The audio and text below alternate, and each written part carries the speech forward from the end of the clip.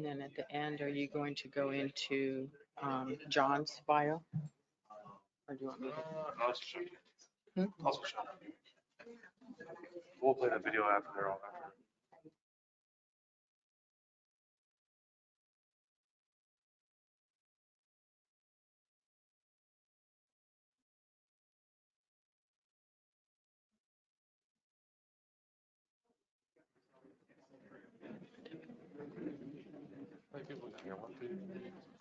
We're on? Good morning, and thank you so much for joining us for the Native Edge Institute here in South Carolina. And we want to welcome everyone this morning. My name is Yvette Fielder, and I'm a program manager with the National Center. And I'm a descendant of the Cheyenne River Sioux tribe and an enrolled member of the 3 affiliated tribes from North Dakota. I'd like to introduce Chad Marchand. He's our Vice President of the National Center.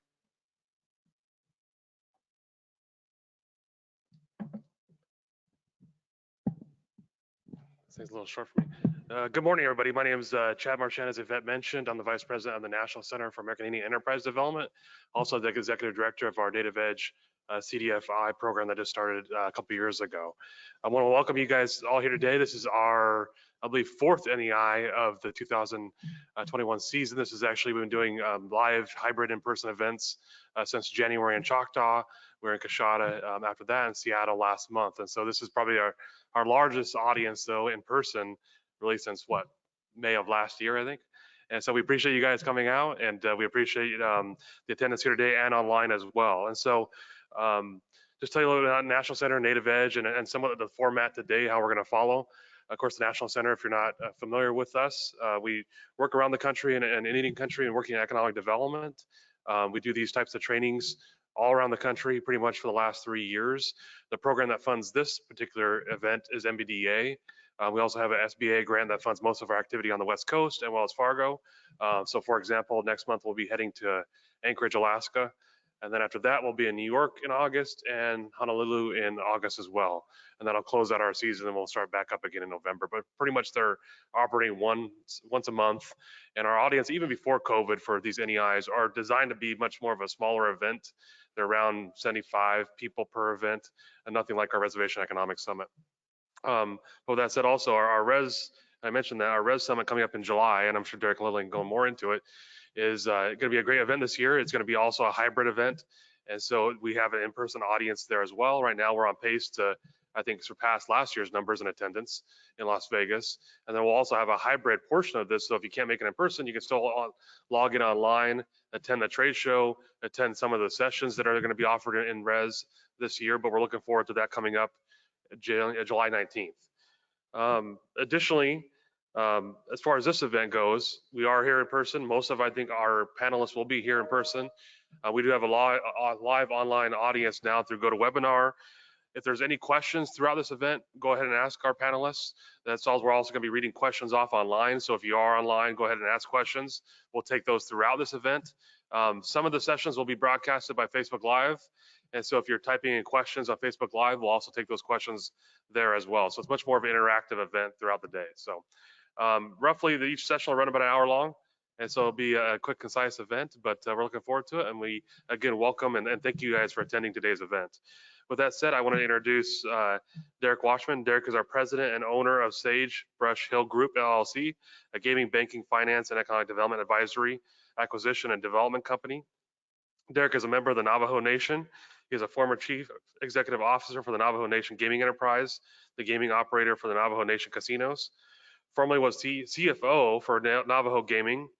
Prior, he was vice president and senior relations manager at JP Morgan Chase Bank's Native American Banking Group. Derek has provided tribal financial and banking services, including structuring over $500 million in tribal credit transitions and treasury services. Previously, he worked for the Wells Fargo managing Native American banking and finance, and Derek has held many prestigious titles in his working career and is currently NCID's board chairman. So, welcome up, Derek, to say a few words.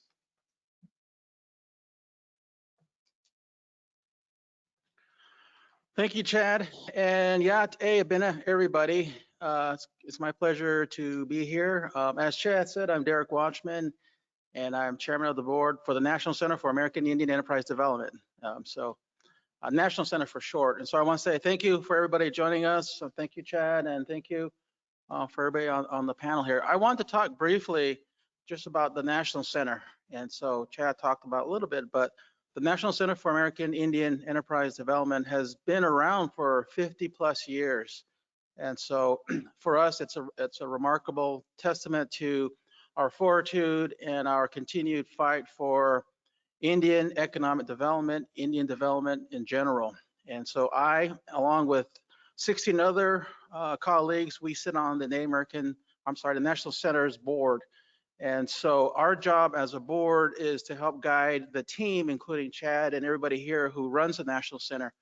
And we run many, many different programs, but we got started 50 years ago, as I said, because of a common problem that we still see today. There was some great Indian leaders out in LA in the 60s and 70s fighting they had their own businesses. And so they were trying to get some work with, I believe, the city of Los Angeles. And so, because of race relations back then and kind of what we see today, they were basically shut out. Native-owned businesses were shut out of being able to get contracts. And so a group of our former Indian leaders got together and said, we gotta team up.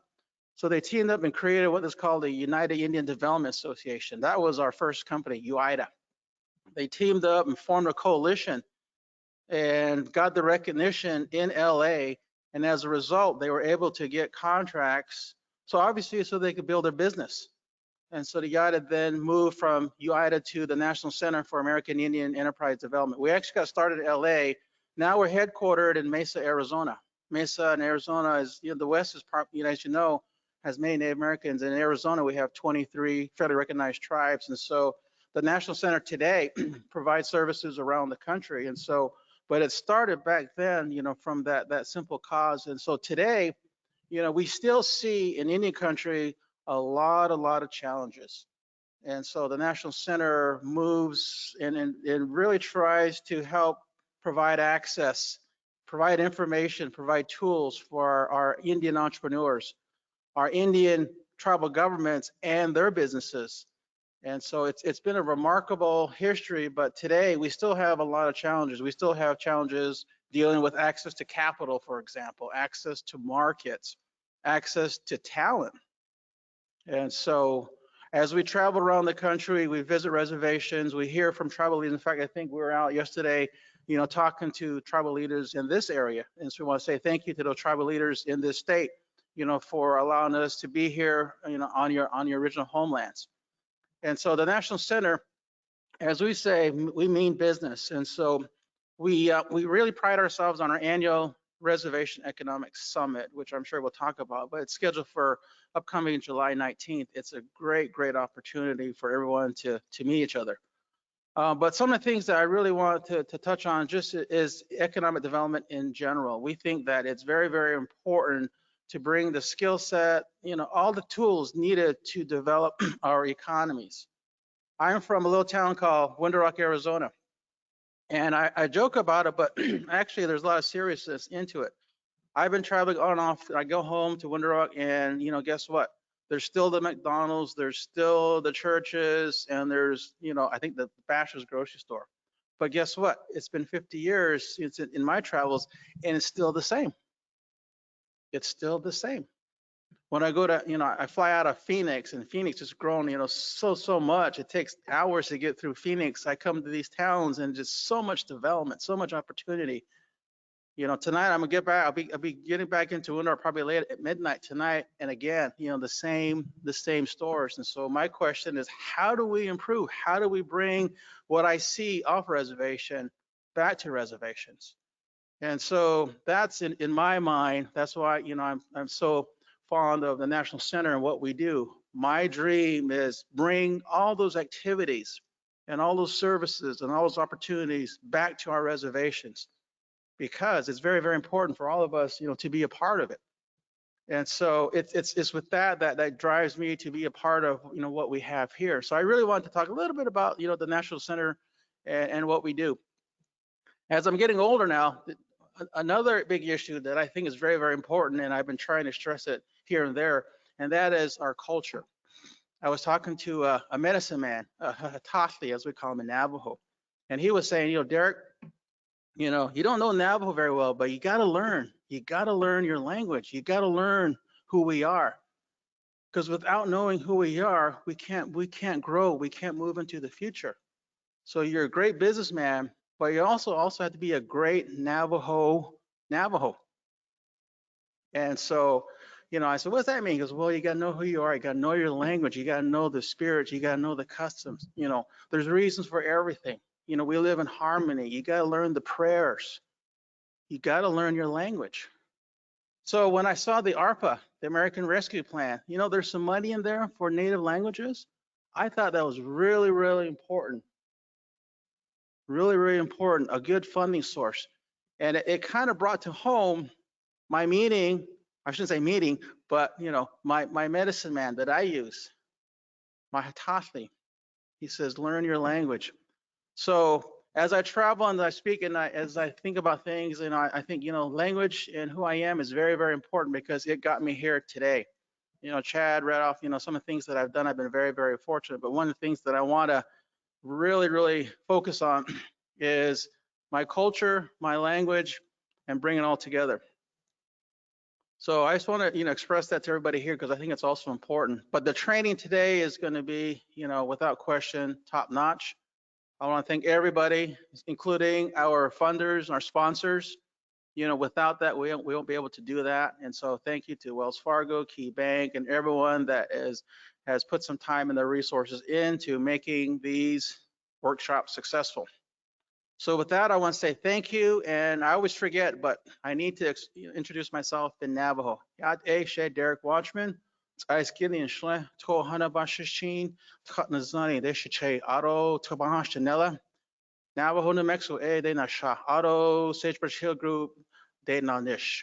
And so I basically said I'm from the Sagebrush Hill Group clan. I'm originally from Navajo, New Mexico, and I work for my company, Sagebrush Hill Group, LLC. So with that, I want to say thank you. I'm looking forward to a great day. Thank you to all our speakers, and thank you.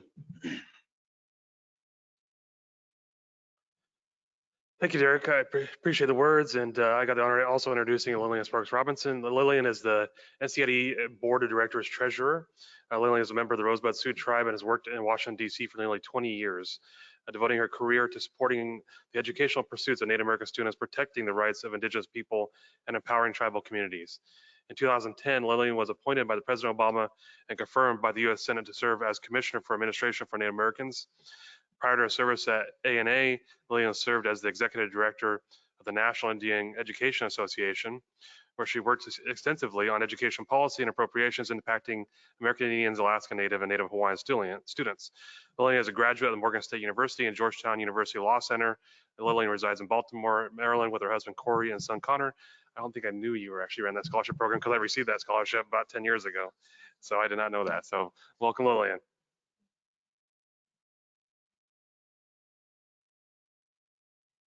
Thank you so much, Chad, for that introduction. Ihani washte, iuha chante washte, nape chuziapi, manakshtawi amachiapi. So good morning to all of you, to my relatives. I greet you with a good heart and with a handshake, a socially distant handshake, a virtual handshake, a sanitized handshake, but a handshake nonetheless. As mentioned, my name is Lillian Sparks Robinson, and I'm a member of the Rosebud Sioux Tribe, and I'm also a Glala Sioux. And I'm the daughter of Leroy Sparks and Georgeline Sparks, who reside in Baltimore, Maryland, and the granddaughter of Thelma and Vernon Sparks of Annapolis, Maryland, and Lillian Poor Thunder Bad Hand and George Brushbreaker, who are of South Dakota. And so I introduced myself to you in this way because that's how I was raised and how I was taught. And I think about what Derek said, how important it is for us to be able to incorporate who we are, our traditions, and our culture in the work that we do every day. So thank you, Derek, for those words. As Chad mentioned, I am currently the CEO and owner of Wopula Consulting, which is my business, my dream, my baby, something that I started in 2016 when I left the administration and then started to do full-time on my own in 2017, 11 months later.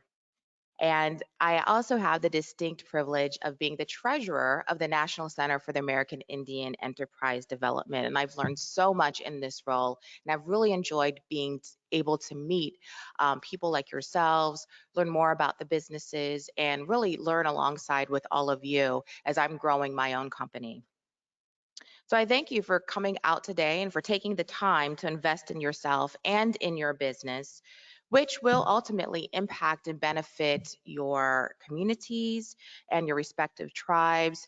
And we hope will have an overall lasting impact on the economies of Indian country as well.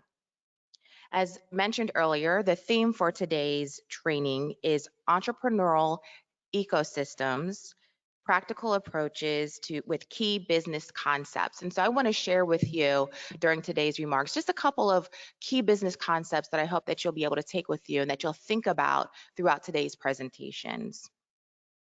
We hope that you leave today's training feeling inspired and energized and excited to apply the strategies that you learn here in Charleston, South Carolina.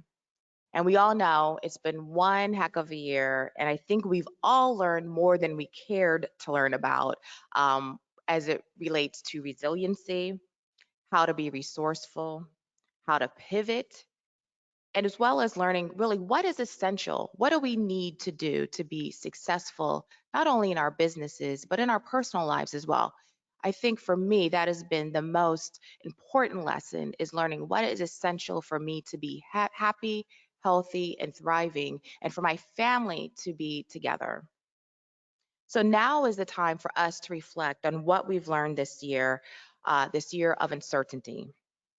What has become clear to most of us is that we must not rest on our past successes, but instead we have to constantly reassess what we consider to be best practices. So what worked for us 2 years ago may not work for us as we move forward in this new era, because as things are starting to return to normal, we've really created what a new normal will look like, what the new workforce is going to look like, and how we do business is going to be different as well.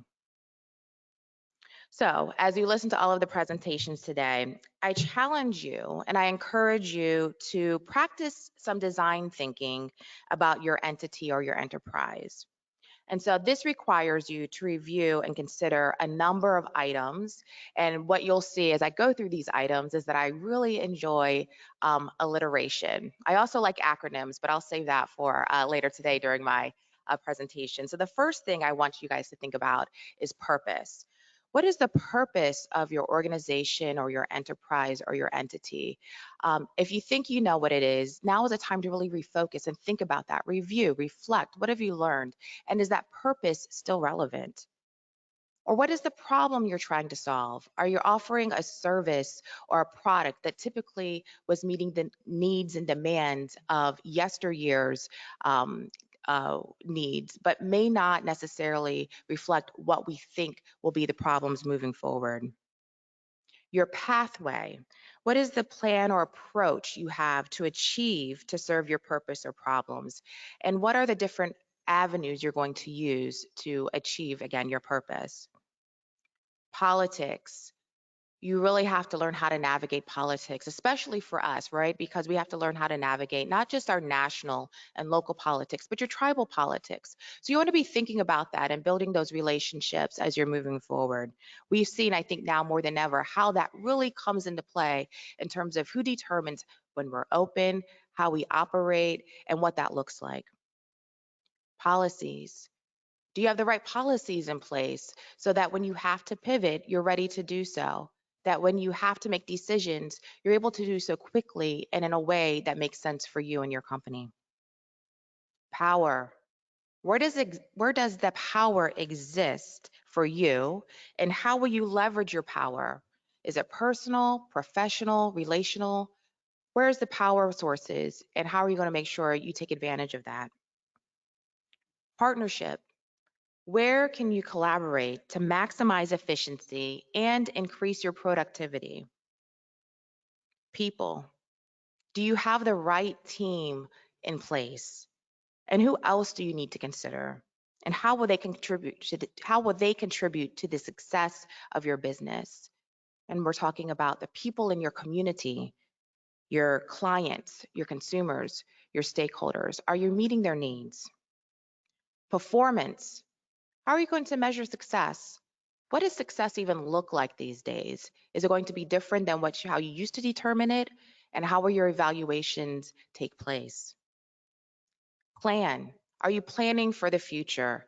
I think we've all learned now more than ever that we really have to think about and forecast what could possibly happen. What are our contingency plans as we move forward? And then lastly, potential. What is the potential for you to be great? What is the potential for your business to do things that it's never done before? Now is the time for you to really think about how to enter new market spaces and new areas. So whether you're a brand new startup business or an entity that has been around for decades, or you're just in a transition, you really want to look and turn and to do something new, given that you understand that things are not always going to be what we think they are. We hope that you find today's sessions useful and beneficial, no matter where you are and what phase you are of your business. And I thank you all for coming out today, and I look forward to listening and learning alongside all of you. Wopila.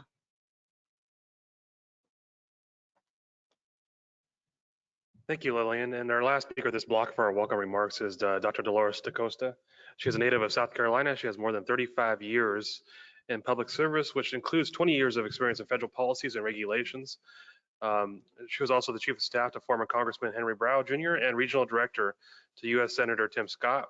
She has a doctorate in strategic leadership from the School of Business and Leadership at Regent University, where she mastered core competencies in strategic management and leadership. She has expertise in policy development, strategic planning, performance management, organizational structure and design, human capital, and cultural competency training. She also holds a master's in public administration and bachelor of science in criminal justice. Welcome, Dolores.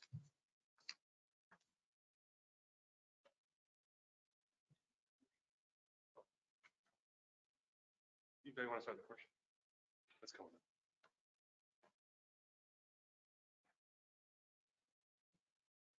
Good morning. Before we begin, I wanted to do a 30-second clip as a part of our rebranding for the Commission for Minority Affairs so that you could see the culture that we work with all the time.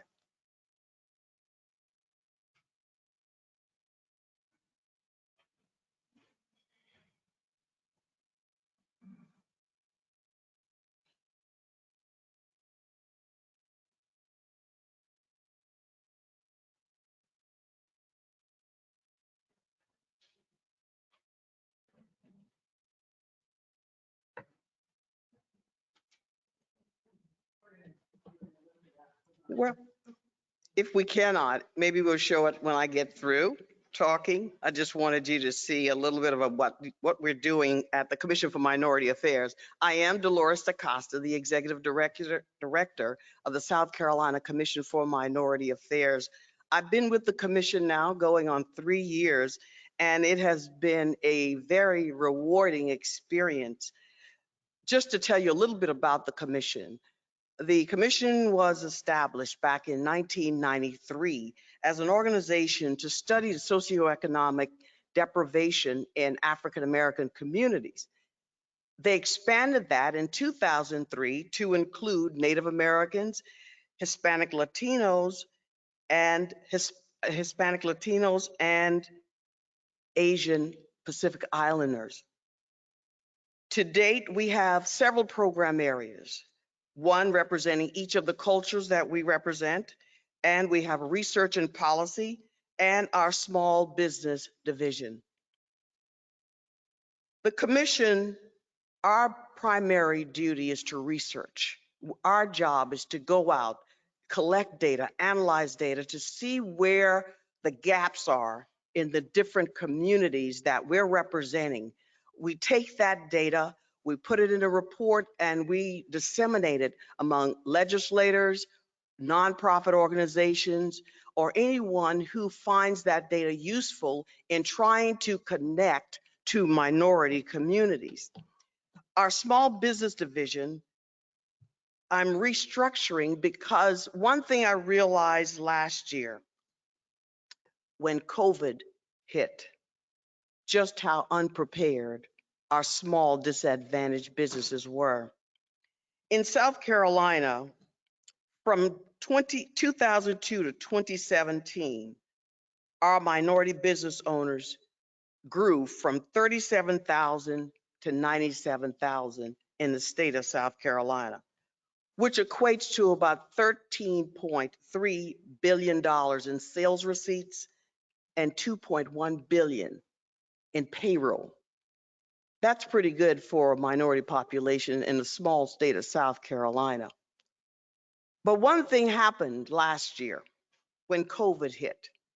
At the end of the year, the General Assembly allocated $40 million for us to disseminate to small disadvantaged businesses, and priority was given to our ethnic minority business owners. We had over 10,000 applicants to apply for this grant funding. We were only able to approve a little over 2,000 of the 10.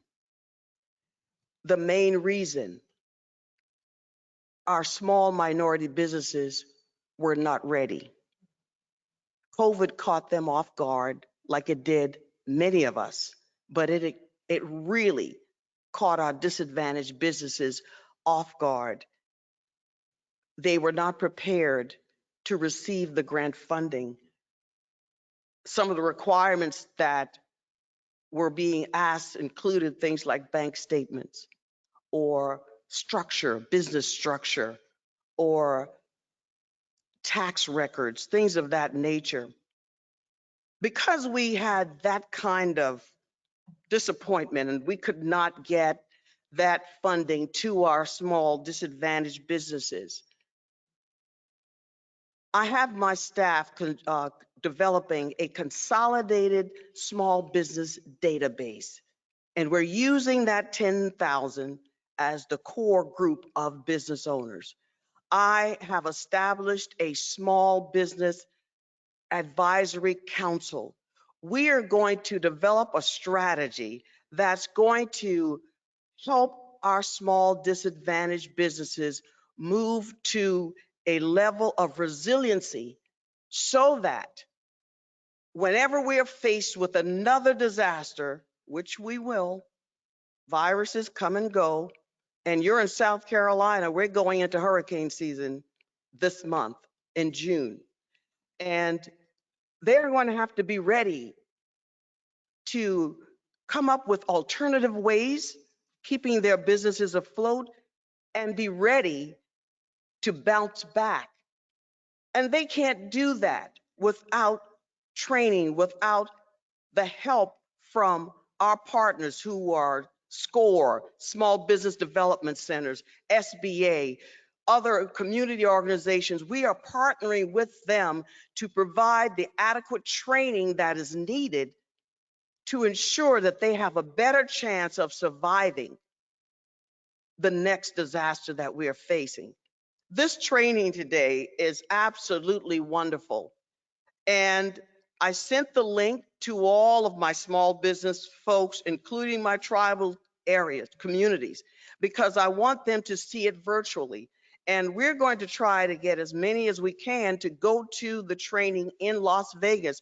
It is all about knowledge in business.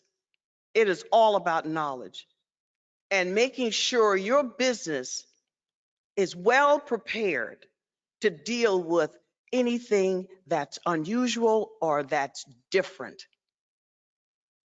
That is an issue.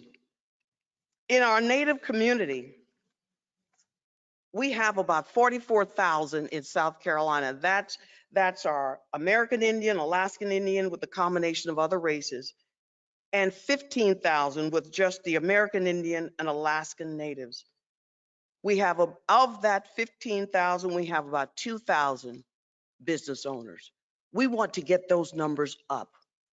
We want to be able to provide other resources so that they can compete for contracts with the state, contracts with the federal government. So therefore, it's going to take training and education to get them prepared to be able to participate in all these different programs. Money's out there. There's a lot of money out there. I was just reading this morning that the president's putting 100 million into a navigator program for small businesses. You can receive between $1 million and $5 million, an organization that's providing business training for small businesses. That's a lot of money. And we need to tap into those resources and get them into our communities so that they can take advantage of the services that are being available. That includes counseling, everything from business plan writing, anything that a small business may need, developing a web page, marketing. These funds can be used for any of this. The commission's going to tap into these resources, and we may have to do so by partnering with either a local chamber or someone else, but we will tap into those resources and get them to our small minority business communities. At the commission, we are here as a resource. My motto has always been to bridge the gap between cultures and communities to create opportunities. And that's something that we have been doing over the last few years that I've been here. We look forward to working closely with this organization in the future and in keeping our small minority business, particularly our Native population, in the loop to learn all about the things that are out there to help them become resilient organizations, resilient businesses. I thank you for allowing me this time to come and to greet you this morning on behalf of the Commission for Minority Affairs. And I know I can tell from the agenda that you're going to learn a whole lot in a short period of time. Thank you so much. I think we got our video working. Okay.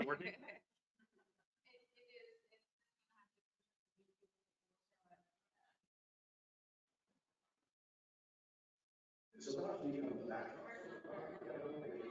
Okay. Gotta listen to the end. It's at the end. My video's at the end. Thank you.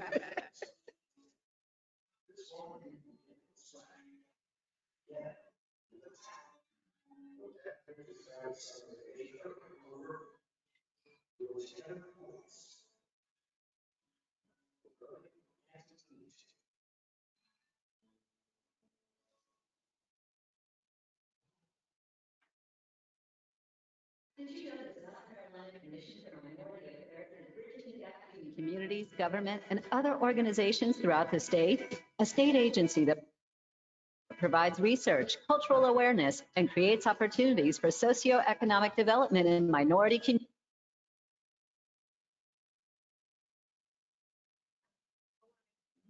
communities. And it also strives to ensure all ethnic minority citizens achieve economic prosperity through awareness, collaboration, policy change, and research. The SC Commission for Minority Affairs is bridging cultures and communities to create opportunities. Thank you. No, we're a little over time, but I just wanted to thank again Chairman Washman, Treasurer Lillian Sparks Robinson, and also Dr. Acosta. So appreciate you guys giving the welcome remarks today, and we're looking forward to a great rest of the day with everybody. And again, I will turn over to Yvette to introduce the next session. Thank you. Okay.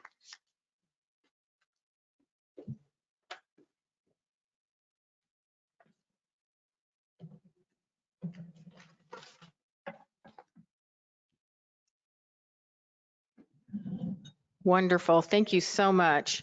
Next, we have Mr. Dr. John Meisner, who brings more than 40 years of experience in the field of finance to his role as certified mentor and chapter chair with the Charleston Office of SCORE. In his professional career, John has served in the commercial and investment banking industries as well as in higher education. John is a published author and frequent speaker in the areas of financial risk modeling, market volatility, economic and financial forecasting, economic development, financial management, strategic planning, entrepreneurship, and business succession planning. SCORE's mission is to foster vibrant small business communities through mentoring and education. With the nation's largest network of volunteer expert business mentors, SCORE has helped more than 11 million entrepreneurs since 1964. And so, John, please come forward. And he is going to talk to us this morning about strategic planning with the lean canvas.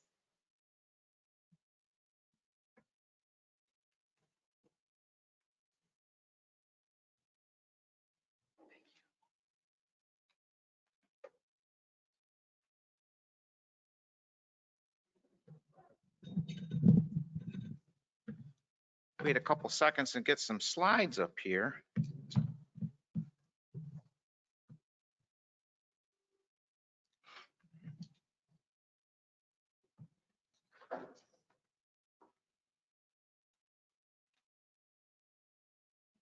Good morning, everyone, by the way. It's nice to be in front of people and not in front of my laptop at home doing a Zoom workshop.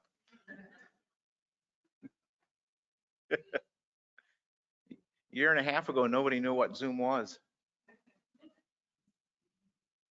I should have bought stock.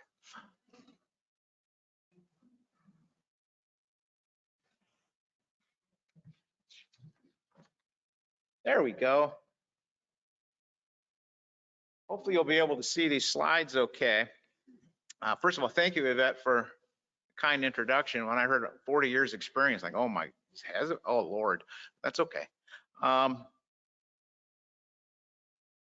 Over the next 40 minutes or so, we're going to take a close look at the importance of strategic planning.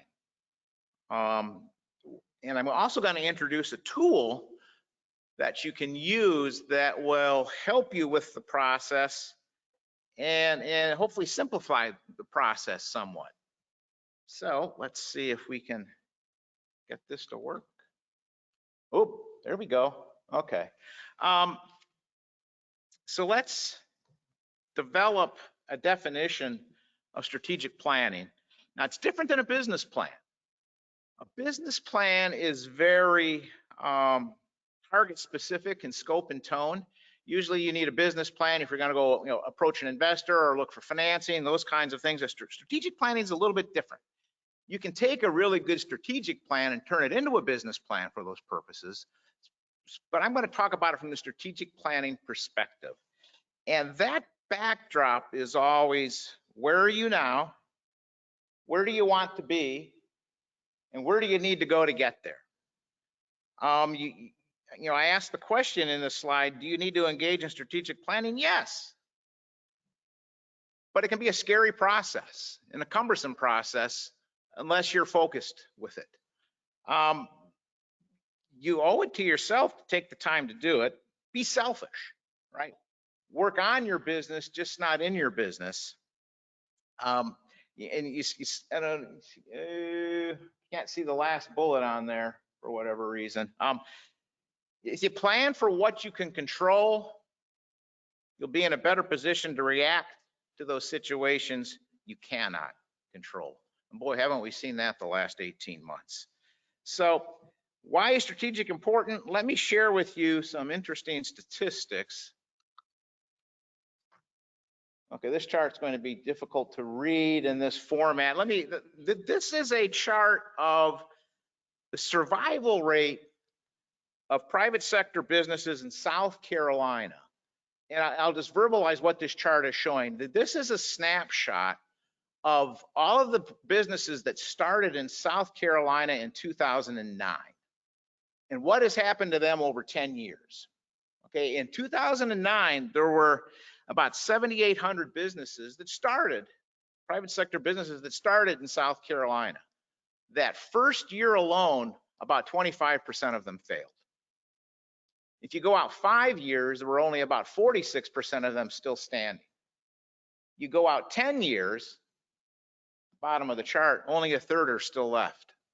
Wow. To me, this speaks to the importance of strategic planning. So let's jump forward and ask the important question then. And that is, why are businesses failing? The reasons we hear are many, but the most common reasons that we see: leadership failure and poor management. The products and services that are offered lack uniqueness. The customers don't see the value in them. The business is not in touch with the customer needs. We're going to see that's an important part. Poor financial management and insufficient capital, absolutely. Growth is too quick. And maybe the business was started for the wrong reasons. But I like to flip this. Let's focus on the 33% that are still surviving and doing well. What sets them apart? When you survey and go back and look, one of the common themes you see is that business owner and the management team still has a real deep passion for what it is that they're doing. They're still excited to get up and go to work in the morning and work on their business. That passion is there. And almost all of them have found a way to do some forward thinking and forward planning, which helps them to be nimble and quick when the unforeseen hits. And so that strategic planning element is there. So let me ask you this. We frequently get caught in a trap. And the way I state that is the urgency of today consumes all of your time. You're so busy working in your business, sometimes it's hard to step back and reflect upon what's going on, working on your business.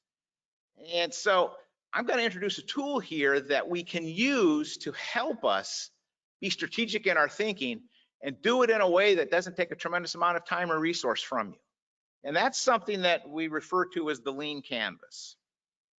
You can use it if you have an idea and you're thinking about a startup.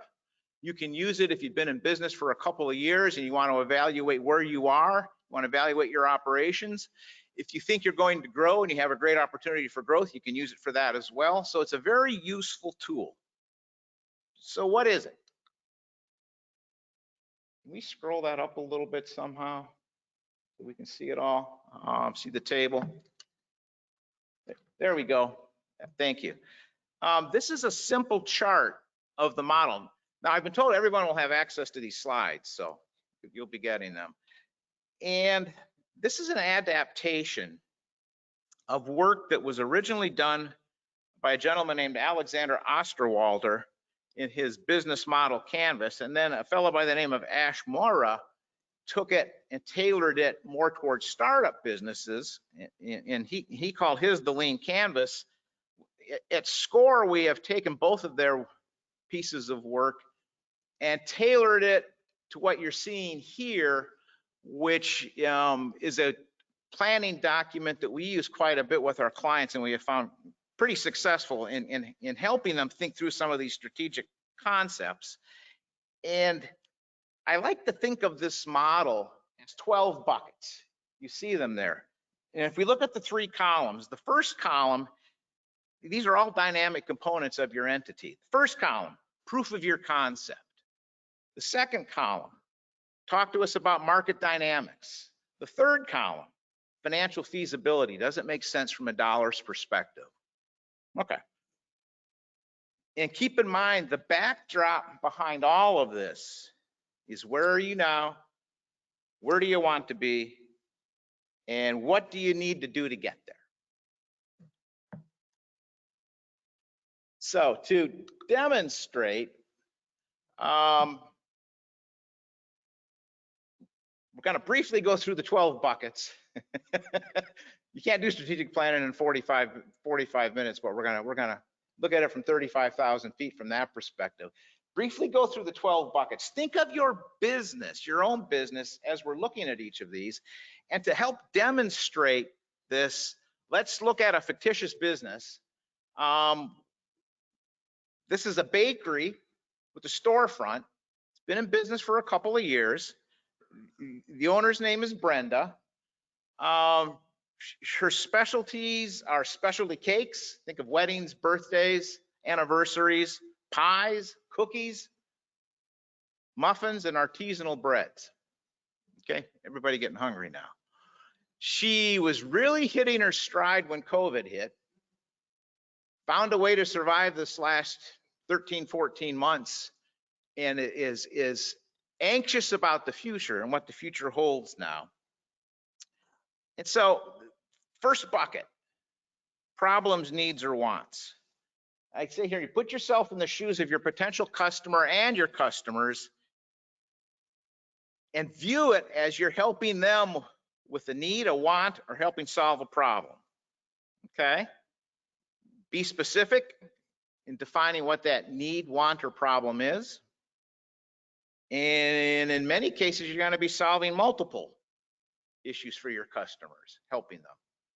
Try to view your business from your customer's eyes. Okay?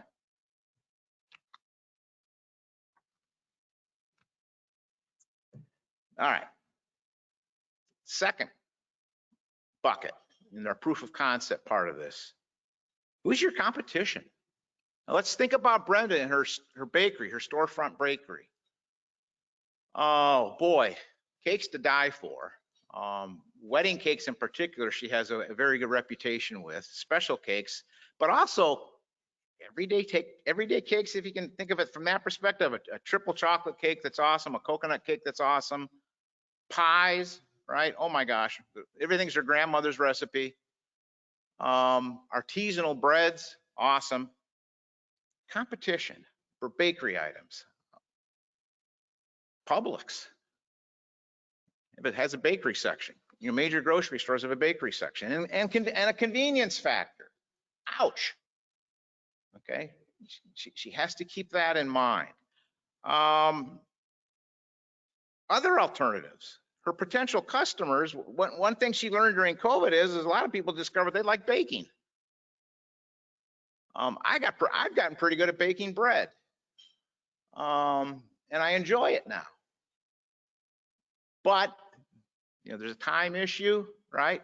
But another thing that she has learned because of COVID is that all of us were craving comfort foods. It was a mental thing, and she began to sell a lot more cakes and pies because of that. Okay.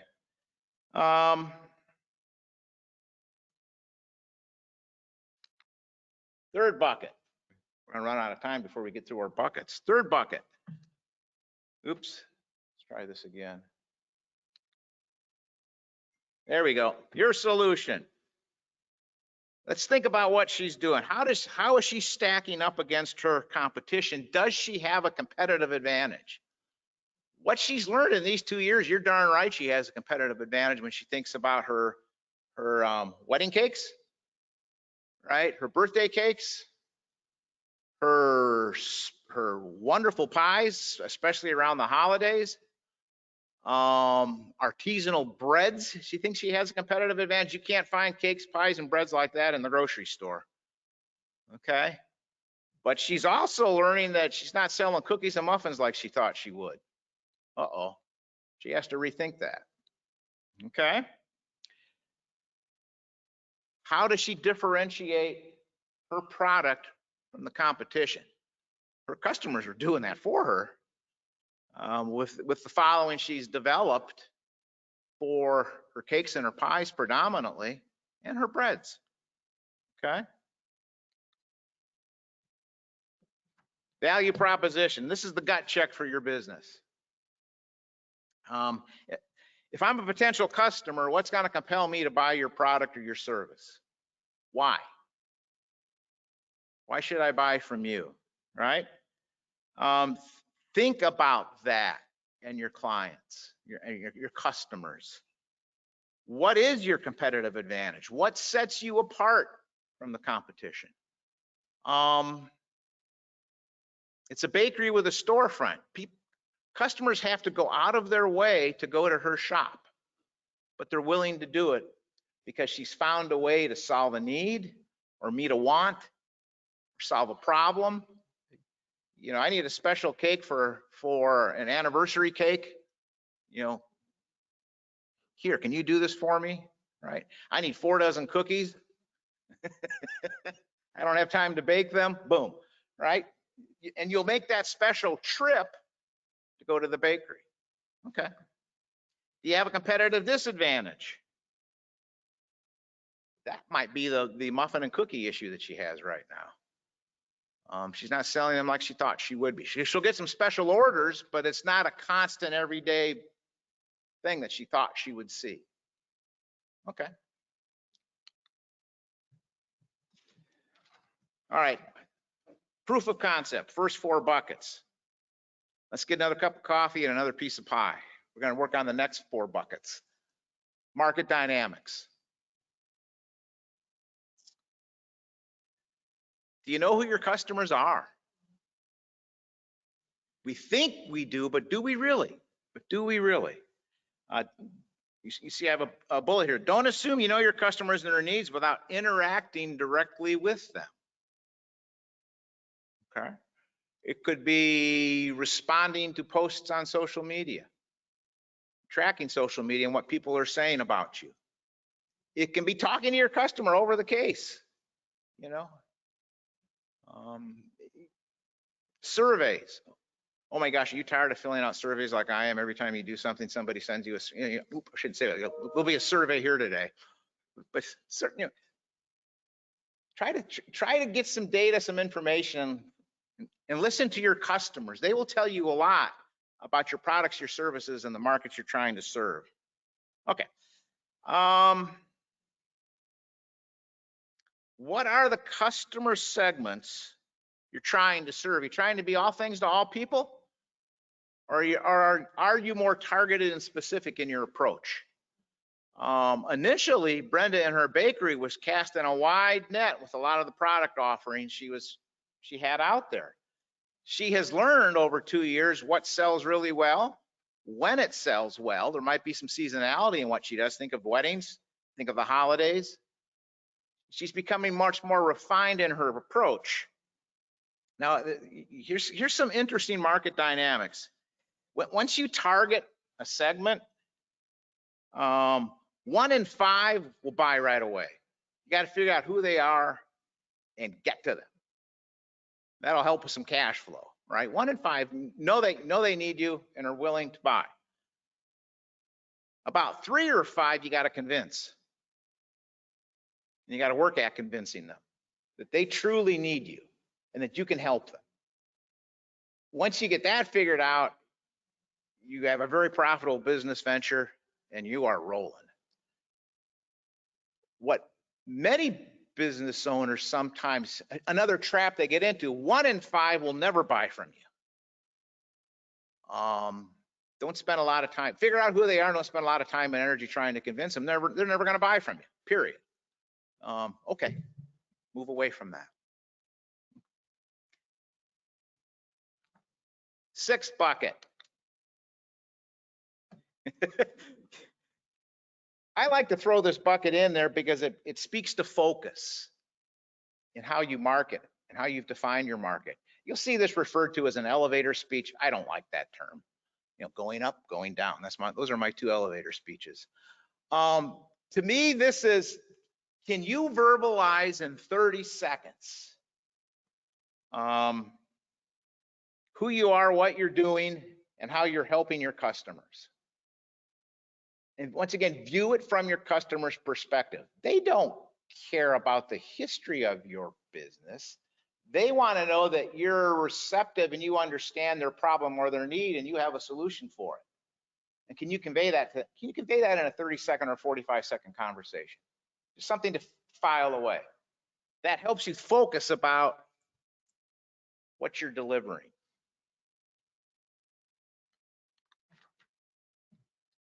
Sales channels. Fortunately, there are many means of reaching your potential and current and active customers, right? And it depends upon your type of business, how you're doing this.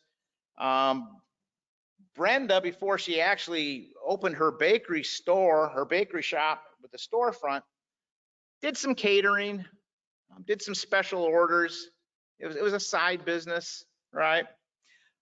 She decided to go the bricks and mortar route It has made sense for her. She's full bore now, a baker in a retail. Other sales channels, guess what? She's some specialty grocery stores in the area have come to her and say, would you be able to deliver and supply some artisanal breads in our specialty stores? Whoa, that one kind of caught her off guard.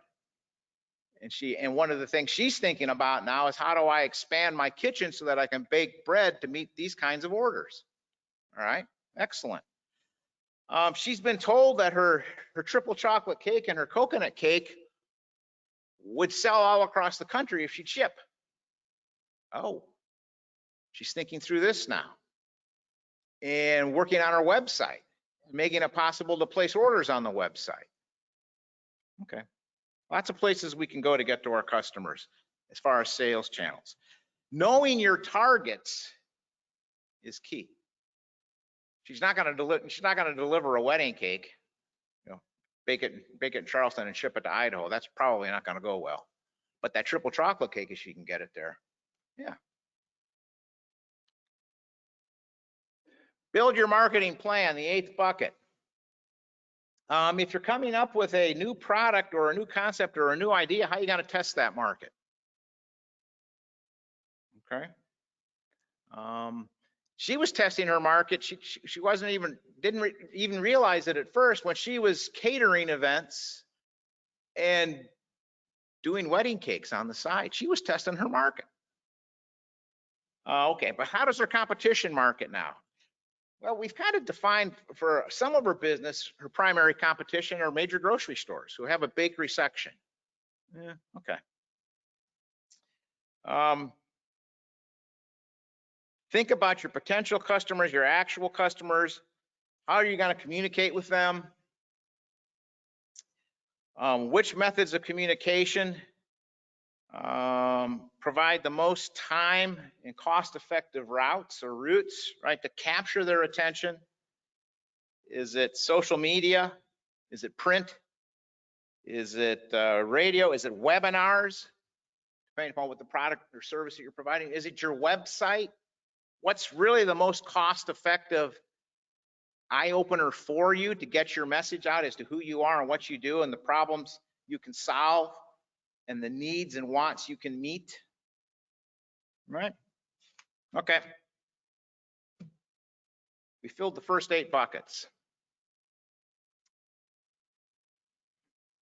Now, we need to start thinking through the financial feasibility of this new venture or new product line you might be thinking of, or the financial feasibility of you want to grow your business, what's going forward.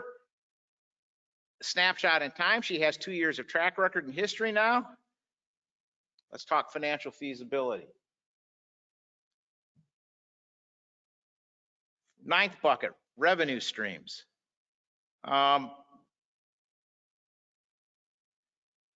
Got to generate sufficient revenues and keep your costs under control if you're going to be profitable, right? And so you have to have good financial records to help you think through that process, to make and to track and to make sure that you're on track to be profitable, generate that positive cash flow, right? And so, you know, first of all, what are all your sources of revenue? Initial sales, repeat sales. In her business, repeat sales are going to be key. And she is finding that once she gets a customer in there once, they're coming back because they just love what she has. And they'll try other things because now they understand her quality and her service. Okay. Depending upon your business, I mean, you know, can you sell parts and supplies or their add-on products, add-on services to what it is that you're developing, right? So these are all your sources. Get good at forecasting what your future revenues will look like. If you need help in doing that, find the help to do that, but get good at that and be realistic in your forecasts. Okay, they're going to give you a basis for evaluation, and part of forecasting future revenues is preparation. Think through your business from 3 different perspectives, economic perspectives. How are you going to do in a strong economy? How are you going to do in a weak economy? And then normal, whatever normal is. How do you think you're going to do? Where are the sensitive areas? Where are the push points? If you think through it now, you'll be better prepared to react when we shift and we see events that we don't have control over.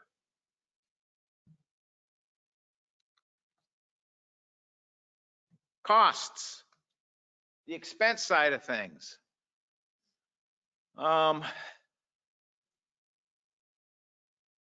Make sure you understand the expense side of your business upside and down, forwards and backwards. And the sensitive areas, and you see the term startup, fixed, variable, contingency expenses, the oops, the what if reserve you might like to have. We all generate expenses, right? Absolutely. Have a thorough understanding of what they are.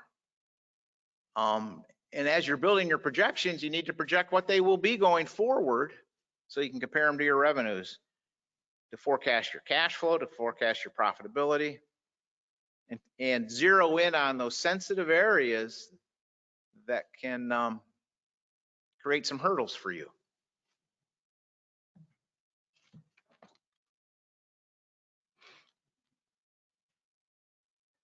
How are you going to keep score? How can you measure yourself to see? Once again, we're thinking strategically, right? How do I know the things that I'm doing, I'm on track to get where I want to go? And that topic is metrics and measurements. And build a dashboard for yourself. Get some help to do that if you think you need some help. Look for a half a dozen to a dozen key metrics that you can get the data on to see that you're on track for what it is you're trying to do, right? Sometimes you see these referred to as key performance indicators. Okay. Doesn't matter what stage your business is in.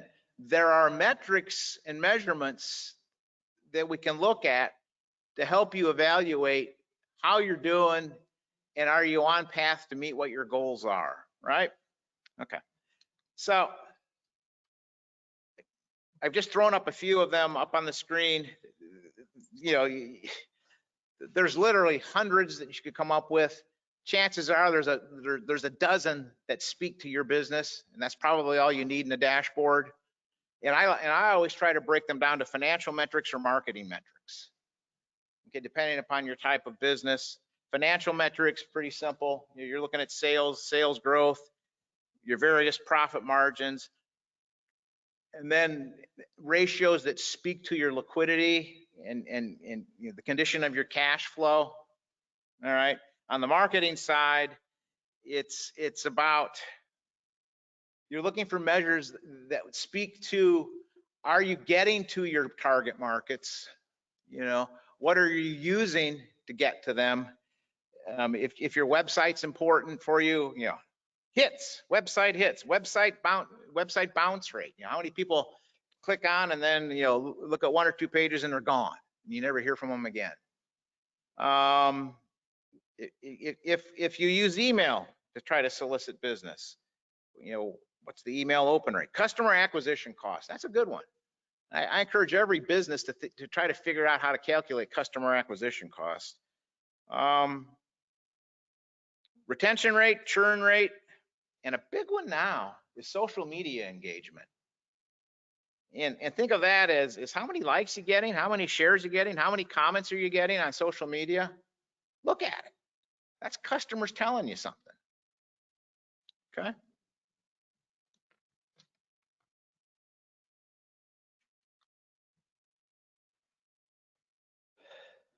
Last bucket. Ooh. We've had 2 pieces of pie and a piece of cake and 4 cups of coffee. Last bucket.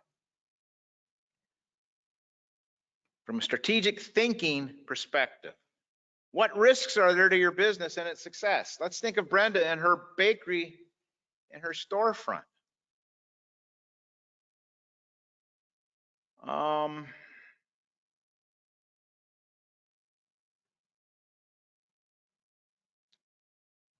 Her biggest risk, as I see it, is losing scope and focus as to what her big product lines and sellers are for volume and then for margin. Her business sense tells her she's got an issue with cookies and muffins. Okay, she's got to look close at that. What if, another risk to her business, somebody else opens a bakery across the street with a storefront, and they're really good doing the same kinds of things. Okay, that could be an issue. All right. The next pandemic hits. Ouch. None of us want to see that. Brenda has learned over the last 15 months she can survive it and come through it. And she's better prepared now to handle it next time it happens. Okay. Next part. What are the next tasks that you need to do? We're thinking strategically. Okay, well, whatever those goals are, put together 4 or 5 must be working on now kinds of things and prioritize. So the 12th bucket is tactical. First 11 was strategy. Now it's tactics. Let's make sure we're tuned in and doing what it is we truly need to do. Okay.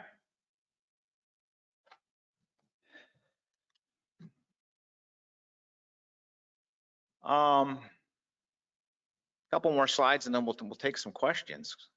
Concluding thoughts. As I said early on, be selfish. Take the time to engage in some strategic planning for yourself. Right? If you visit those 12 buckets and start thinking through the questions that they frame, you'll find yourself thinking in a strategic way and connecting the dots and looking for strengths in areas of improvement.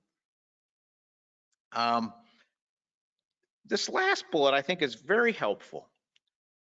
Find a mentor you can trust. It's great to have that second set of eyes and ears that you can bounce ideas off of.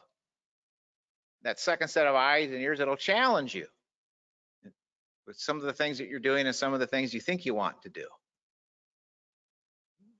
So find a good mentor that you're comfortable working with. That helps with the process. Okay. Right back on track here for time. Happy to answer questions. That's my contact information. John Meisner at scorevolunteer.org. A little bit about our organization. Our forte is free and confidential mentoring. Here in the Charleston chapter, in the Charleston office, we have about 45 mentors. We've been here in Charleston for about 40, SCORE's been around for over 40 years. SCORE is national. We're affiliated with the Small Business Administration. We're volunteers. This is a way that we have to give back and help.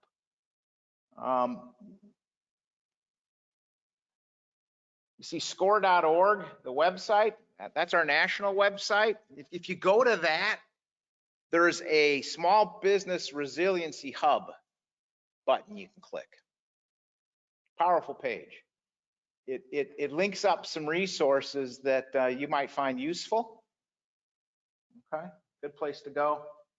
And if you want to explore, talking to SCORE about what a mentor might be able to do for you, you can go through either one of those 2 websites, either the Charleston chapter or national.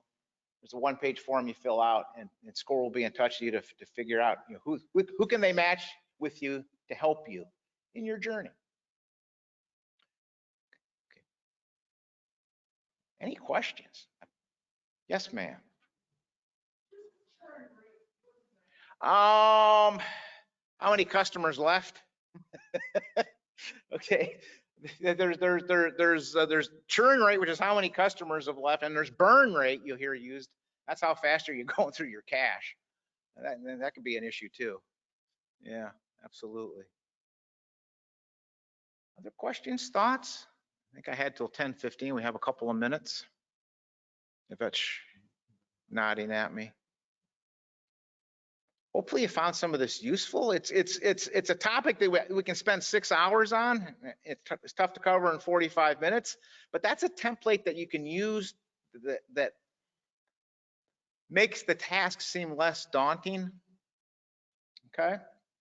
I'll be back later today to talk about financing and access to capital. Oh, wait, questions here? Oh, right here. The 12 buckets, which one do you find business owners get stuck on? There's 3 of them. Bucket 4, that value proposition. What truly sets you apart? What makes you unique? And use that to speak to your competitive advantage, right? And then the other 2 are revenues and expenses. Many times small business owners kind of cloud up having to talk through that. And that speaks to the importance of having a good set of books and records, right?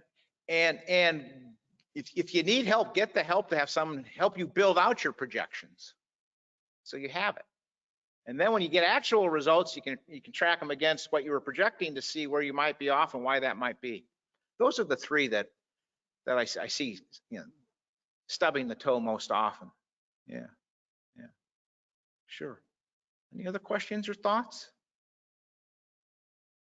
All right. Thank you so much.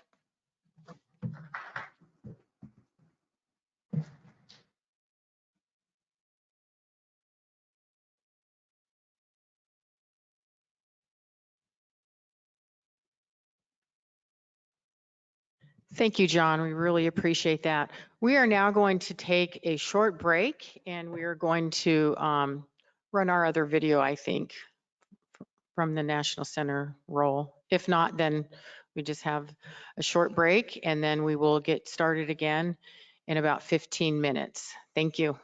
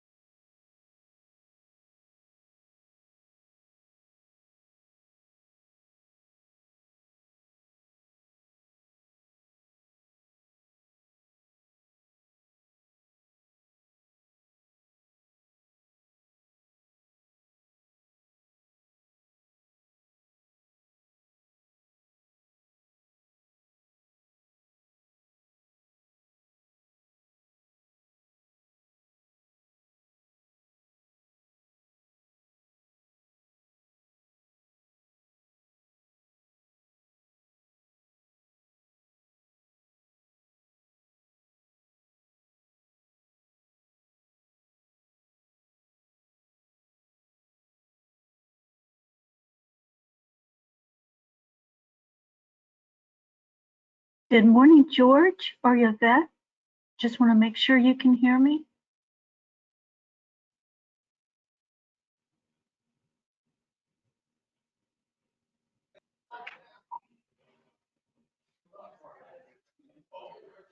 Yes, we can hear you. Yes, we can hear you. Thank you very much.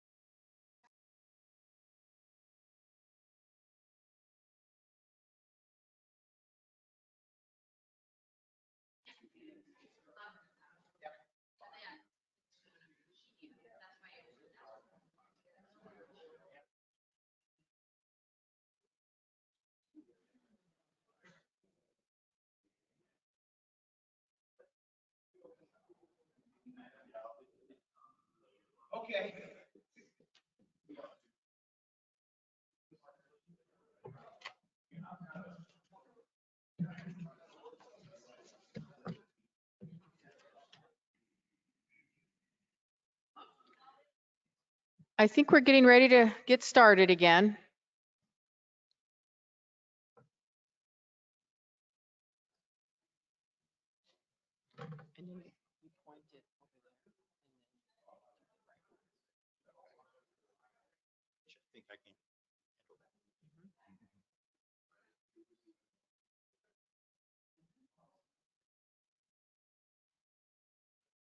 Need a bell to bring people back in.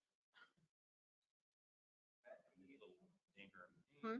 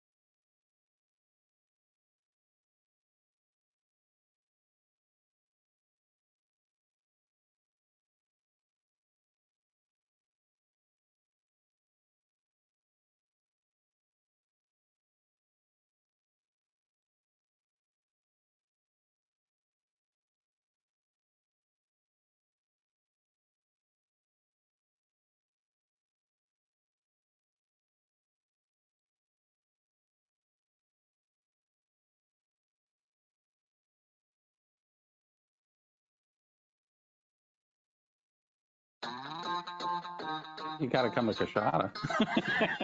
You have to experience that Southern hospitality, real Southern cooking.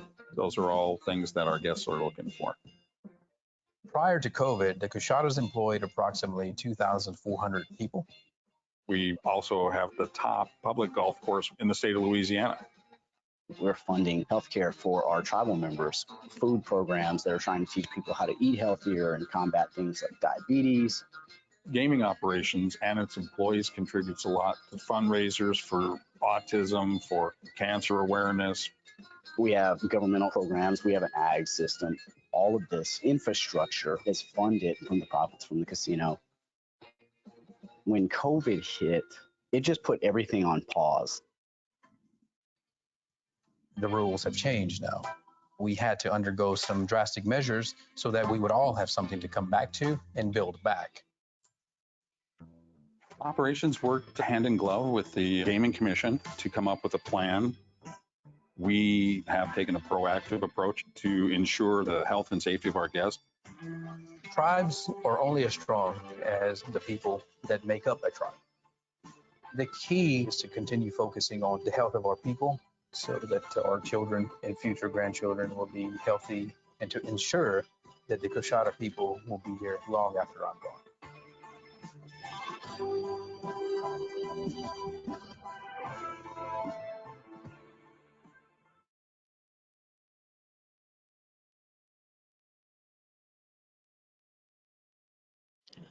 That was one of our site visits to one of our partners and clients, the Coshada tribe, when we were in Louisiana. Next up, we're going to go into our next topic here, which is the Procurement Technical Assistance Center. And I'm going to introduce Mr. George Williams. He's one of our program managers here at the National Center. And go ahead, George.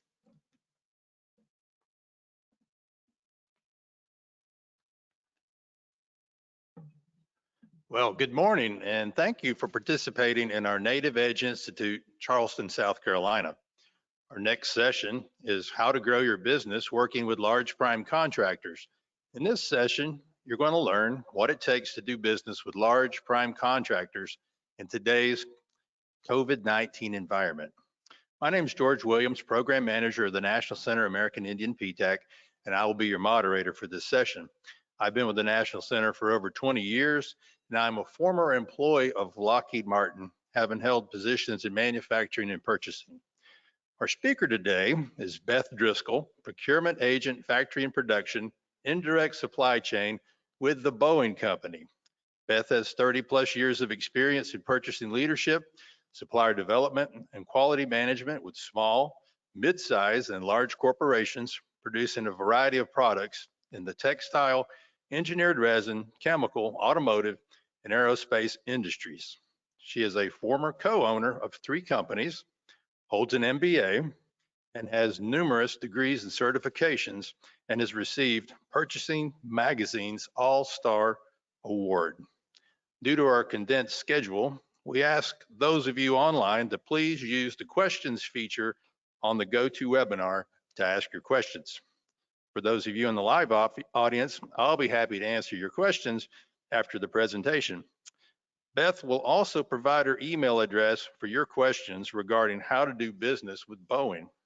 A copy of the presentation will be made available to all registered attendees, along with a response to all questions asked during the presentation. I'm going to begin today's presentation with a brief overview of the Ptac program and how it fits into subcontracting. Afterwards, Beth will share with us what it takes to do business with the Boeing Company.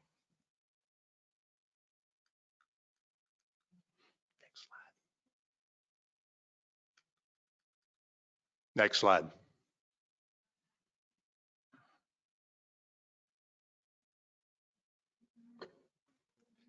Procurement Technical Assistance Centers, or PTACs, provide free and low-cost contracting assistance in almost every state, plus the District of Columbia and the territories of Puerto Rico and Guam.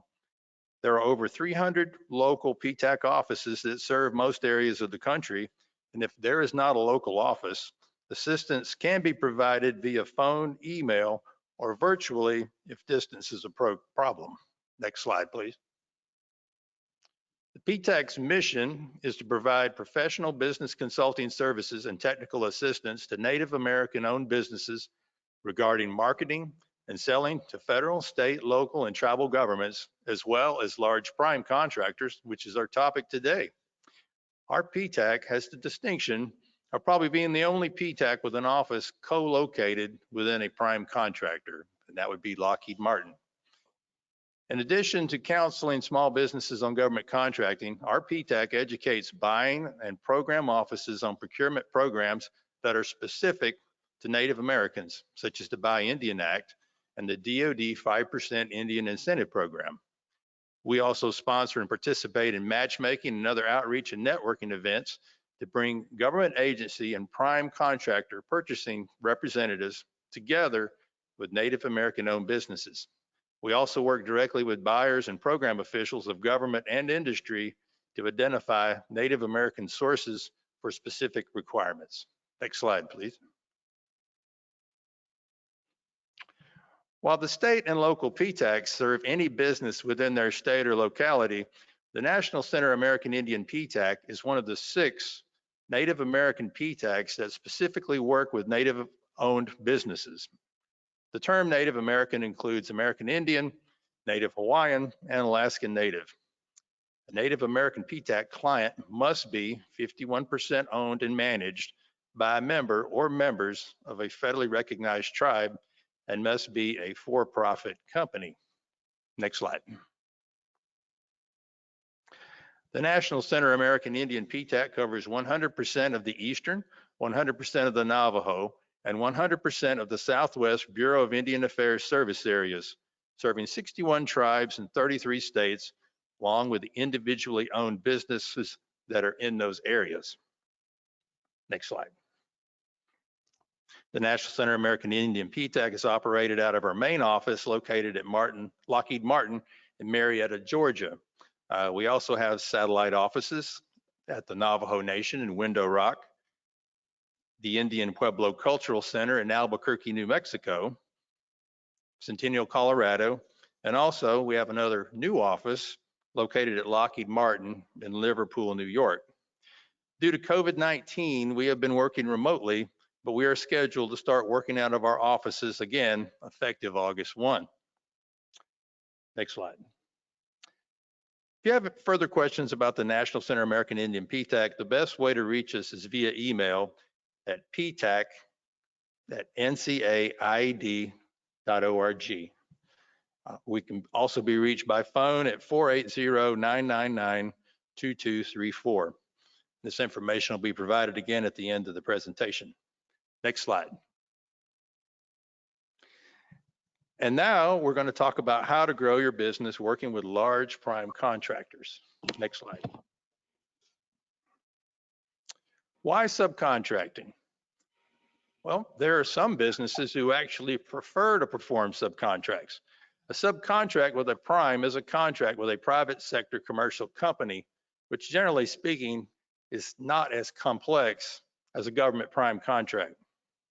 However, these private sector contracts can contain flow-down clauses from the prime contract that reference the Federal Acquisition Regulations, or the FAR.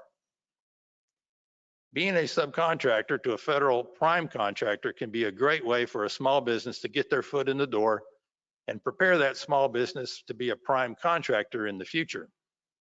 Next slide. So, why do large primes want to work with small business subcontractors? Well, number one, a subcontractor can help with large projects by providing the helping hands needed for larger and more specialized contracts. Number two, subs are more cost effective and risk averse. Yes, I said that. Subcontractors are more cost effective and risk averse than hiring, training, and maintaining full-time employees. As a qualified subcontractor on day one is ready to hit the ground running. When all is said and done, hiring a subcontractor is 20 to 30% more cost effective than a prime hiring full-time staff. Also, subs are experts in their field. having done similar work before and bringing that expertise and specialized knowledge with them. Primes use subcontractors also to increase their productivity. This allows the prime to focus on core business needs. Usually there is no long-term commitment between a prime and a sub. However, long-term business relationships can and have been developed between primes and their subs. And last, other than small primes have statutory requirements to subcontract to small businesses. Next slide. Federal contractors are required to maintain an acceptable subcontracting plan if they are an other than small business. This includes all subsidiaries and affiliates, both foreign and domestic.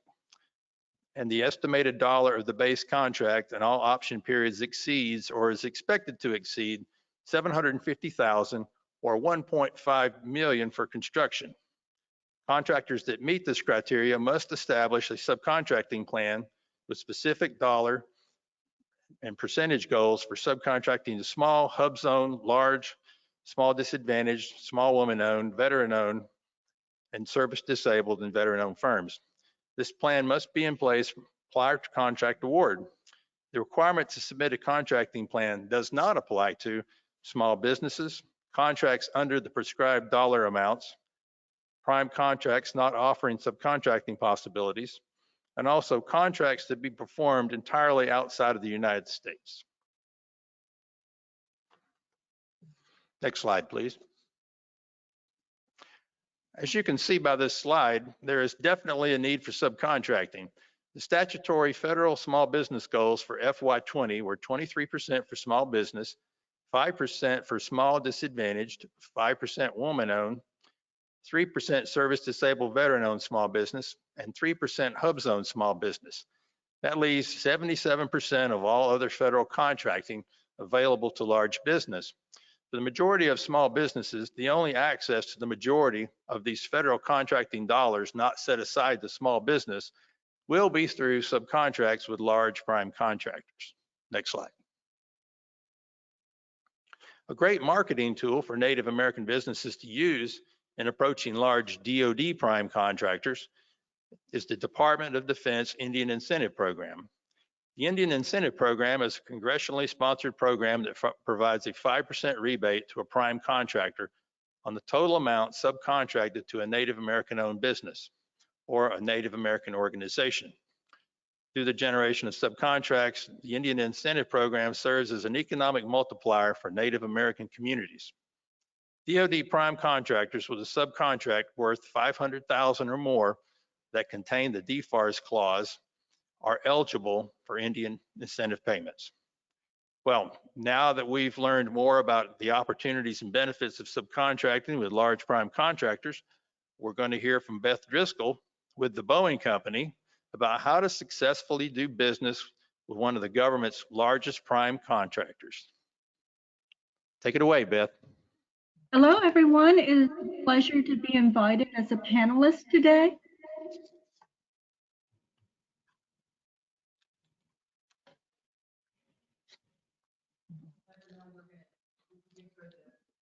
And I am not in the Beth, we're going to give you control of the presentation now. Okay. Thank you.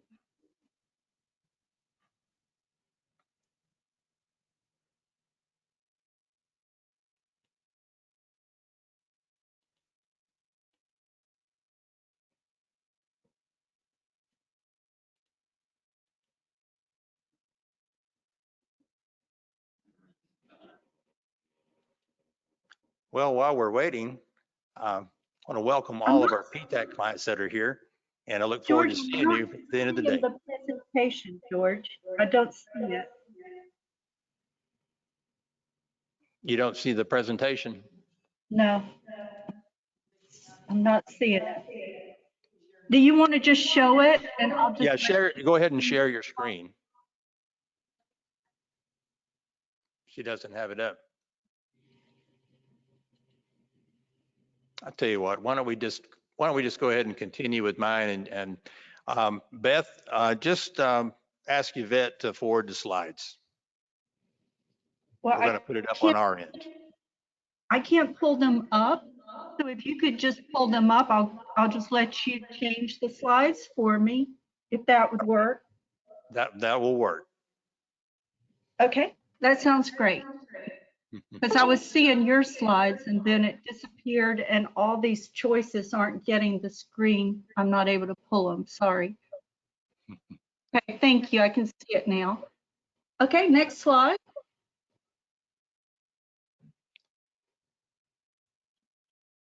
And just to introduce myself, I am located at the Boeing Company in Charleston, South Carolina, where the 787 Dreamliners are produced. And I'm proud to be an employee with the Boeing Company. Next. A little bit of information about Boeing. They're the world's largest aerospace company and the leading manufacturer of jetliners, defense, space, and security systems, military aircraft, satellites, weapons, advanced information and communication systems. They also are very leaders in the performance-based logistics, and they have manufactured the Starliner spacecraft. Boeing has customers in 150 countries. Next slide, please.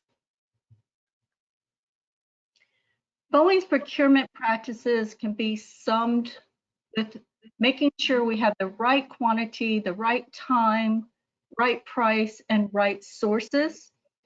Everything we bid out to our suppliers, we like to make sure that we rate the quotes based on the supplier's ability, the capacity of the supplier, the integrity, the financial status.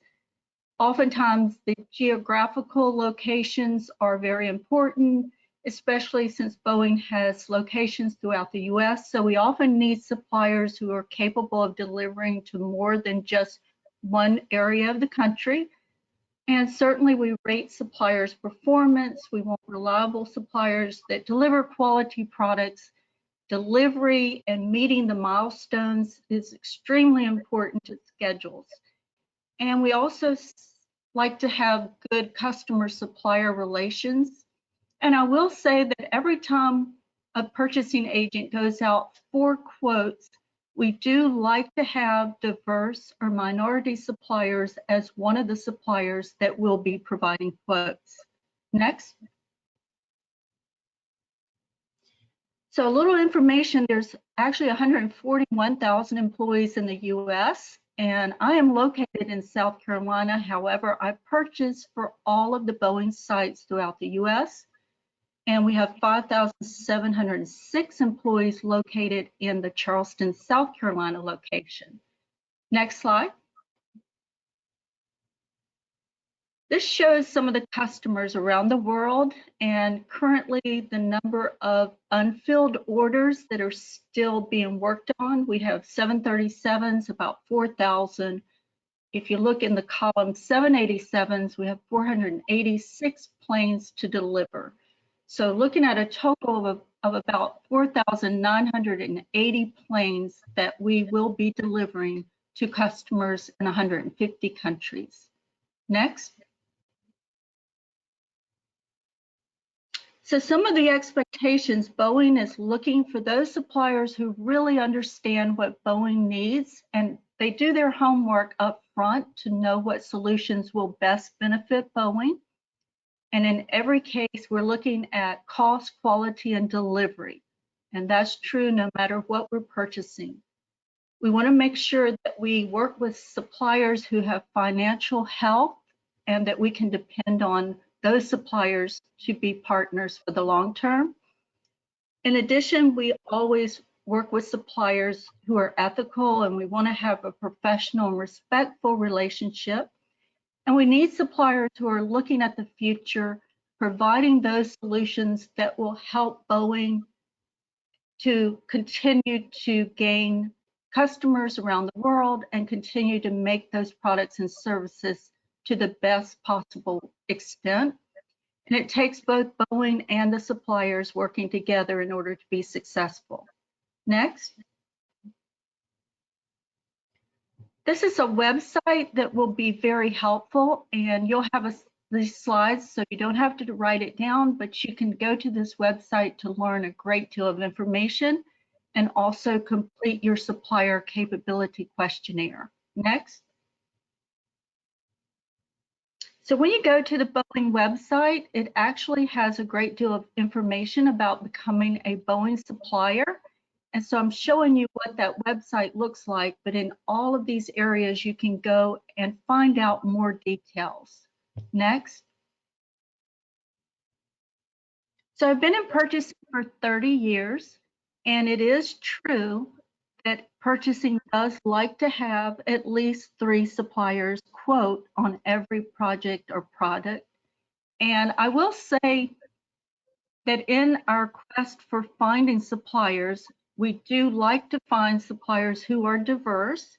We also like to make sure that the suppliers are going to meet the requirements.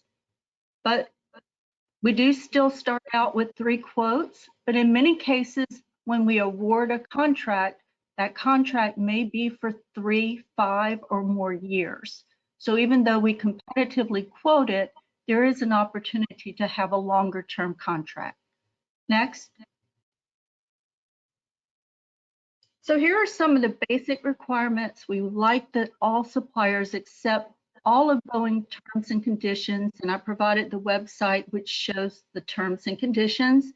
We do ask net 120 payment terms for large suppliers. However, Boeing also offers some other programs that will allow the suppliers to get paid earlier. So that's one thing that Boeing does ask. We also often do a financial risk analysis because some of our products and services are so critical. We need to make sure we're partnering with suppliers who are going to be there for the long term. We look for a business size, certification. All chemicals require the EHS, environmental health safety evaluation prior to being allowed to come on site. And all equipment must be UL certified. Next. So we also have a list of Chinese suppliers that cannot be used, and it's several pages long, but just to be aware that there are some suppliers who we cannot use their products. And so therefore we do make the suppliers that we use aware of this. Next. We also want to make sure that we are very careful with hackers. There are a lot of malicious hackers that are trying to get through IT networks today. So we need to make sure we have suppliers that have high security IT networks to protect Boeing's confidential and proprietary information. Next. So any supplier that's coming on site, Boeing is very focused on safety, environmental, and health, especially with the year of COVID. So we want to make sure that any suppliers that come on site complete a pre-qualification questionnaire and their EMR number less than 1.0, and that has to do with the safety incidents by a supplier. We also have to have the insurance certificates, and any employee must have background checks that come on site. Those employees also have to watch an environmental health safety video. And Boeing has service provider manuals at each site across the US. So whichever site you're going to, those employees must review that service provider manual that points out risk and issues that they need to be aware of. In addition, a supplier who's going to do work must complete a safety plan that identifies risk and any actions needed prior to beginning work. Next. So the suppliers also have to have an Ariba network. Boeing does send out purchase orders via Ariba. This is what that screen looks like, and that shows a little bit about what Ariba network was required of suppliers. Next. Boeing also provides the transportation instructions to suppliers so that they make sure that they use Boeing negotiated transportation routes. Next. And now I want to just share a little bit about what performance requirements look like for Boeing. And certainly this illustrates that oftentimes the customer needs aren't met. So I want to make sure that we know what key performance indicators at Boeing looks like. Next. So what we look at Boeing, there's a lot of areas that are measured in terms of red, meaning there's a concern with the supplier's performance, all the way up to gold, which means that the supplier is meeting all of Boeing's requirements and often exceeding those requirements. And so what we want to do is to find out what suppliers are doing well, but also identify what suppliers need to make improvements. And so the areas that we measure include cost. That is a key focus area, that costs are being looked at from the best value to try to drive out cost across the supply chain. So we look at cost when we award the contract, but also after we award the contract. What is the cost management that suppliers implement to ensure throughout the project the costs are being looked at from the standpoint of what we can work together to do throughout the supply chain to produce products at a lower cost and to deliver the project in the most cost-effective manner possible. Next. Other areas that are important is we look at the management of the supplier working together. How responsive is that supplier? Do they give information weekly, making sure that all that information that Boeing needs is being delivered, that we work together to have the delivery of the product or the service in a timely but also effective manner. And certainly the quality of the product, that's always a key performance indicator. We need to have quality products that are delivered on time. Next. And the schedule, as I said, is very important, that we can depend on suppliers to deliver when the milestones that Boeing needs, because those deliveries are vital to be met when we request them. In addition, we look at technical and safety. There are cases where a supplier who has safety incidents at Boeing can be removed because of those safety incidents, because Boeing takes environmental health and safety very seriously. So we do have a reporting mechanism that we measure and monitor the safety performance of the suppliers. In addition, technical, we also need the technical performance to meet needs. Next. And just as a summary, what we're looking for at the Boeing company is suppliers that have a strong focus on safety, environmental health, to make improvements there. That's something that's vitally important to Boeing. Certainly cost savings, we want to look for total cost reductions throughout the project. We want to look at supply chain reductions, and we want to find the best value. In addition, we need suppliers who provide the technical long-term solutions that will help Boeing for the future. We want quality in all the products and services. And I mentioned before about the importance of the delivery and schedule, looking at performance excellence, and finally, but probably most important, is we want to look at working with suppliers that we can work together for success for both the Boeing company and the supplier. We truly develop those partnership and relationships with businesses, because it does take a good relationship in order to look at producing what needs to happen in the future. So thank you. And my email address is beth.h.driscoll@boeing.com. So please contact me with any of your questions. And I think we have about 3 minutes remaining on the schedule. So if anyone has any questions now. Thank you.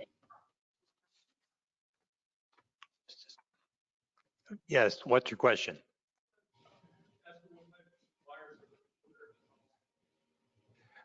Beth, did you hear that? What types of suppliers are you specifically looking for here in the Charleston area? Well, in the Charleston area, we need the same suppliers that are needed at all the Boeing sites. In some cases, we look at the suppliers in terms of what they already have available, because certainly Boeing is a large corporation, so we need anything from non-flyaway items that support building, construction.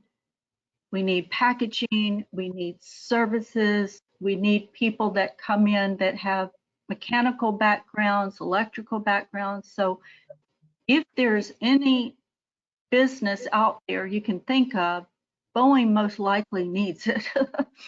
So I do know, I've been in Charleston, and we've had a lot of construction projects, we've had a lot of buildings, we have HVAC requirements. There's products that we need across the board. Oftentimes we need technical solutions, any kind of special tooling. We do a lot of platforms and stairways that lead up to the airplanes. So I can't think of anything in the manufacturing arena that Boeing would probably not need. That's how comprehensive it's so many needs. We have time for one more question. Go ahead.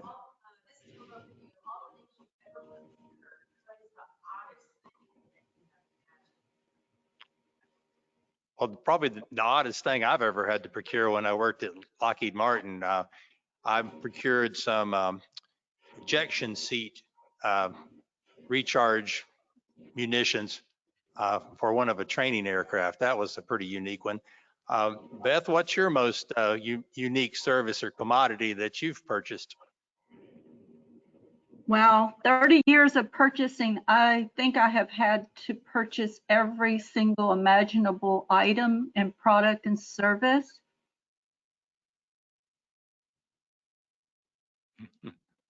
Let me Okay, think. well, Second, well, thank you, Beth. That was a great presentation. As we've heard today, subcontracting with large primes is a great business opportunity for small businesses. It's a great way for a small business to generate revenue while learning the ropes of federal contracting from a large company. And it gives your business that experience and past performance that will enable your business to eventually transition into federal prime contracts.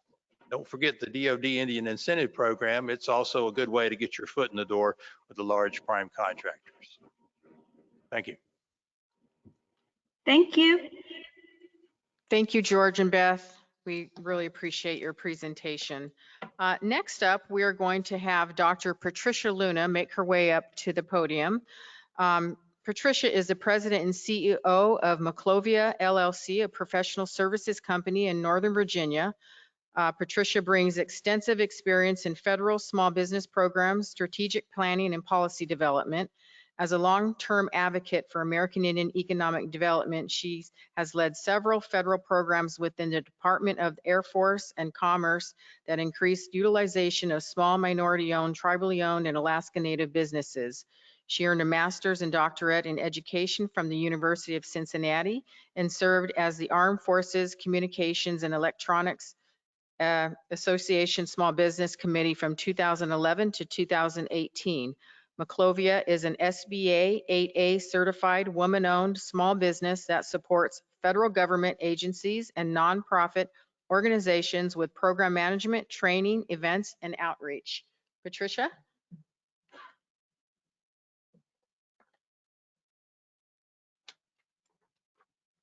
I think our clicker is working, and you would point it that way and click this right.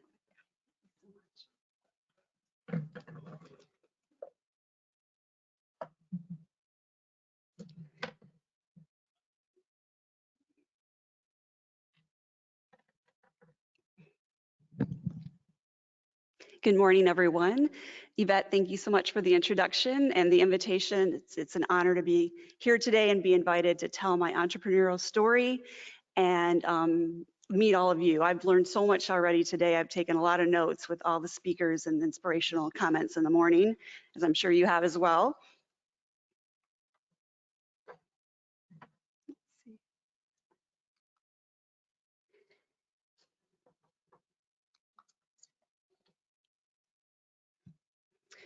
So Maclovia LLC, as Yvette mentioned, is a professional services firm specializing in conference management, training and education, and contracting acquisition support services, as well as program management.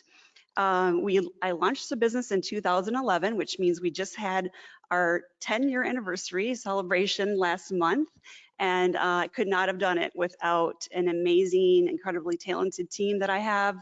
All of the great clients and missions that we serve, such as the National Center's mission and the federal government's missions. And then a lot of mentors that have helped me throughout so many obstacles. And I'm going to share some of the tips that they gave me with you today. So we started off as a subcontractor, as many of you I'm sure have done as well, and that gave us the past performance by working under other large prime contractors and nonprofit organizations. Also learned that you can use your resume when you first start your business, which was a big tip for me, and be able to put that in our capabilities statement as well as our proposal efforts. So I hit the ground running in 2011, immediately got the capability statement put together, business cards put together, went to the Federal Procurement Conference in Washington, D.C. that happens normally every April in person. They skipped just 1 year last year and I think this year. But I highly recommend it if you get a chance to attend, because pretty much all the federal agencies are there, and I see some nods in the audience recognizing that, and it's a wonderful opportunity to just bring your capability statement, meet for a few minutes, hear about upcoming opportunities, as well as find other strategic partners that you might end up working with, which I've done in the past as well. Excuse me. And then I started reaching out to my network of businesses, of leaders, of friends, colleagues, and my first meeting I had was with the Department of Commerce Minority Business Development Agency with Don Chapman, who was the Native American liaison at the time. And he used to come see me on the other side of the table when I managed the Native American Initiative for the Air Force, and now I was coming to see him on the other side of the table. And so we had a great conversation, around an hour, just catching up, learning about his role there. And then I handed him my capability statement. We went through it, and he said, you know, Patricia, I think you'd be perfect for this Federal Procurement Center grant opportunity that's coming up this summer. So I said, thank you so much. And I got right on it. I jumped on the call with the agency to learn more about it. And then I found a nonprofit organization I'm based out of Minnesota to partner with. And gratefully, we put our proposal together, and within a few months, we won the grant, and I was off and running. So that was exciting. It was a great 4-year contract and a fun opportunity to support minority-owned businesses, tribally owned businesses, Alaskan Village corporations, and it was a great beginning of the company.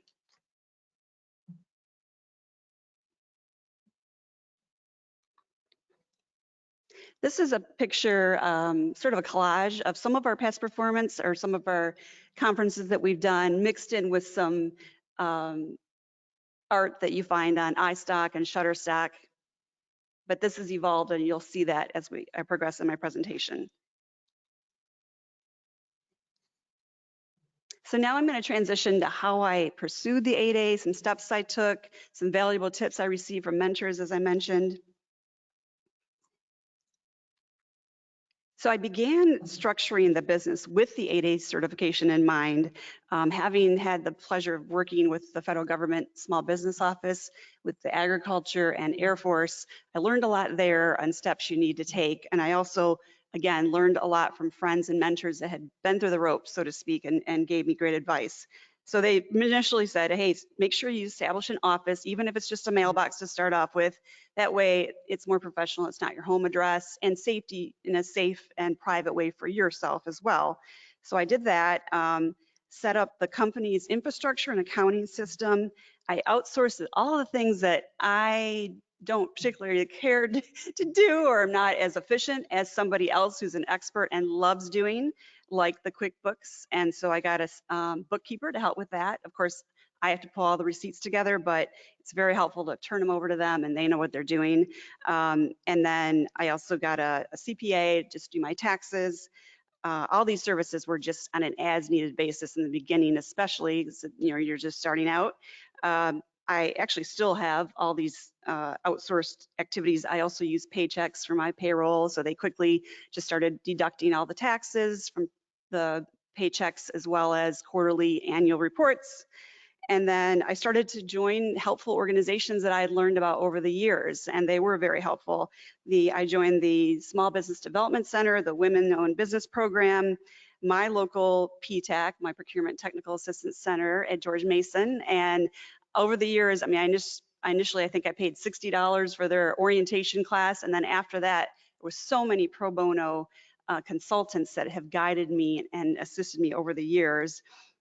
And then I, over the years, attending these valuable conferences like the Reservation Economic Summit, like the Native Edge Institutes here today, I met and learned about different attorneys over the years. So I just got one that I could work with a la carte as I needed to prepare my articles of incorporation, legal documents, teaming agreements, joint venture agreements.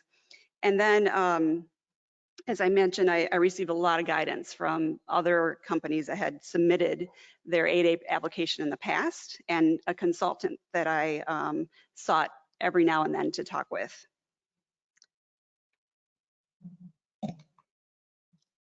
So now I'm going to share with you some of the best practice I've learned throughout the years, as well as some lessons learned I learned.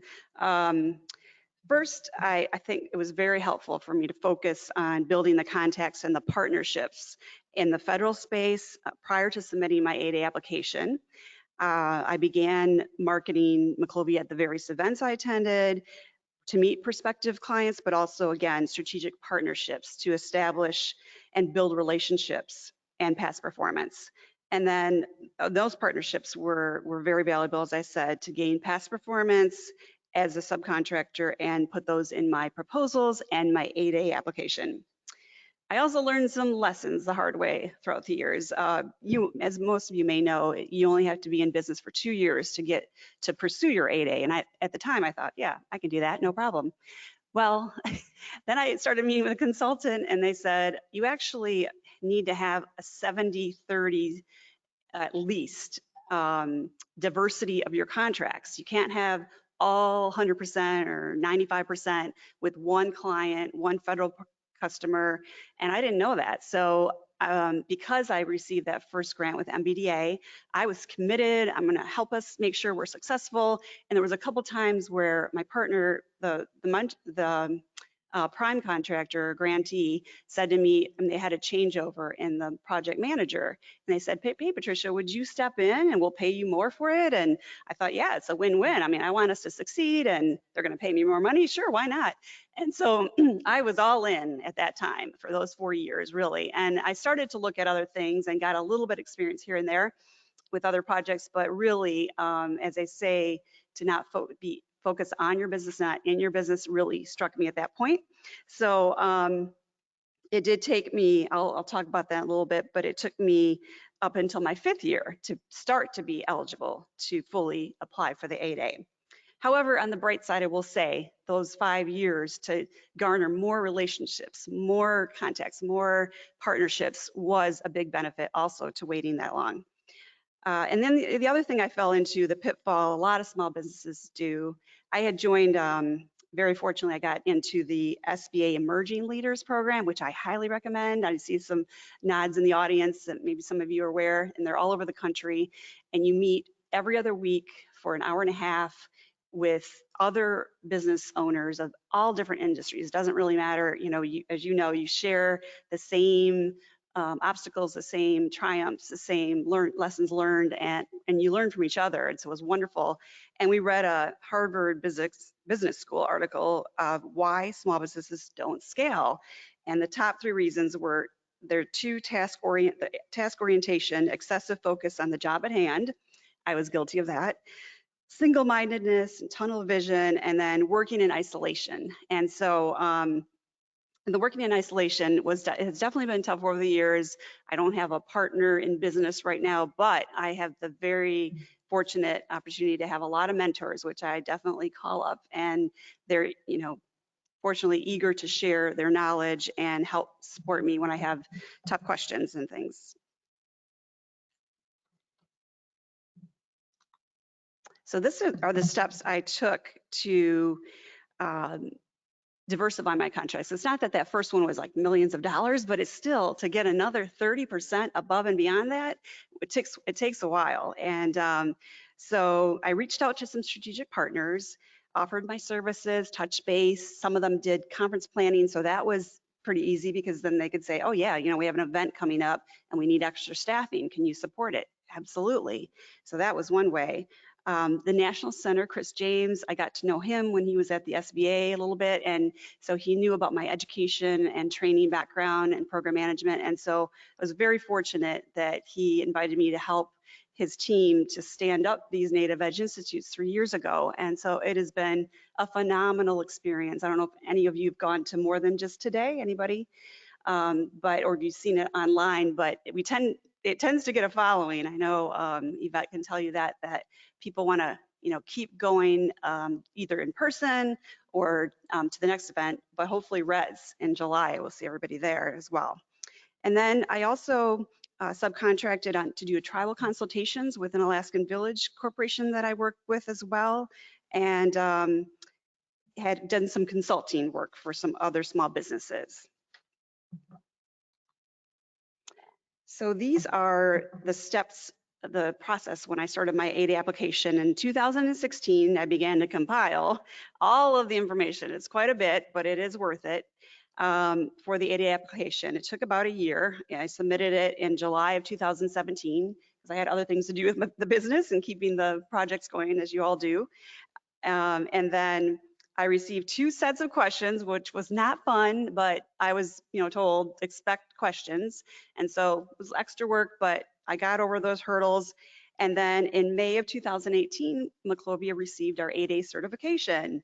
So we got a little celebration for a few days there, and then reality kind of set in of, oh my gosh, there's 9 years and the clock is ticking right now. I got to get going on it.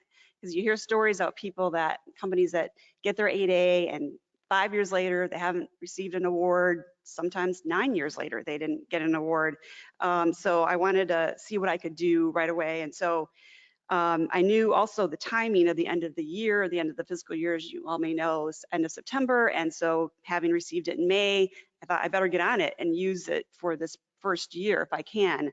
And gratefully, I sent 3 sort of personalized emails to colleagues that I knew and knew my work in the federal space. And the very next day, I got an email back saying, we have an opportunity at the Department of Commerce Minority Business Development Agency to design and build our 20 by 20 exhibit for conferences coming up. And I was thrilled. And so I got with a teaming partner as well because I hadn't handled the design and build piece of it or the warehousing as much, but I had a lot of experience with the program management side and attending and supporting them on exhibiting at various conferences and doing some of their marketing. So fortunately, I've been able to secure about five awards since in the last couple of years. The first one was the sole source one I mentioned, with MBDA for the booth.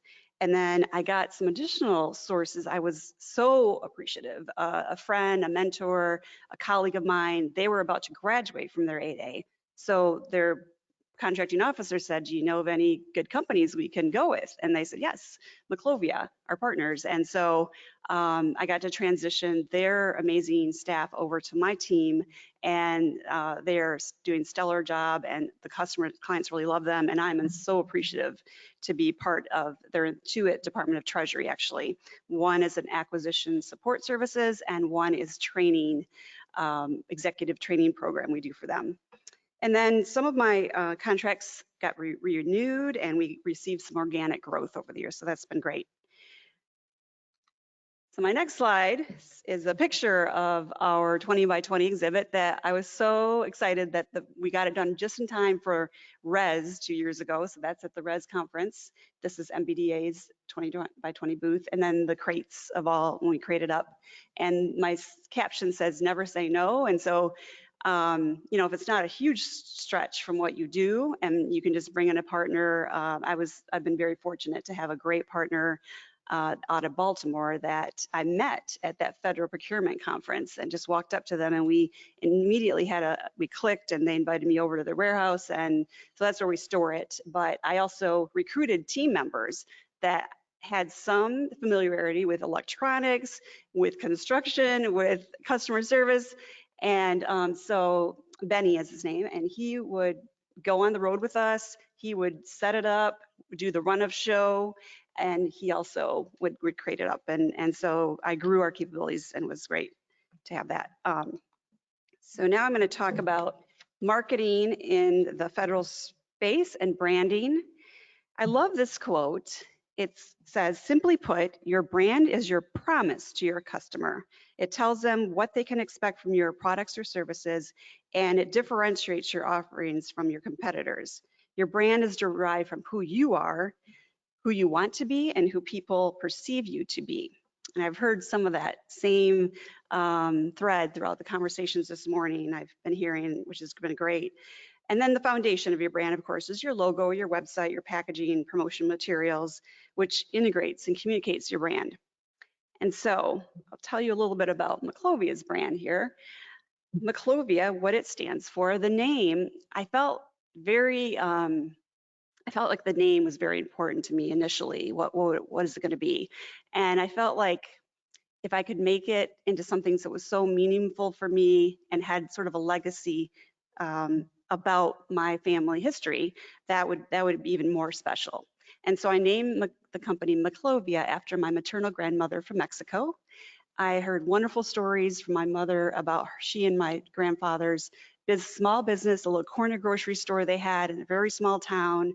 And my grandpa would ride a horse off to the farmland that they also had and meet with the team there on a weekly basis. And the little corner store was sort of like the center of where people came to, you know, of course, get their groceries and things, but also, you know, everybody had like their tab there of all the things they owed. They didn't have to pay cash right on the spot, and wonderful, you know, things about their business. And then on my dad's side, also my grandparents had property that they rented out, and some of it was residential and one commercial business as well that they rented it to.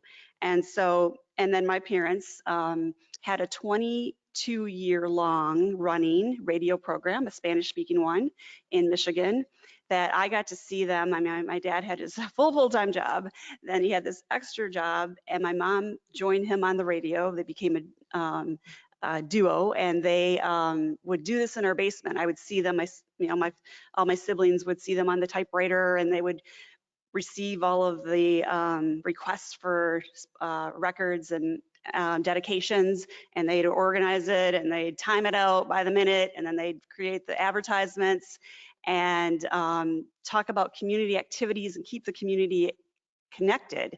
I think that might be where I got my interest in event planning and my passion for it.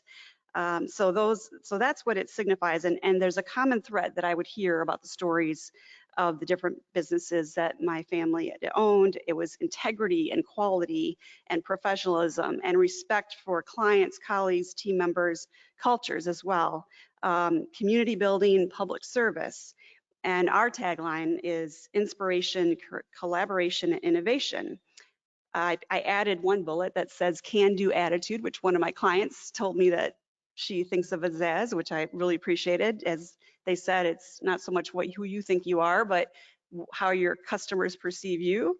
And so that's been very exciting. But it also helps me when I recruit my team members that they fit Maclovia brand, and I am so grateful that I have a really stellar team that's committed to the values and the mission of our clients. So that definitely helps, and they're very innovative too.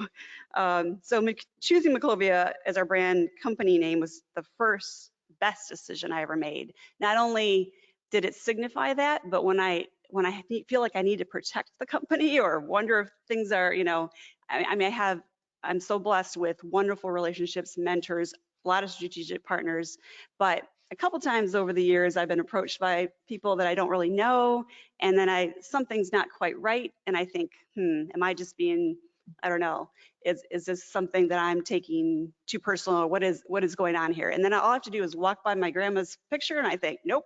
If she was standing right here, I'd say, Grandma, we do not want to do business with this person. And so it has helped guide me and protect the company as well.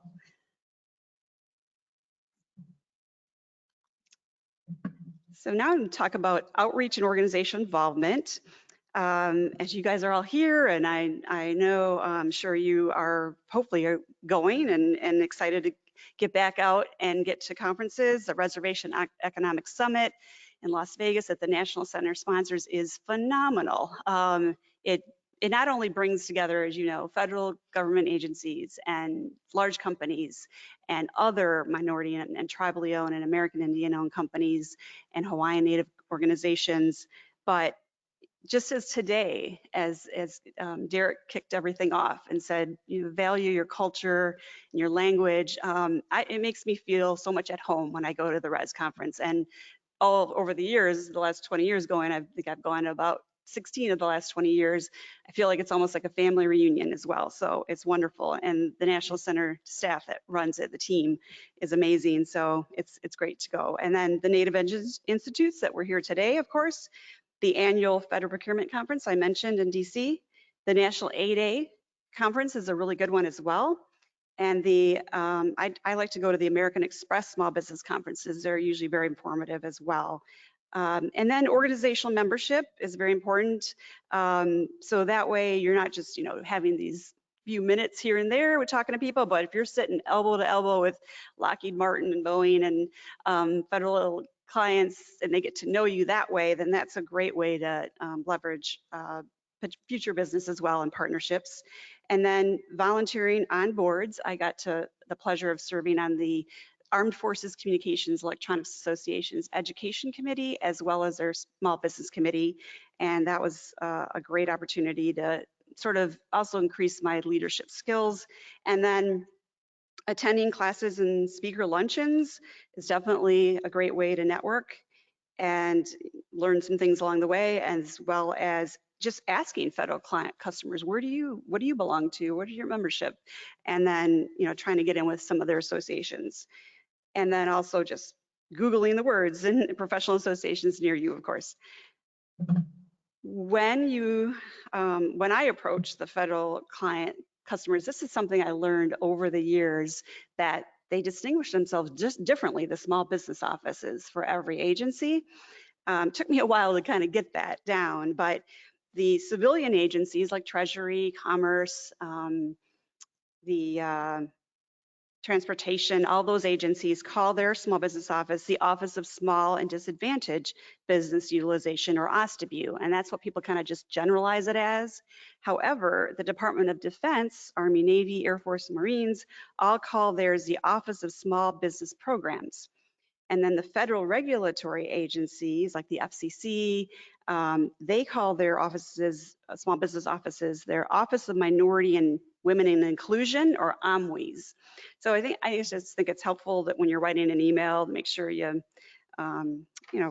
follow whatever their acronyms are and their titles.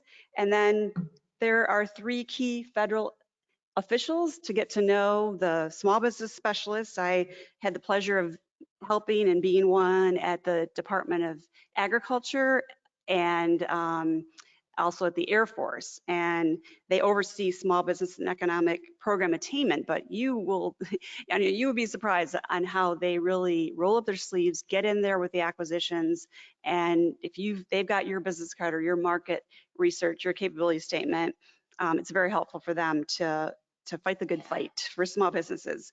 And then program managers, of course, responsible for delivering the programs in support of the agency's mission. It's harder to meet them, but once you get your foot in the door with a customer, it's great, because then they can sort of help guide the acquisition strategy if they can behind the scenes. And then the contracting officers conduct the market research and frame the acquisition strategies. They are tougher to meet as well, as you know, but that federal procurement conference, they do show up to that at times.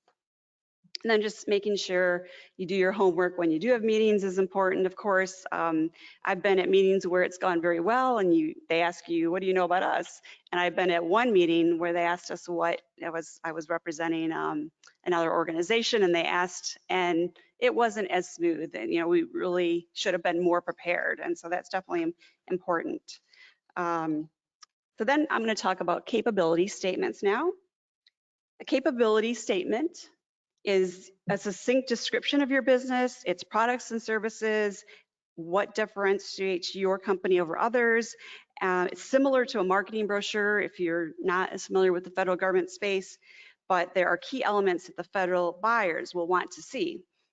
This is a tool you can reference in meetings with prospective clients, as well as it highlights your company without flipping through an entire PowerPoint presentation like I am doing here today. But for those quick 10-minute meetings, it's great to just have this one double-sided page. I tend to fill up both sides of the page. Some people just do one side, but it's whatever your preference is. And it saves on what they got to carry home from conferences, so people appreciate it, and even a PDF version is helpful. And here are the key components that I've come to know over the years, the different trainings I've been to, and provide a succinct paragraph about your products or services. Some bullets are always helpful. Incorporate some visuals, whether it's stock images from Shutterstock or iStock, or actual pictures of your products and services. Your point of contact information, of course, name, title, email, DUNS number, and your cage code if you are registered in the system for award management, SAM system already. You'll have one of those. And then your website URL, of course, and then your North American Industrial Classification System, or NAICS codes is the acronym. And you can have, I put about 12 of them, I think, on mine. And then your certifications, if you have any business licenses or special clearances, any contracting classifications, if you're a hub zone, women-owned, veteran-owned, 8A certification, make sure you highlight that. And then, again, save it as a PDF file, and I like to print mine on like matte finish. But I just recommend, I only print enough for a conference coming up. Like if I go into res or something, I might print like 50, but because sometimes you might change it up in between, so you save on printing. And so this is an example of Maclovia's first front side. Try to kind of quickly tell the picture with the photos and the bullets, and on the back side, some additional bullets. It's in case they're really interested in digging in more to any of those capabilities, and some actual photos of conferences and things, and my NAICS codes, and women-owned status and 8A status.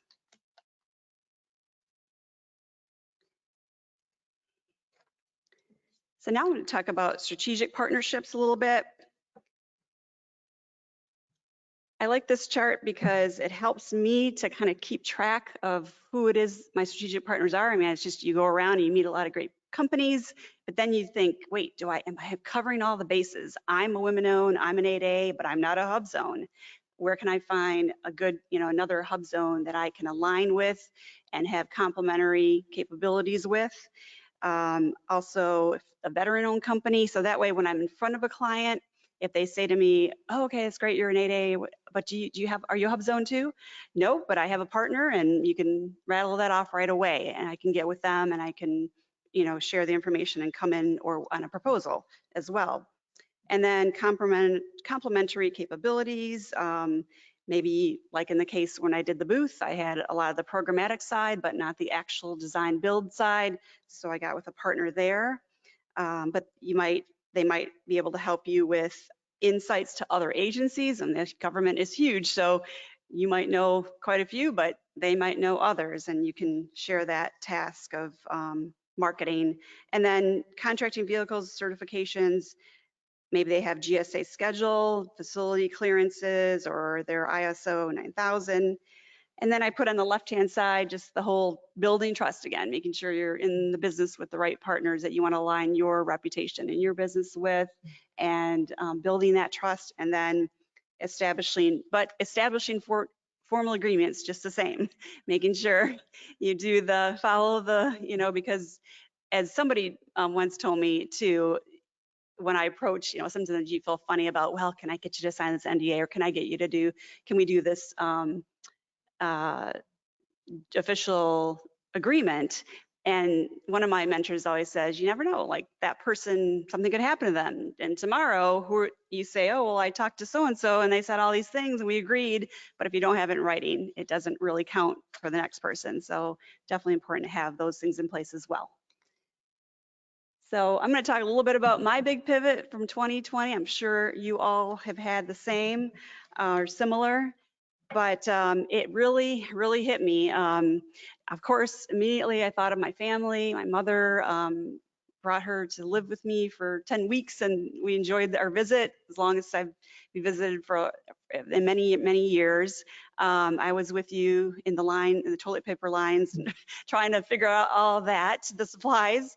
And then it really right away hit me. I am not just running a business and doing all these missions. I am an employer now. I mean, I have been an employer, but I felt the immediate sense of responsibility to keep my company going for my team, especially. And I was so grateful to hear about the PPP program. I'm sure you've all, maybe some of you had applied for that. It was a struggle at first for me because I was with a large bank that knew nothing about the SBA hardly. And so we missed the entire first round of it. It was very frustrating, but I was reaching out to friends and colleagues and other companies to figure it out. And then gratefully, they figured it out by the second round.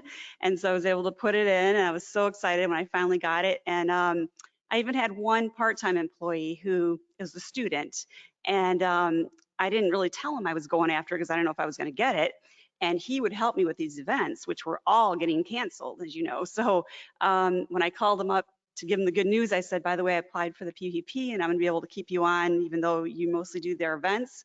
Now you're gonna work part-time for at least the next 6 months and maybe more. And he said, oh my gosh, I'm so happy. I have my other job is a pool. I work in a pool and I'm a trainer, a swim trainer, and they're all closed. So he was excited and I was excited. And so, but I also said, we have an opportunity here to pivot our company and get into the virtual space. So I need your help researching it. And he said, I've never done it before, but I'll try. And he did an amazing job of researching all the virtual platforms for us. And so I approached all my clients right away, and one of them said, unfortunately, no, we only do this conference once every other year, and we don't think it's the right platform to go virtual. But the others, like the National Center, said, yes, we need to get our programs out there. And they said, please, so we supported going virtual last July. And then also the MBDA said, yeah, let's go for it. And so last August, they said, we have 1 month before our 5-day annual conference that we've done for decades. Can you help us? I said, sure, we'll do it. Absolutely. And so I got it with a partner that had the platform, and we quickly put it together. And so we gained contracts because of that. We have grown at the agency, MBDA. We have continued. Now we're doing their next 5-day conference this September again with much more lead time. We get 6 months to prepare this time instead of 1, which is great. And then I was able to sustain some contracts, very appreciative of the National Center, supporting them with the NEIs. And then also my treasury contract stayed in place because all my team members were able to work from home. And I checked in with them a little bit more in the beginning, but they are doing fantastic. Their supervisors are loving working from home. So I don't know what's going to happen when the government comes back in person, but everything's going smoothly for now. And then, like I mentioned, I just lost the 1 contract, but I gained so many more. And I also gained past performance. Now we do website development on one of our contracts. We do live and semi-live virtual events, the virtual exhibit halls, social media, graphic design, creative direction and video editing. We actually collaborated with Skybear, who's here doing the filming today, to do some videos last year for a conference. And then talent acquisition we have expanded to. So here are some of my newest photos of our work with Minority Business Development. This was the MedWeek conference we did for them last year, and these are now what our conferences look like. And this is also a virtual lobby that we did for them for another program as well. So thank you very much for this opportunity again today. I hope I've been able to share some similar experiences. I look forward to getting to know some of you today as well, and hope you enjoy the rest of your day.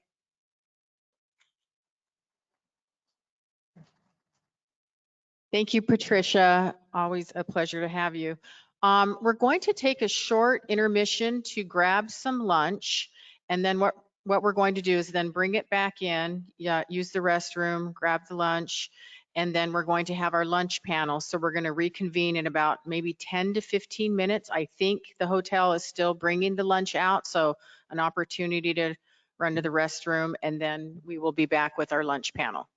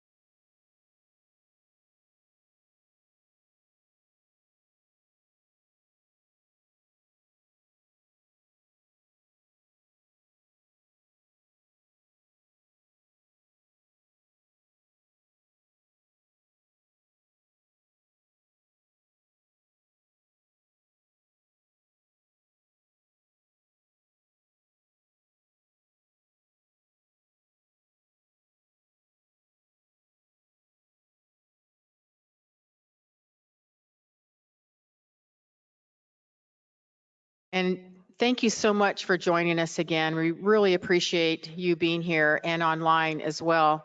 And a big thank you also to the Department of Commerce, the Minority Business Development Agency, who has funded us for this particular training, the Native Edge Institute here in Charleston, South Carolina.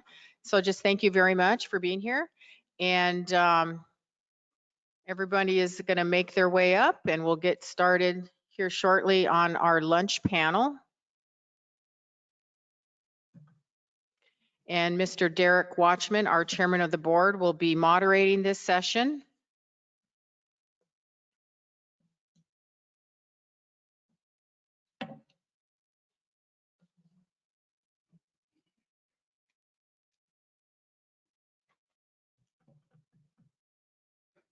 And I know we have a couple of PowerPoints as well. Jim has one, I believe, and CJ also has one.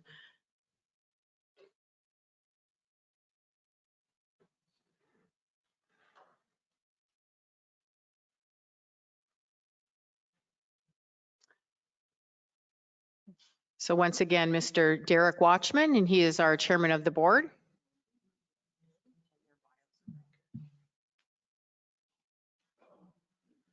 Okay, let's get started here. Welcome again. And so for our lunchtime, we're going to have a discussion on small business ownership and leadership. And so I want to welcome everybody here, and hopefully everybody's having a good time. Hopefully the lunch is good. And so thank you to the hotel and the staff for providing this to us, and thank you to the staff, and thank you to our presentations this morning. And so I've been trying to listen. A lot of times, many of us, get called, you do a speech and you're off running, and then you forget to sit there and listen. And so I've been trying to do that today in the middle of taking calls. And so, but today for this lunch period, we wanted to have a discussion from our esteemed panel here to talk about advantages and disadvantages, and pros and cons, and kind of deciding how do you embark on your businesses. And we have a great panel here today, and I'll introduce them a little bit shortly after this. But a lot of lessons learned is, in my experience, talking with professionals to get their feedback has been very, very beneficial. And so we want to say thank you, to the folks here for being a part of this. And so I think, I'm not sure how we'll do this. Maybe I'll introduce everybody, and then we'll take the mics if everybody's comfortable with the mics, and we can go from, or you want to sit down or stand up? Whatever works. Okay. We'll go with it. We'll got to be flexible. So that's what we're going to do. Okay. So we got two mics here. And so I guess I'll just leave it up to each individual speaker. And so I have the lineup here, and first is, and I'll go down the list, and then we'll go in, we'll have everybody speak. And so first is Lillian Sparks Robinson, which you had the pleasure of hearing from this morning. She's a colleague. She's our treasurer for the National Center Board. And so thank you, Lillian, and got a great business. And, she talked about it earlier today. We have CJ Kruger, proprietor of Problem Solving and owner of Triptych, my apologies, Triptych Planning, and is a certified MBE, WBE, and veteran-owned business. And so welcome, thank you. And so CJ has served with the Marines until 2003 and is an enrolled member of the Haida Indians of Alaska. So welcome. And so are you located locally here, or? Buford. We just moved here. Okay. Okay, great. Well, thank you for joining us. We have John Parker. John is owner of CIC Technologies of Cherokee, North Carolina, and he's a member of the Eastern Band of Cherokees.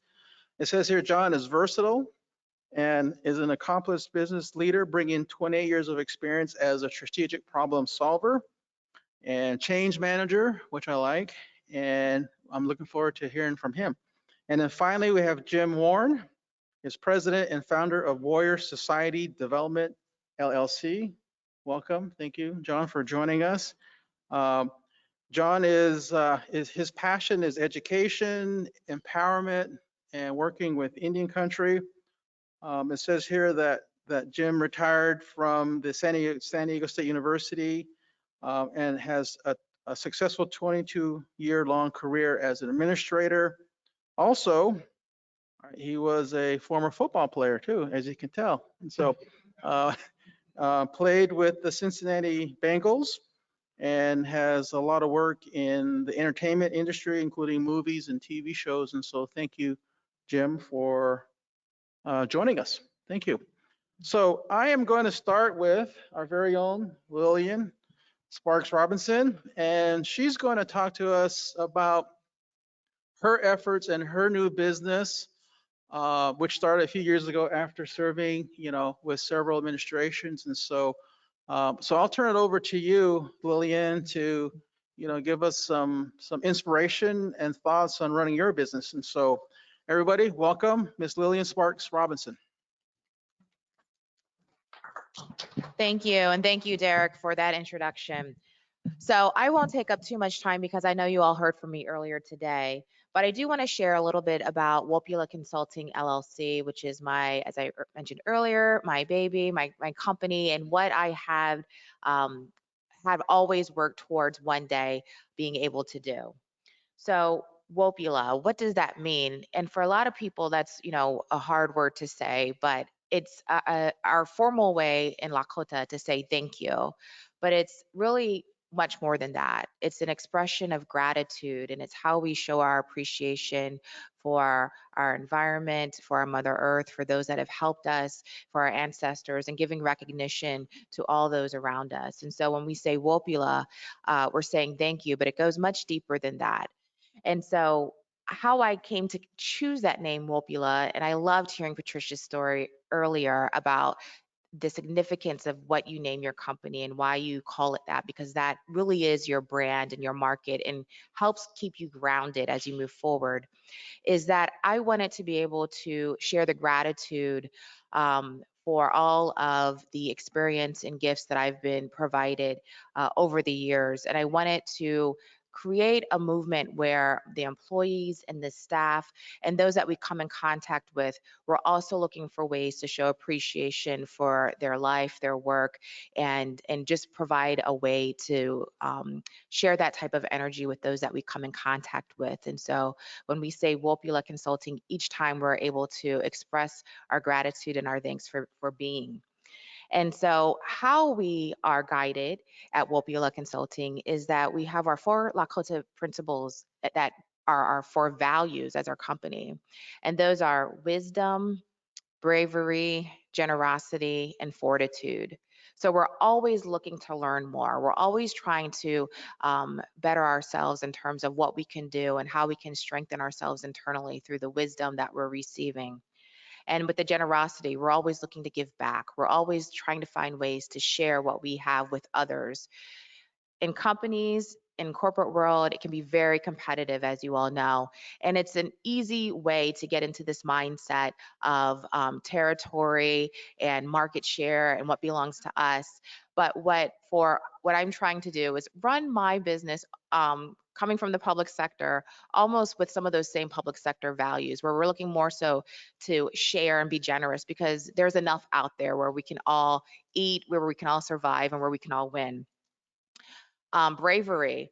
Well, we're looking to always do things differently and enter spaces that we may not necessarily find ourselves being the experts, but we're not afraid to fall, fail, or learn more because we grow from those. And then fortitude. I think this is something that all of us have been able to do over this last 14 months, is find ways to persevere and to stay strong and to find new ways to innovate and do the work that we do regularly.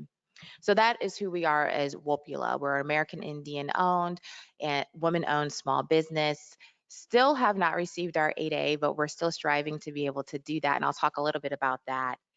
Our history. So we started in 2016. I was a part of the Obama administration as the commissioner for the Administration for Native Americans. And throughout that time, I always had a mentor who no matter what position I was in, was helping me think about next steps. And so when I had started as the commissioner, she came to visit me within my first 3 months back in 2010 is when I actually ended up starting in that position. And she said, what are you going to do when you leave? And it's because she had been in political positions and she had worked for the federal government for a while. I said, well, I'm just getting my feet wet. I'm just trying to learn this now. She said, yes, but be thinking about what are you going to do when you leave? And she said, are you going to stay in public service? Are you going to go private? Are you going to do your own business? Because you have the skills and the capabilities to be able to do that. And so I really began thinking about what was I going to be doing once I leave, even though I had just started. And that's where Wopula really first started forming in my mind. And I thought initially we would be doing primarily just policy, advocacy, consulting, things that are normally associated with someone who's been in Washington, D.C. for a long time and done a lot of the work that requires pulling together the communities, turning it into policy, turning it into legislation, and visiting with folks on the Hill. I thought that would be the work that we would do. But what we ended up doing is I left in October of 2016, so right before the election, and joined Tribal Tech and formed my company at the same time. And so while I was at Tribal Tech for 11 months, I was able to really understand the nuances of working in the private sector and working in a small business environment. And from there, 11 months later, was able to branch out fully on my own with the full support of Tribal Tech, who was my first client, I should say. And so they subcontracted with me at the time. And again, it was a learning experience. My feet hit the ground running. And it seems like this way with almost every position. And I guess if you worked in Indian country long enough, you understand, sometimes we're not always completely groomed. You're just told what it is that you're going to do next, and you just do it, and you figure out a way to do it, and you just trust on, prayer, faith, and your community to help get you through that. So since 2017, we've grown from, or 2016 we were formed, 2017 100% Wopula Consulting, and we've grown that since then with including myself, 4 full-time employees to now 8 full-time employees. And that's really been with the help of partnering with other companies such as Tribal Tech, and then also being able just to leverage my connections and the work that I've been able to do in DC. And primarily what we do now is, as we're pursuing our 8A certification, is we sub to Tribal Tech on training and technical assistance contracts within the Department of Health and Human Services, where we go out to Indian country, or at least we used to, hopefully we'll be able to get this back up, and meet with communities to help them develop strategies and assessments to help reduce suicide or prevent suicide in the communities, as well as substance abuse and alcohol abuse. What we also do, and it almost feels like we have 2 separate arms. We have the government contracting arm, and then we have the consulting arm, is that we do a lot of policy development, a lot of program development, and strategic planning as well. And so it's been a lot of fun over these last almost 5 years now, and I cannot believe how fast it has gone by. And I want to quickly tell you what the pros and cons have been for me. So I'll start with the cons, because I always like to leave on a high note, okay? The cons have been for me, and I don't know if they're cons, but things that I just wish I had thought about earlier, is the 70-30 piece. So when Patricia was up here earlier, it resonated with me so deeply, because that is where I find myself, is growing too quickly almost, in the sense with one client or with one customer. If you are in the process of starting your small business and you're looking to get 8A certified, from day one, you really need to think about how you can remain diversified and how your portfolio of clients and consumers will be more than just one large group. So if anyone is out there and they're looking for someone to partner with, or you have, you know, an FTE or half an FTE that you're looking to find some way to subcontract, come see me, because we are still trying to grow that 30%. The other thing is really having to take a step back to really plan for the business. As you all know, in small businesses, it's like we're building the plane while we're flying the plane. And sometimes we have the right tools and equipment and we know where things go, and sometimes we crash and burn. And so trying to figure out those pieces can be difficult because there's only 24 hours in the day, 7 days in a week, 365 days in a year, and you can easily consume all of your time either planning or being part of the business, and really finding that balance, that right mix to make sure you can sustain and be successful and you don't crash and burn. And then the learning curve. For me, it was difficult in the sense that I came again from the public sector for 20 years and now moving into the private sector and understanding that things move differently. They actually move much faster than what I was accustomed to, and which was fine because I was frustrated a lot of times when things didn't move as fast as I thought they should have. But there were also new terms, new ways of doing business, and trying to figure out how do I balance, again, my own cultural values and the way I like to work with a very fast-paced and competitive world. And so understanding what that looks like is really important. And then knowing where are your own weaknesses, where are your shortfalls personally. I was just talking with someone earlier that for me, not having an executive assistant anymore was difficult because I needed someone to help with those administrative tasks. When you're starting out, you are HR, you are the hiring person, you are the decision maker, you are, you know, the finance person, you are the fundraiser, you are everything. And so really having someone to help me manage, just keeping track of all those tasks can still be challenging for me. So I'll also put a plug out there if you know anyone who's looking for some part-time assistant work, and all my staff is virtual. We're placed throughout the country.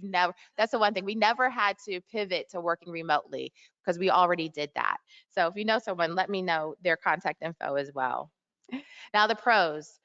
The flexibility in my schedule. So when I started this business, I had just became, you know, a wife like a year or so previously, or no, a mother a year or so previously, and a wife like 2 years before that. So the flexibility in my schedule was nice to be able to for once control what I considered my schedule and become the wife that I had promised my husband I would be, which is someone who would actually be home before 8 o'clock every night. So being able to grow and develop your passion. For me, this is really what drives me moving forward. I can't imagine at this point ever doing anything else, even though I always say when I'm ready to retire, that's when I'll go back into federal service because I loved that work as well, just being able to make an influence from the inside. The constantly learning and growing personally is another pro for me, is that you don't know how much you don't know until you're in these positions. And you also don't realize your capacity to learn. You can teach an old dog new tricks. I will say that. You get to meet people and build your network and build your reputation through owning your own small business and really determine and drive where it is that you're going to go. And for me, that has been a pro because I don't have to deal with the bureaucracy of working either through a board of directors or through, you know, other people within another grants office or a management office, that you are your own board of directors and you are your own person who's really able, again, to drive the pathway or determine the pathway that you will drive to make sure your purpose is being fulfilled. And then you get a chance to help and shape the future. For me, that is one of the most important parts of what I'm doing, is understanding that the work I'm doing, I hope, will be long lasting. And it's not ego driven. It's not for me. It is for really showing other young women, other young natives, other young people of color that this is possible. And I always say, if I can do it, you can do it. There's no reason that you won't be able to be successful or start or follow your dreams. It takes a lot of hard work. It takes a lot of dedication and a lot of support, but I'm here to help support those people that really have a clear vision and idea of what it is they want to do.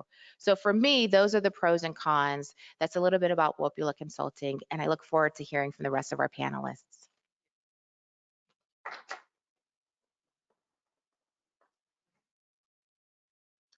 Thank you, Lillian. Great remarks for a startup company, in effect. And so thank you for those wonderful insights. Next, I'd like to turn the time over to CJ Kruger to talk about her pros and cons. So the floor is yours. Okay, thank you so much. So I am not an event planner, but event planners love me. We helped a state agency save 150 grand on one 3-day conference by moving it 12 miles from downtown Atlanta to right outside the city. So we had so much budget we had to spend. We got bacon for breakfast. When was the last time you were at anything government and got bacon at breakfast? Yeah. So I knew to move that conference because I've been in the hotel industry since 2003 when I got out of the Marine Corps. And I was able to because we are in affiliation with the largest consumer of group hotel rooms. In 2019, they sent over $1 billion in just sleeping room revenue to hotels around the world. That is some purchasing power. Now imagine that power in the hands of a Marine working on your behalf. And best yet, we're compensated by the hotels, not even you, our clients. So we make you the revenue hero for your department or company. We document our cost savings to prove our worth. We help mitigate the risks from the new hidden post-COVID fees. And we get extra concessions for you and your company, like triple Marriott points that you might not get if you just call. So if you want bacon at your next meeting or avocados in California, think of me, CJ Krieger, Triptych Planning. So is the PowerPoint up? So just a little bit about common lessons learned. I think everything on the next slide is we've heard,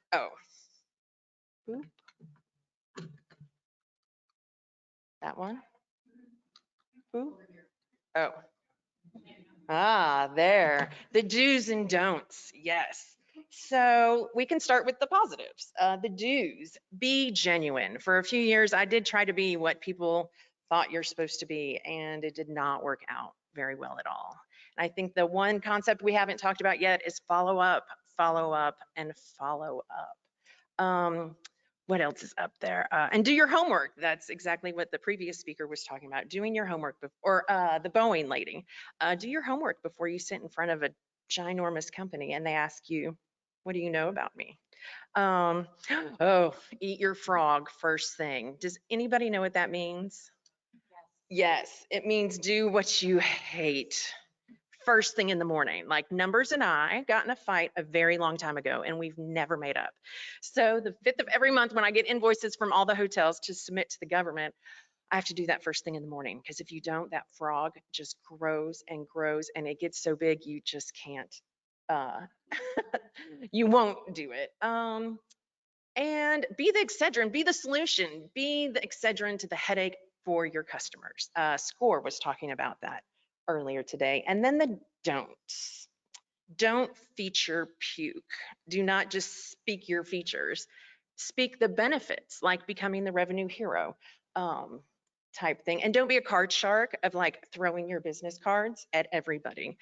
Take their information. So, because then you're putting it in their court to follow up with you when it's really your job to be following up with them. So, but keep them on hand also. Just don't not have them. Don't let your certificates expire. Don't propose on the first date. Right? Like when you first meet somebody, do you have $100 million contract for me? Let's get married. Yes, let's not do that. And don't assume. I think that's been twice said today. Or make it all about you. It is about your customer. It is about pushing things forward. And don't be a know-it-all. It's hard. It's really hard sometimes not to show that you know everything, but that makes me a great ex-wife. And then some random tools. Crystal Nut, you can look up these online. They're very random. If you are selling to a market that you don't know anything about, you can go to Crystal Knows and it will tell you how to speak to that prospect. And then the next one gives you words about that industry and gives you a 30-second concept of an industry that you don't know anything about. Like you're an expert in what you do and let them be the expert in yours, but then you can know a little bit about it. So that's that. I had another one, did it? Oh, this is it. So this is a summary, I think, of today. So with your small business, know who you are. Once you know who you are, then you can tell people who you are, and then you can leverage who you are later. So when I first got started, I didn't know what an EIN was. I didn't know a Dun & Bradstreet. It was get an EIN. Okay, well then there's 8 steps you have to do to get that. And so it was a steep learning curve, but keep it all in one file, because once you know your business, you can pay people to do it, but nobody's going to know your business or care about it more than yourself. And then she was just talking about are the elevator pitch, and then your capability statement, your 60-second summarizing what you do and the benefits to others, be able to speak it on a dime in an elevator or social distancing in the bar. And then your capability statement is your written story. Again, 1 page, maybe 2. She went over that in the prior one. And then once you know who you are and you know what to say to explain it to people, then do that. Be visible on webinars and Zoom meetings in the community, find out what Boeing is interested in, be a part of that, their nonprofits and stuff. Be visible. And once people start seeing you and your logo, then you become credible. They'll ask you questions that have nothing to do with your small business, but it shows trust that they want information from you. So once you become credible, then comes profitability. So that goes back to that don't propose marriage on the first date. And then after that, leverage yourself. I am a one-person, very micro small business. So I network with others. BNI, it's Business Network International. It's a commitment of time and space, but then they are basically your sales marketer. There's one hotel, one restaurant, one bank, one real estate agent in each group. So there's not competition. But then when they are in their daily business and lives, and somebody has a problem that you are the solution to, then they'll do it for you. So then you basically have 25 sales and marketing staff for you that you're not paying. And then invest in yourself, like what we were talking about. Invest in yourself. It's just like loving. If you don't love yourself, how can anybody else love you? So, and then other people will invest in you also. And the last one, what's that? Multiple certifications. So I forgot that in my 60-second. We are a certified woman-owned, minority-owned, and veteran-owned small business. So the trifecta of government contracting. So, oh, and also there's so many free resources everywhere. Just Google it. And then you're also leveraging your time and money. So then you don't have to spend money on conferences and learning everything like that. So that is all I have. Oh, yes. Yes. So you can pay somebody to get a Dun & Bradstreet number for you, but it just takes an email. You can pay somebody to fill out all your certification forms for you, but you don't have to. But also, like somebody was saying, some things you do need to pay for, like having your brother's neighbor's cousin do your website sometimes costs you more than money. So very much think of your ROI in anything you spend money with, but a lot of it is free. So any other questions? Okay, I think that's it.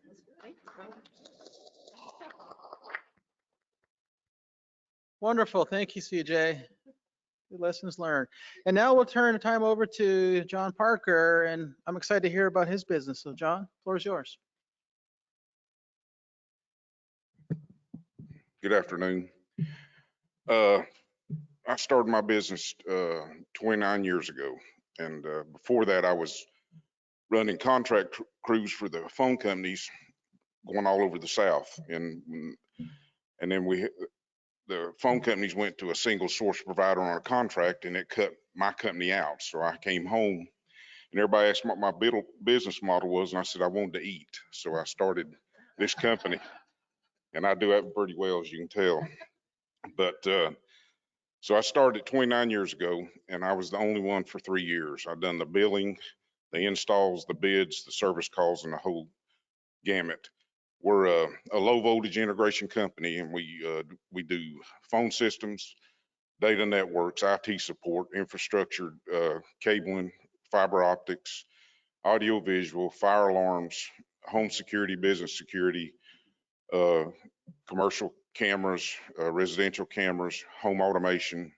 We do audio visual, and we do electrical. So we cover a broad range. And what I've tried to achieve in doing this is a one-stop shop for what we do. That way, because a lot of times we go into a customer and they'd be 4 or 5 different vendors taking care of all these different systems.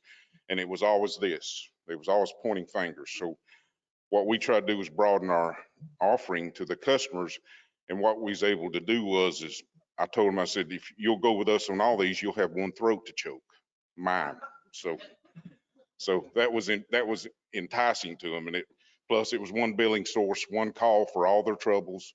And it's really worked out well for us. We've probably got over 1,000 customers that we bill every month for some kind of service. Recurring revenue is the key. But early on, I found out real quick, you've got to find out where you're sitting at financially. Everybody's got great work ethic, great skill sets, great ability to do what they do. But when you start in this birth in a business and get going, you start juggling a lot of plates. And the first important one is money. You need to find out. We do it on a monthly basis. We run P&Ls every month to see if we've made money that month. But some of our jobs are so big, we may be down that month, but we know the money's coming the next month. The biggest thing on this profitability is you don't want to get to the end of the year and realize you've got a tax liability that you can't mitigate. You may need to invest in your business, give the money, the profitability to your employees, do something to mitigate your tax liabilities. And that was a rough one to find out too, from our standpoint. The biggest thing is being dedicated to what you're going to do. And I found out early on, and I was at a conference one time, this guy was giving a presentation on sales, and he says, when you lower, people are under a stress when they're getting ready to spend money with you. But when you can lower the stress, he done like this, he said, the stress comes down, the pocketbook opens up. And that's true. When people are comfortable and you sell them on your abilities and sell them on your company and sell them on your team, people become comfortable. And I found out people don't mind spending good money for good service, but you got to provide good, great service. And in building your team, one of the things that I found out, I don't want to hire yes people. I don't want somebody agreeing with me on everything, because I need somebody to, go against what I'm saying. We sit down in a room when we're getting ready to do something or take a project on or something. I said, tell me why this won't work, or tell me why it will work. And it's vice versa. And I'll tell them why it will work or won't work. You've got to look at liabilities in everything you do. And I found that out in the insurance world. That's another plate you're twirling. Because of all the offerings we have different class codes for workman's comp. And I got into a huge, almost became a legal battle with our insurance company, because they was charging us like we was a phone company and had outside plant. We was paying $13 per $100 worth of payroll. When I finally won the battle with them, we was paying $1.05. You've got to know these things. Just don't take it as their word, because they threw us in that class. It was easy. It was easy to throw us in that classification. Some of you won't be but in one class. But if you're across the board like us, or alarm people, we're a licensed alarm dealer, it requires different codes for that. Electrical's different. Pulling cable's different. They're all different classifications, and you get charged, and your payrolls are segmented out, and that's how you're charged. But and then the next piece had to find out about was health insurance. Finding the best deal, because we provide health insurance for our employees. That's a battle, and it's not an easy one. Some states it's better than others. Ours, we're based in North Carolina. It's not the best situation. But again, there's just so many things that you're going to do, and then one of the other pieces you're going to be is you're going to be a counselor. You're going to be a counselor to your employees. You're going to sit there and cry with them. You're going to have the joy with them, and then you're going to be a money manager for them. There's so many different things that you're going to do to keep your team together. I've talked people off the cliff that's wanted to leave, and told them about the good and the bad, but I've told ultimately it's your decision. But I said, you can't ever fault somebody trying to improve their life. And sometimes there is better opportunities for them, at different places, and people move and, migrate in and out of your business. But, I love what I do. I love the engagement of the customers, being able to go in and win a customer over and sell them on us and make them feel comfortable that they're in good hands. And I tell our customers this: you can buy this equipment from anybody. It's all good. That company A over here and B, they sell good equipment. They're good people. I've never stood on somebody else's back to make us look better. I let them do that on their own. But the fact of it is, I say, when you go with us, when this thing's broke on Saturday night at 12 o'clock, we're going to be standing there looking at you. That's what we provide.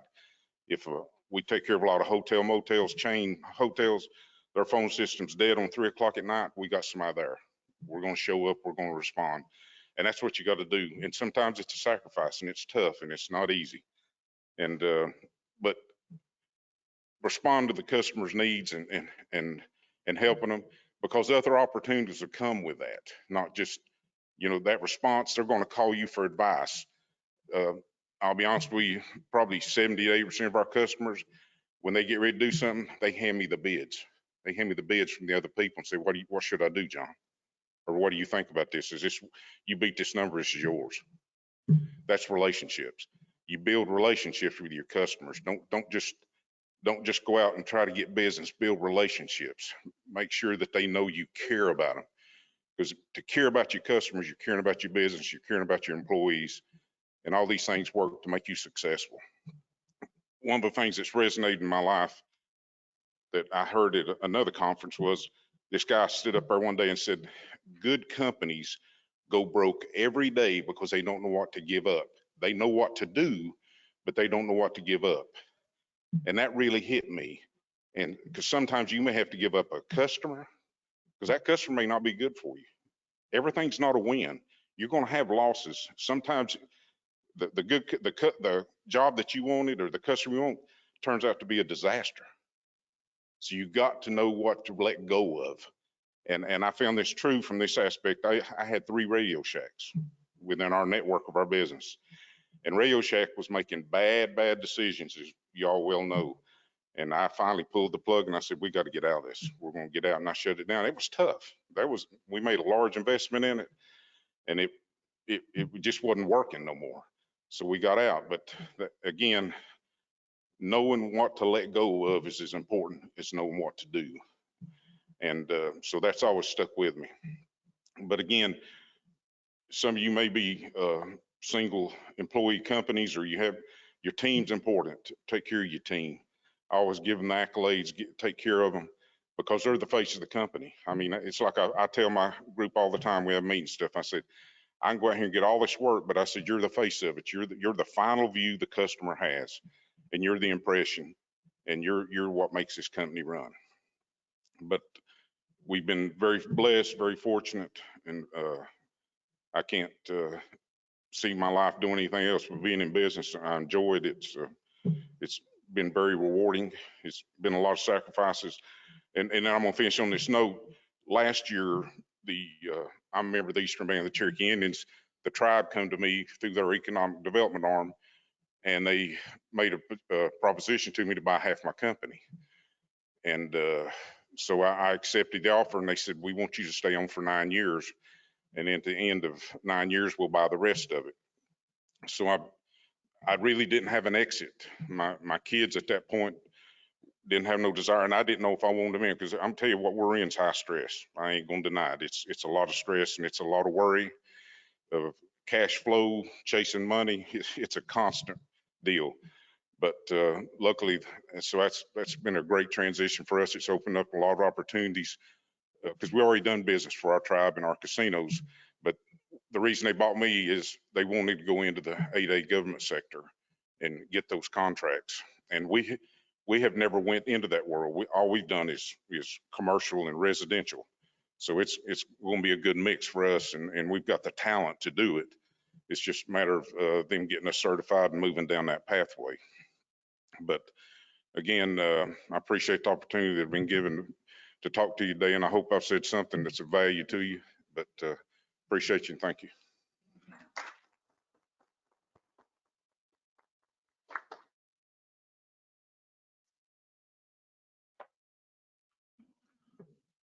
Thank you, John. Very inspirational. Appreciate that.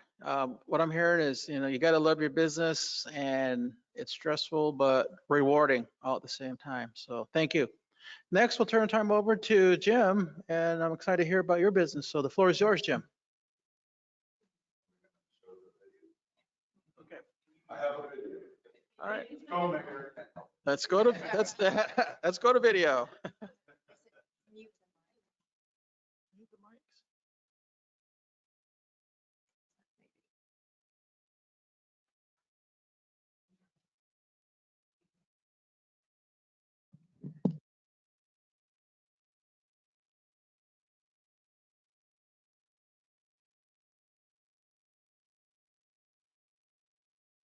Many more helpings on the way as we consider our history on Thanksgiving Day and the understanding on how using Indian mascots truly impacts Native American tribes. The Washington Redskins. These days, it sounds shocking when you hear someone say that, doesn't it? Well, the Washington football team had that name before they were the Washington football team. It dates back to the early 1930s when they were the Boston Redskins. After decades of complaints and in the rise of racial awareness this summer, the team decided to move on from that name. But as former NFL player Jim Warren, a Lakota tribal member who's now a Native activist, wants us all to understand, no longer using nicknames that Indigenous people find offensive and dropping the use of their likeness as mascots is just the tip of the iceberg when it comes to understanding the plight of Native Americans today.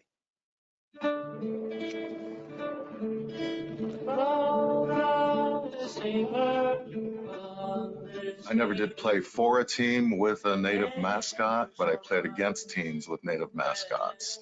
So obviously I was a target of people that wanted to say things like scalp the Indian or cut your hair. When we hear that term red skin, we know that it's a term of our pelts, our scalps, that were bounties that were paid to bounty hunters. This negative imagery is getting most of the press, yet there's deeper issues in Indian country. We learn a lot about genocide in other countries, but we don't learn about the genocide that happened here.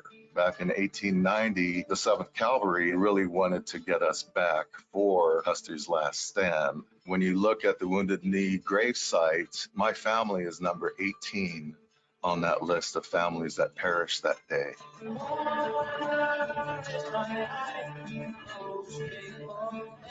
Being an American citizen, many of us don't have that experience of visiting a mass grave, of feeling that trauma from many generations ago. Pine Ridge, my home reservation, is the poorest county in the United States.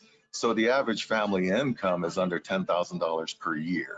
Unfortunately, Indian country has the highest rate of COVID-19 in the world. And when I go home and I hear the people that are passing away just because they can't keep themselves warm, that's something that's very challenging.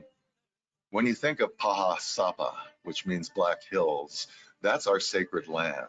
US policy saw that our culture, our ceremonies were savage and heathen.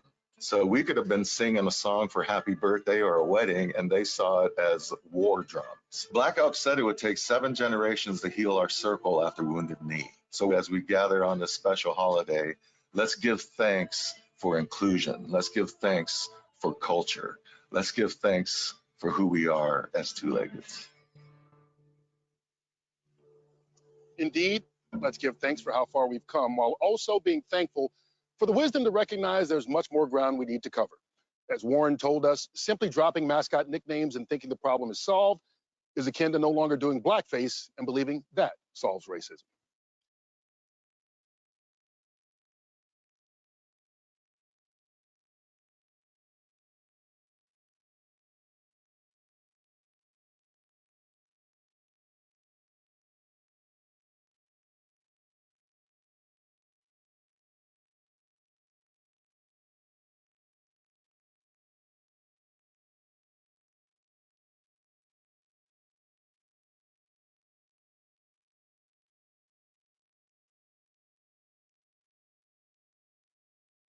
There we go. Okay, so now you can hear me a little bit better. But again, Wopilasis, thank you so much for the work that you do, and thanks for representing and getting out there and making a difference and representing our armed services in a good way as a warrior. Thank you, my brother, for sharing that business information and how we can deal with that stress and making sure that we give respect and honor to the people we work with, particularly the people that work for us. And that's something in leadership, is Leadership 101 is kind of the approach to making sure that if your team is getting that value, you know, that's true leadership. That's how we make a difference in the world of business. Now, I'm a product of Oglala Lakota. I'm one of those pavement Indians. I grew up in Phoenix, Arizona. So urban Indian is usually what they call it. But I'm so thankful I had the parents that I did that made sure I knew who I was as an Oglala Lakota. And every time we'd come back for school when I was a kid, people would be going, we went to Disneyland, SeaWorld, all this stuff. Where'd you go? We went to Pine Ridge. Okay? And that was awesome because they go, well, what kind of rides are there? They didn't even know what it was, you know. I go, geez, we got to go bareback horse riding. We shot 700 prairie dogs, and you know, I got lost in the Badlands, and you know, all that stuff back home. But thank you, Ina Washtelo. Thank you, Mom, for making sure that my brother and I know who we are. So I want to identify family. Many of us in Indian country, we introduce ourselves by families. That's a tribal indigenous thing. Our non-Indian brothers and sisters that are contemporary Americans, your ancestors used to do that as well. We generally now introduce ourselves by the work that we do versus who we are as individuals. So that's a common identifier. This is a picture of the 17 tribal leaders that met with President Grant at the White House in 1872. And my grandfather Stabber on the right was with Red Cloud negotiating peace with President Grant. Now, as we've mentioned, not all negotiations go well, right? Obviously, we didn't have a good negotiation with President Grant at that time, but you know, that was the outcome. And I'm very proud that I have ancestors that were representing people 7 generations ago, as well as all of us have that responsibility to represent 7 generations ahead. So that's how I was trained as a Lakota. This is who I'm named after. Toshunka Akan Wachakte, kills on horseback. My brother's Pujuta Wachasha, which is medicine man, and he's actually a medical doctor, teaching and running medical things. I took the warrior side, so thank goodness for football, so I could hit people and not get in trouble. Hey, yeah. So again, Washte, grandfather. So thank you for being there. Now the true leader of our family was Unchi, grandma. So here you see her with a ceremonial horse. It's with the regalia, the infant that she's holding. Unfortunately, that infant perished, didn't make it. That was common. You know, it still is, unfortunately, today with many of our communities. So that's Unchi May Stabber Featherman. What is your dream? Are you still dreaming? Yeah, I hope so. Never stop dreaming, because you never know what can be the outcome of that dream if you take action, right? What is your passion, right? What do you want to do? What kind of footprints do you want to leave? for future generations. So how can we do this? Mine was athletics, education, Hollywood, being a Native advocate. And now, after my 3 heart attacks and heart surgery, I want to be an elder. Hey, you know, I'm an elder in training. I might be an elder already and didn't get the memo. Hey, you know, I like to call this gray knowledge highlights. Hey, you know. So again, with these dreams, you know, I was able to pursue my dreams again with having that family structure and that grounding in who I was. I knew who I was early as an urban Indian, dealing with non-Indian environment, right? So that's a unique element. I teach this a lot, and I utilize 7 Habits of Highly Effective People. Anyone hear of that book, that training? I Indianized it for my curriculum. I Indianize everything. I can't help it. But again, this is great. I was doing a class for Alaskans, so this was very appropriate with the iceberg. But all that success, what people see as success, is the smallest part because of all of that under the water that we all have to do in order to succeed, right? So you don't see all of that persistence and those failures that we all had. Believe me, in professional athletics, do we win every play? No, in fact, we lose a lot. But do we learn from that loss? If I give up a sack on Joe Montana, I know I'm fired, right? So again, I need to be able to learn from those elements and have that dedication and persistence and good habits and get through those disappointments. Because ultimately, I was, NFL usually stands for not for long. But in my case, it was not for this Lakota. Hey, yeah. So I got a few years in and a few game checks, but it was cool to be able to pursue my dream and have that experience. But what people see, they don't see what's underneath. So all of that hard work, that dedication, what you need to do in order to get that element above water. And what do you want to be? What do you want to show in terms of that process? Athletics, Rose Bowl was a bonus.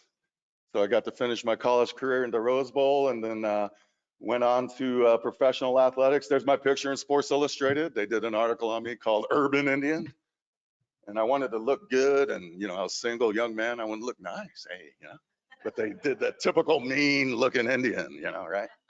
So there's my picture in Sports Illustrated when they did that article for urban Indians when long hair was an issue back then, you know. Now you see long hair is everywhere, right? So I like to say I blazed the trail, hey, you know. But again, I got talked to a lot by, you know, the Bengals. Most of the teams are going, that's dangerous to have long hair. I go, don't worry, coach. If anyone pulls my hair, I'll destroy whoever does it. So there'll be 1 player short, hey, you know. So again, that was an aspect of being around a lot of type A personalities in professional athletics. So that humility, that part of that we need to know with those core values as Lakota. Sometimes I had to step out of that Lakota box to be appropriate in an NFL football team, right? And other corporate America situations that I've been in, and Congress. Well, we won't go there. So the arts and entertainment, I wanted, after NFL, I was gonna be like Jim Brown, you know, Fred Dreyer, I'll go do the Hollywood thing, right? So I was dreaming big, why not, you know? And of course, NFL was short, so overall it was unsuccessful. Fortunately, I got to play in NFL Europe, and arena football was my summer job during my graduate studies. So it helped finance my education, football did. Hollywood here, my first movie was Substitute with Tom Berenger. I accidentally knocked him out. He was out for 2 days. So I got in trouble by the producers, but we got Fight Scene of the Month on Cinemax. Hey, so they used the shot that I accidentally hit him. So these are some of my roles. As an actor, was it frustrating for me as a Native American, as an Oglala? What kind of roles was I playing in Hollywood? What was the assumption of Hollywood in terms of what Indian people are, right? Cowboys and Indians, good guys and bad guys, cops and robbers, all that stuff with Hollywood. It was quite frustrating as a educated Native person portraying some of these roles. So I know I'm no longer acting, but I may come back now as the old elder guy, hey, you know. But again, that was a frustration for me, so I just got out of it. The final straw was Adam Sandler when he remade Longest Yard. And I got that part for Bull, the big Indian you know. But Adam changed the script and made the Indian the guy that he beats up instead of the guy that was the strong guy of the prison, you know. So I was excited for the role, and then Adam comes in at Sony Studios. The whole cast is there. Burt Reynolds and Cloris Leachman. Cloris Leachman, I have to tell this story. She walks in and it's a room full of big guys. There are guys bigger than me. It was awesome to be there. All men, Burt Reynolds, the whole bit, you know. And then she walks in, she goes, well, boys, I'm taking over. She got up on the table and she mooned us. And she was 75 years old at the time. So I've been mooned by a 75-year-old woman. Hey. But that was, of course, Cloris Leachman. We just lost her recently. But she had a great story of her experience in Indian country, as well as Burt Reynolds did with Sonny Six Killer in the original Longest Yard. And then Adam comes in and goes, I need you, he comes up right to me, I need you to sound more foreign. What was he asking? And I immediately said, oh, you want the Hollywood stereotype Indian? And he kind of stood back. And that cost me my job. I didn't get the part, right? And that's fine. I mean, it cost me $100,000. Would have been nice to have that, but not my integrity as a Native person. So that was fine losing that part. But we don't go to Adam Sandler movies for cerebral experiences. But microcosm of society is Hollywood perceptions of different cultures. So I hope to change that, and I'm doing it now behind the camera instead of doing it, you know, being filmed.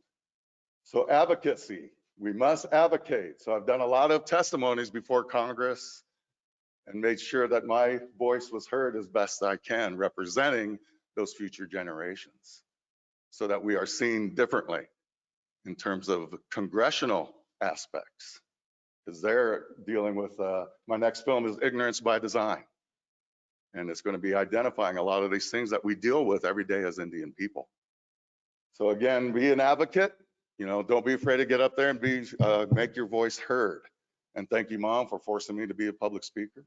I used to didn't like it, you know, because after Rose Bowl, all these schools are going, come speak for us. I go, no, thank you. And then Mom found out. She goes, boy, get your ass up and do it, right? Yes, Mom. So thank you. So now you can't shut me up. I'm up here, you know, after being afraid to be up here. Good day for Indian country this year. Finally, we have a Native person running the interior. Took a long time. All right.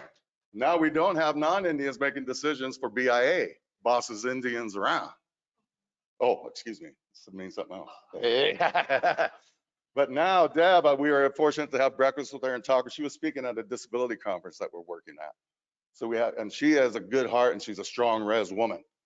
So she will stand up to those that have been taking advantage of us in Indian country. So we need more of that. It's slowly, very painfully slowly for us as Native people to be included in these systems. But now we have someone that will be a voice. So after my education and getting my master's, and I'm one of those dropouts, I didn't finish my doctorate, sorry. But again, the entrepreneur element is I wanted to create something, warrior society development. Now, why do I call it warrior society development? You know, we shared our reasonings. You know, that's our label, our brand as companies. And I want to develop warriors. I want to get that element of being proud of who you are and know who you are as an Indigenous person, but also know how to work in the contemporary America with our non-Indian brothers and sisters. That is key. We need to be able to work in their environments, still keep our heart as Native people and don't compromise, Adam Sandler, hey, you know. But again, who can we make sure that we have that opportunity so that we now, I have WSD Productions. So now I'm a producer suddenly. My goal was always, and one of my other dreams was the PGA. You know, Phil just won down the road here, but I didn't make that. But I'm now eligible for PGA Producers Guild of America.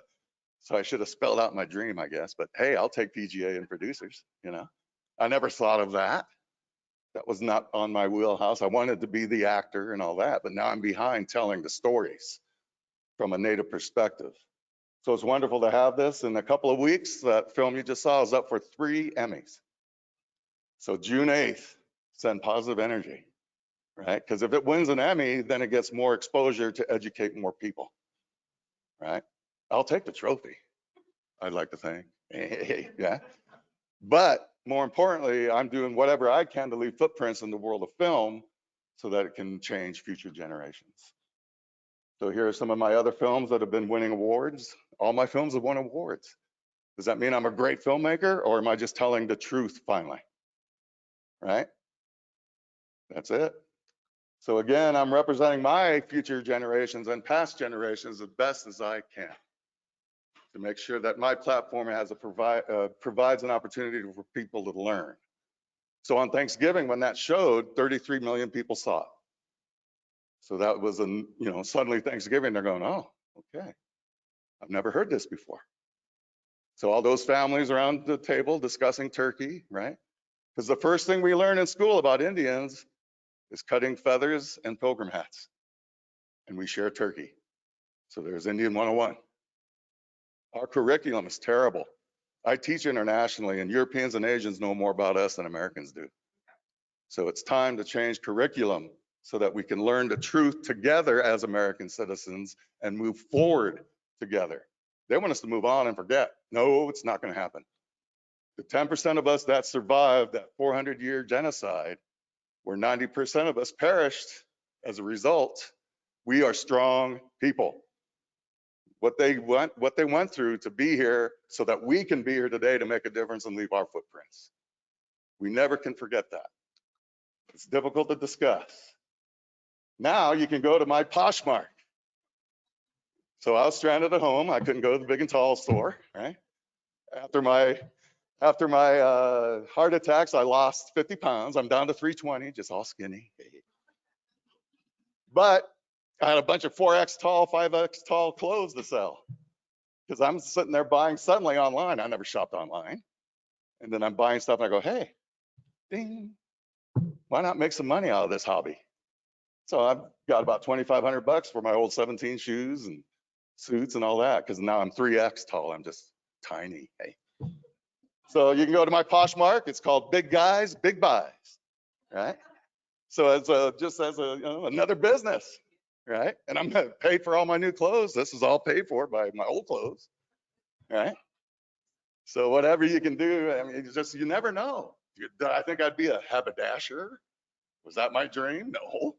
But my dream to pay for my new clothes is a bonus, right? So I was going, man, all these clothes I can't wear anymore. Now you can buy them. Hey, right?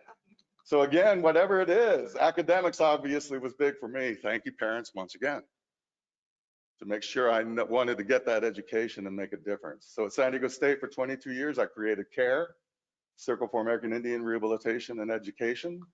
I created post-employment training, American Indian Rehabilitation, the Ptac Program, where 17 of my 115 students got their master's degrees as a result of this certificate.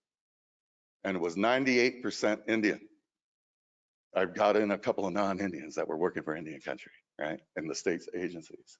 Now I have at University of South Dakota, I thought I retired from academia in 2015, but I was pulled back in because it was in the homelands where I could make a difference for our people and create the Oyate Circle at University of South Dakota, where it serves disabilities. We have the highest rate of disability than any other culture in the world. Why is that as Indian people? Well, IHS being funded at 60% is the first culprit, right? Some of these issues that we're dealing with disability, and I joke I used to cause disabilities as a football player, but now, because my dad showed me what true strength was, living with MS for 37 years and working as long as he possibly could, regardless of his disability. What I saw was true strength. When he went through those struggles, that was a great experience for me. So I developed, a lot of my stuff has gone to disability. And I've made a few Hall of Fames as an athlete, but just the last month, I made my first Hall of Fame for my brain. Hey, as a teacher, as a mentor in the world of disability. And this was a great honor and honor my father, because he fought hard for many years. He's made his journey, but he's still with me. And I represent him as best I can through the disability work that I do. So vocational rehabilitation, there's 85 tribal voc rehab programs that's getting people with disabilities training to work. Access them and they'll train them and specifically for the work that you need. and you'll get a tax benefit hiring people with disabilities. So again, 7th generation philosophy, I'll close with this. 10 two-letter words for success. If it is to be, it is up to me. Right? Never be afraid to ask for help, because we're in this for the future generations. As Sitting Bull said, let us put our minds together and see what life we can make for our children. We all have that common bond as human beings. We want a better life for our next generation. And that's why we're here, is those little ones, so they have a better opportunity to start their business and live their dreams and keep their Indian heart in contemporary America. That's my dream, and those are the footprints I'm trying to leave. Palami Awashtelo, thank you so much for this opportunity to share with you. Thank you.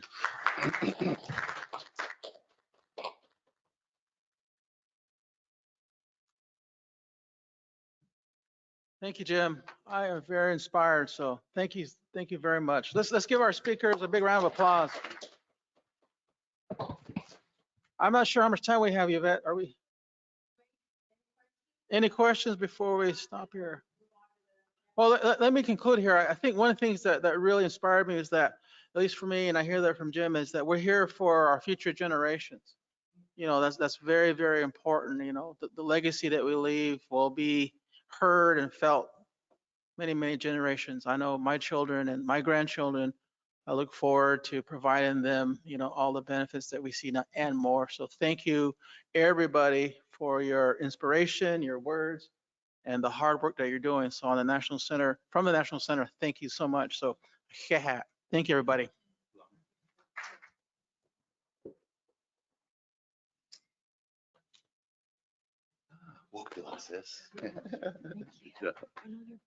You know, Dr. Dunn? Yeah.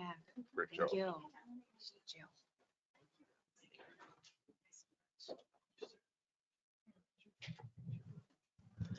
you. Oops.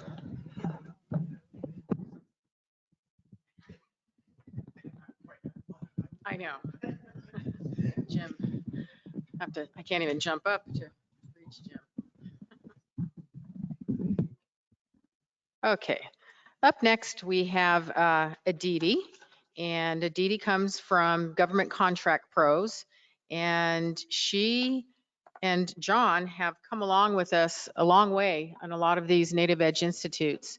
Aditi is the co-founder and director of Government Contract Pros. In this capacity, Aditi works with businesses aspiring to obtain their next opportunity in the federal marketplace.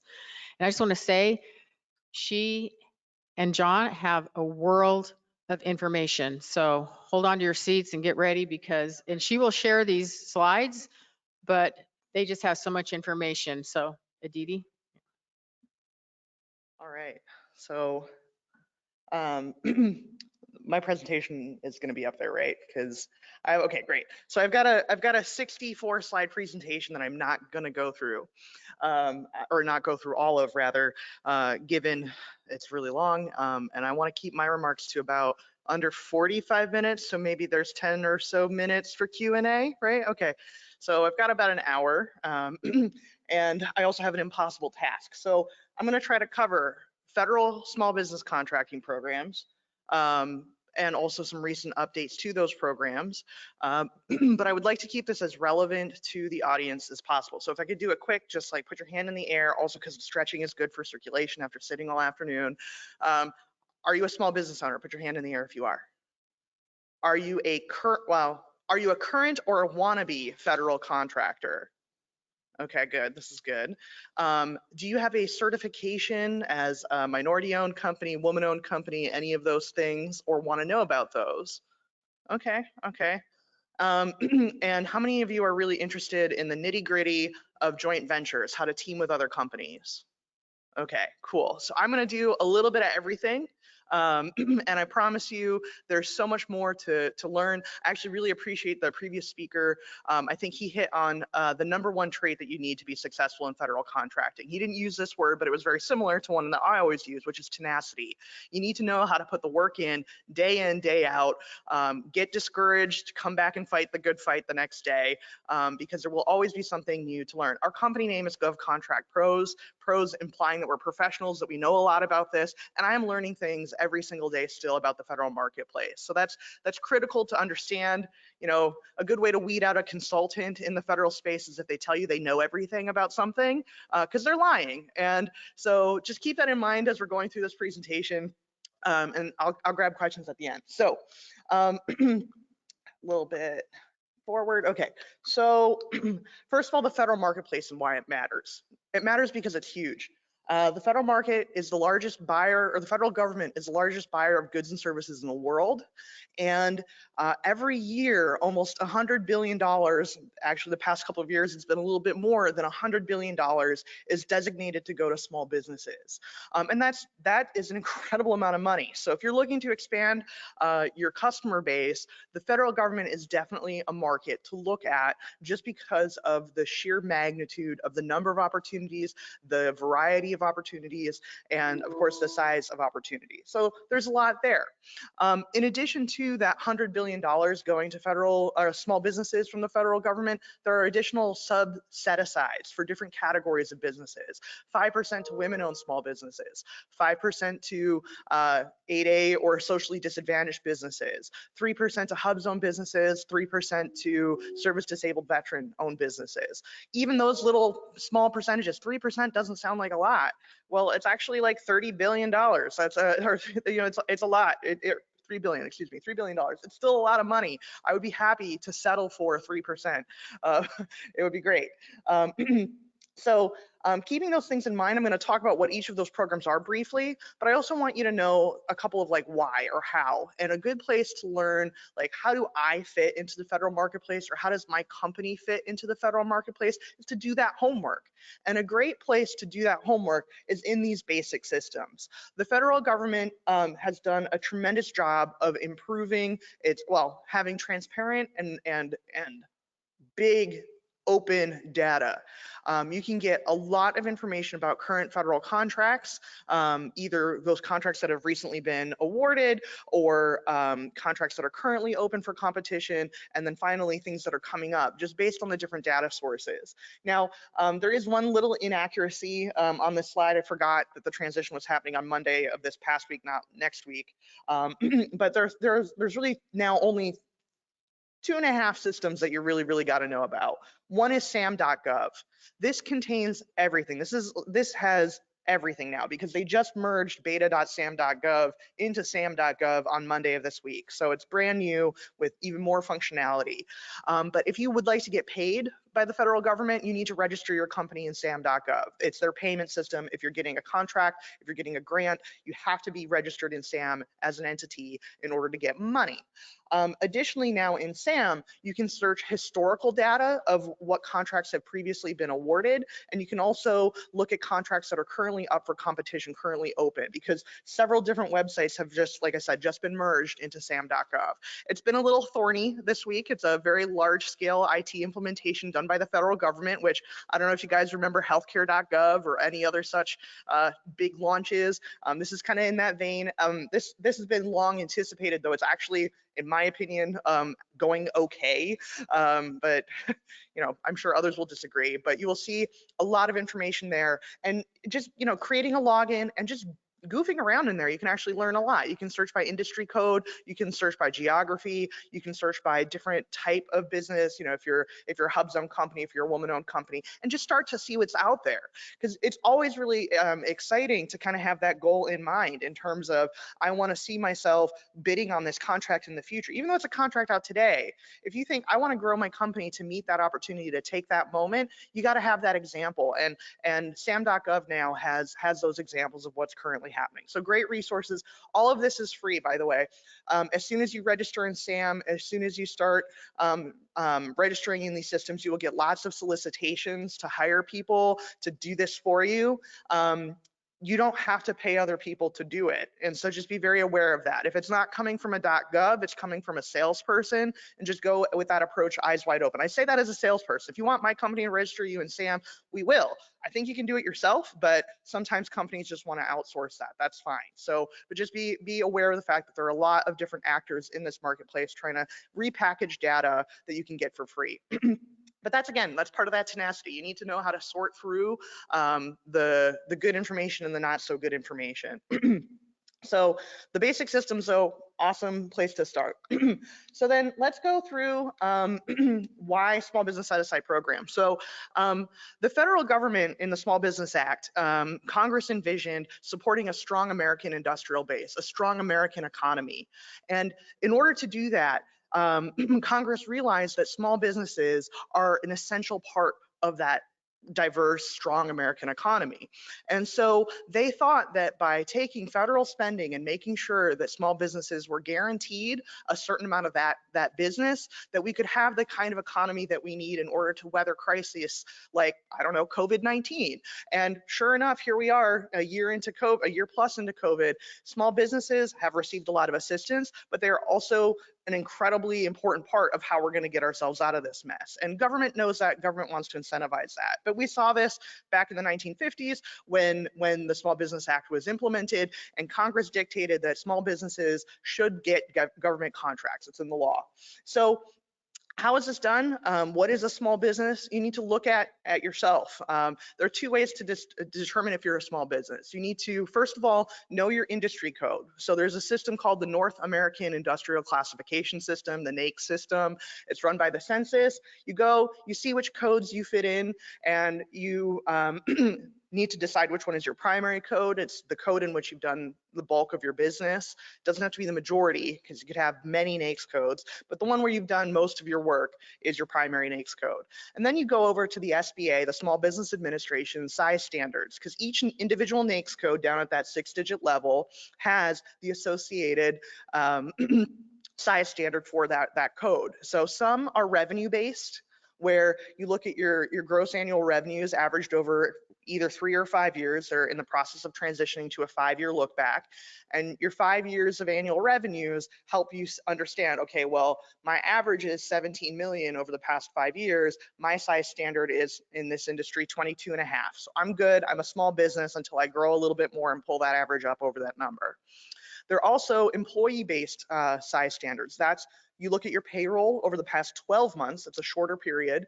And if you have over a certain number of employees, some of the lower ones are, 75 employees, 150 employees. If you have more than that number, then you're not a small business. So then you're not eligible for these programs. So many companies kind of look at small business size standards, they look at their NAICS codes, and they keep that in mind as they're developing their business strategy for engaging with the federal government, because it's foundational, really understanding size standards to make sure that you stay small for as long as you can.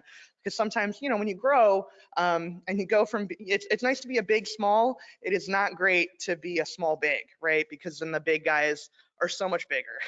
You're like, oh, I'm big, I'm a $40 million company. And then you turn around and you're fighting against Raytheon for a federal contract. Odds are not in your favor. So just keep that in mind for your growth strategy. If you want to be a big federal contractor, there are plenty of companies that are small and they stay small for 25 years and they do great. A $35 million company is actually a decent sized company. I'd be happy to have that, so different types of strategies for what you're looking to do in your business. So once you've determined you're a small business, then you can start to look at the other different small business programs. There are generally small business contracts that are solely set aside for small businesses. So you're already ahead by reducing competition to only your fellow small businesses. So the federal government is required to set aside a contract for small businesses when they've done market research and can identify that there are 2 small businesses that can fulfill that requirement. Now, does that always happen? No, and we'll talk about that when that doesn't happen in a moment. But generally speaking, to eliminate the Raytheons, the Lockheeds, the megacorps, and just compete against small businesses is a much better strategy for limiting that opportunity and improving your odds for getting it. So being a small business is good. And so, yeah, we're talking about all the eligibility requirements. We did that. That's great. And so let's talk about the enforcement part. So as I mentioned, anything over $250,000 has to be set aside for small businesses when there are 2 or more that could be able to do the work. And anything under $250,000 is supposed to be shall be awarded to small businesses. You can't even go to a big company unless it's a Microsoft Office license. It's a proprietary specific thing that's needed by the government. But when you see that an acquisition is not following these rules, who do you call for help, right? You're a small business. What do you do? there are a few different places, and this is actually probably one of the best points that I'll make in this presentation, so pay attention. There are 3 people you need to know for every federal contract. You need to know the contracting officer, who is the person that is actually sitting in that federal agency that is going to say, you know, I need a bio for a speaker, and it needs to be under 250 words, and I'm only going to pay $50 for this bio. I'm the contracting officer. I'm going to evaluate proposals to write this bio, and I'm going to award it to the one that I think can give me the best product at the best price, right? So that's the role of the contracting officer. You also need to know the person who wants the product. It's the program office, right? So the contracting officer isn't putting on events to educate minority-owned companies. In this case, maybe I don't know if this is an MBDA funded one. I'm sorry, but there are different agencies that do these types of education events, and so that person who's coordinating the program is actually the person who wants the product. The contracting officer is effectively a human credit card acquiring it for them, but the purchaser is the program office. So you need to know that person as well. And then the third person is the small business liaison officer for the agency. There are usually offices of what are now called Office of Small Business Programs. Sometimes they're called Office of Small Disadvantaged Business Utilization. That person in that office is responsible for making sure each agency is meeting the small business requirements for that agency. If you know those 3 people on a contract, you are doing very well for positioning yourself to get that contract. There's also, now here's the secret 4th person, the procurement center representative. This is a person who works for the Small Business Administration, but oftentimes you wouldn't know that because they actually sit in the federal agency alongside the contracting officers, alongside the Office of Small Business Program employees, and they are actually responsible because their master is the SBA. They're responsible for making sure this rule of 2 is enforced. And so if you see a big acquisition that you've been tracking and it should be a small business set aside, or it should be an 8A opportunity, or it should be a WOSB opportunity, and it's not, you can contact the PCR and say, hey, PCR, I think this agency is doing something a little goofy with this acquisition. Can you look into it? That's it. And oftentimes the PCR will track down what's going on and say, hey, actually, contracting officer, your acquisition strategy for this is ignoring the rules and laws governing small business procurement. You got to do it over. It is the Small Business Administration doesn't have a lot of sticks when it comes to carrots and sticks for incentivizing different behaviors around meeting these rules. The PCR can actually stop a procurement. Can you imagine being somebody at the Department of Defense and saying, you cannot buy that software, that custom software program to calibrate your missile system because you did not appropriately consider small businesses? The PCR can do that. The PCR can stop DOD, Department of State, Department of Justice, any of them, if they're not following the rules accordingly. And that stop, that's called a Form 70, that can go all the way up to the secretary of that agency, which if you are the contracting officer at the Department of Defense and you aren't doing your job properly, and now the Secretary of Defense is hearing your name, you are not in a good spot. That very rarely happens, but it's a secretarial appeal. It goes up to the secretary, the administrator of the Small Business Administration gets involved. It's ugly. You don't want it to happen. It almost never does. So it's a very powerful tool. And the PCR is the one that wields that. So it's a very important person to know.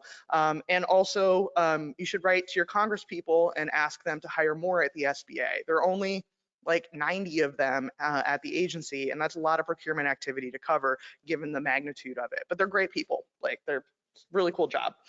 So I guess we'll move on. And that's generally the small business landscape in terms of how set-asides are done, in terms of looking at the rule of 2. You can have a set-aside that's done a little bit more specifically to women-owned small businesses or hub zone and so forth, depending on the availability of those firms or the responses to the market research that are conducted by the contracting officer. But if you, and that, again, it's a great way to kind of limit your competition. You go from competing with every business to small business to only women-owned hub zone businesses. There are not that many of them. That makes your odds a lot better. And we'll talk about sole source authority in a few moments. The one other thing I'll call out is also about the rules of affiliation. Like I said, we're covering a lot of ground.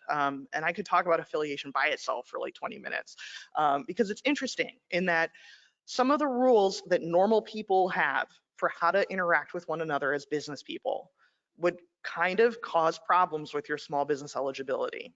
So let's say let's say I'm starting up my company, my new company. I'm going to leave GovContract Pros and I'm going to start a different company. I want to do IT software development, but my good friend John, who, you know, he and I co-founded this company, he's going to let me use office space because he's got extra, and you know, he'd like to keep me around, you know, bounce ideas off each other in the break room.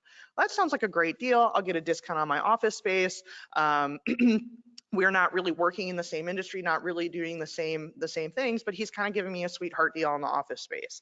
That could create some questions in terms of affiliation. Like, what is the actual business relationship? Why is it something that's like below market rate? Is that a potential issue where he and I are actually working more closely than we are presenting to the government? You know, that happens. It's not always a bad thing in terms of affiliation. Just because he and I share an office, that doesn't mean it's a bad thing. You know, it could be very beneficial for me to, you know, reduce my startup costs. But the thing you have to keep in mind, again, is that long-term strategy. The downside of affiliation is if you are found to be affiliated with another company, and then the SBA or another agency looks at your size standard and says, are you actually still small? They will not only look at my company revenues, but they also look at the revenues or the employees if it's an employee-based size standard, and they will aggregate all of the affiliated companies together. So all of a sudden you thought you were a small business, you're borrowing space from a much larger company, you're found affiliated with that company, now you're losing your small business status. That's not great for eligibility. But it's not always you hear about it, especially if you hear an attorney talk about it. I love attorneys, but they always talk about it like, and now you're gonna die. And it's not the truth. You're gonna be fine if you're affiliated with somebody else. You just need a different strategy. And you know, and an affiliation is not like it's not the end of the world. You're not going to die. You just need to know what you're doing, so you can affirmatively choose to acknowledge your affiliate and know that that's part of your plan. That can be okay, but you just also have to have that end in mind. That's a Covey thing. Begin with the end in mind. Is you want to make sure that you know the consequences of the little actions you're taking today, because it can really affect you down the road. So with those business relationships, so it's good. There are actually some really great law firms, especially in the DC area, that have done great like hour-long sessions about affiliation and how to navigate that. I highly recommend just like enduring it for an hour. Maybe that night you're having a hard time sleeping. It's a good thing to get in your head. So now we'll do the fastest review of small business other designations that I can muster. I'm talking fast already. It can go faster. It's great to actually be talking to physical people though, because when I go too fast, people glaze over. And so I really appreciate the feedback. It's so much better than the webinars we've been doing for the past, you know, year and a half. So thank you. And please fall out of your chair if I'm going too fast. But the 8A Business Development Program is a cool one. So this is designed for people who are socially and economically disadvantaged. Social disadvantage is first, right?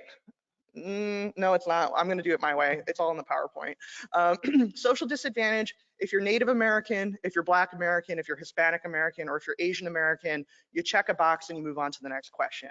If you are not those things, if you are a person with a disability, if you are LGBT, if you're a person who grew up in a rural community and had limited access to education and business advancement opportunities, if you're a Caucasian female, most of those groups, or any of those groups, can apply through what is called a preponderance narrative, where you talk about the discrimination you experienced as an individual, and you say, I have social disadvantage because I'm a member of one of these groups, and this is how I experienced specific discrimination. So easiest thing to be is one of those 4 groups, check a box, move on to the next question. If you're not, but you think that you should be able to benefit from this program, you may want to consider doing a preponderance narrative to clear that hurdle and get that social disadvantage status.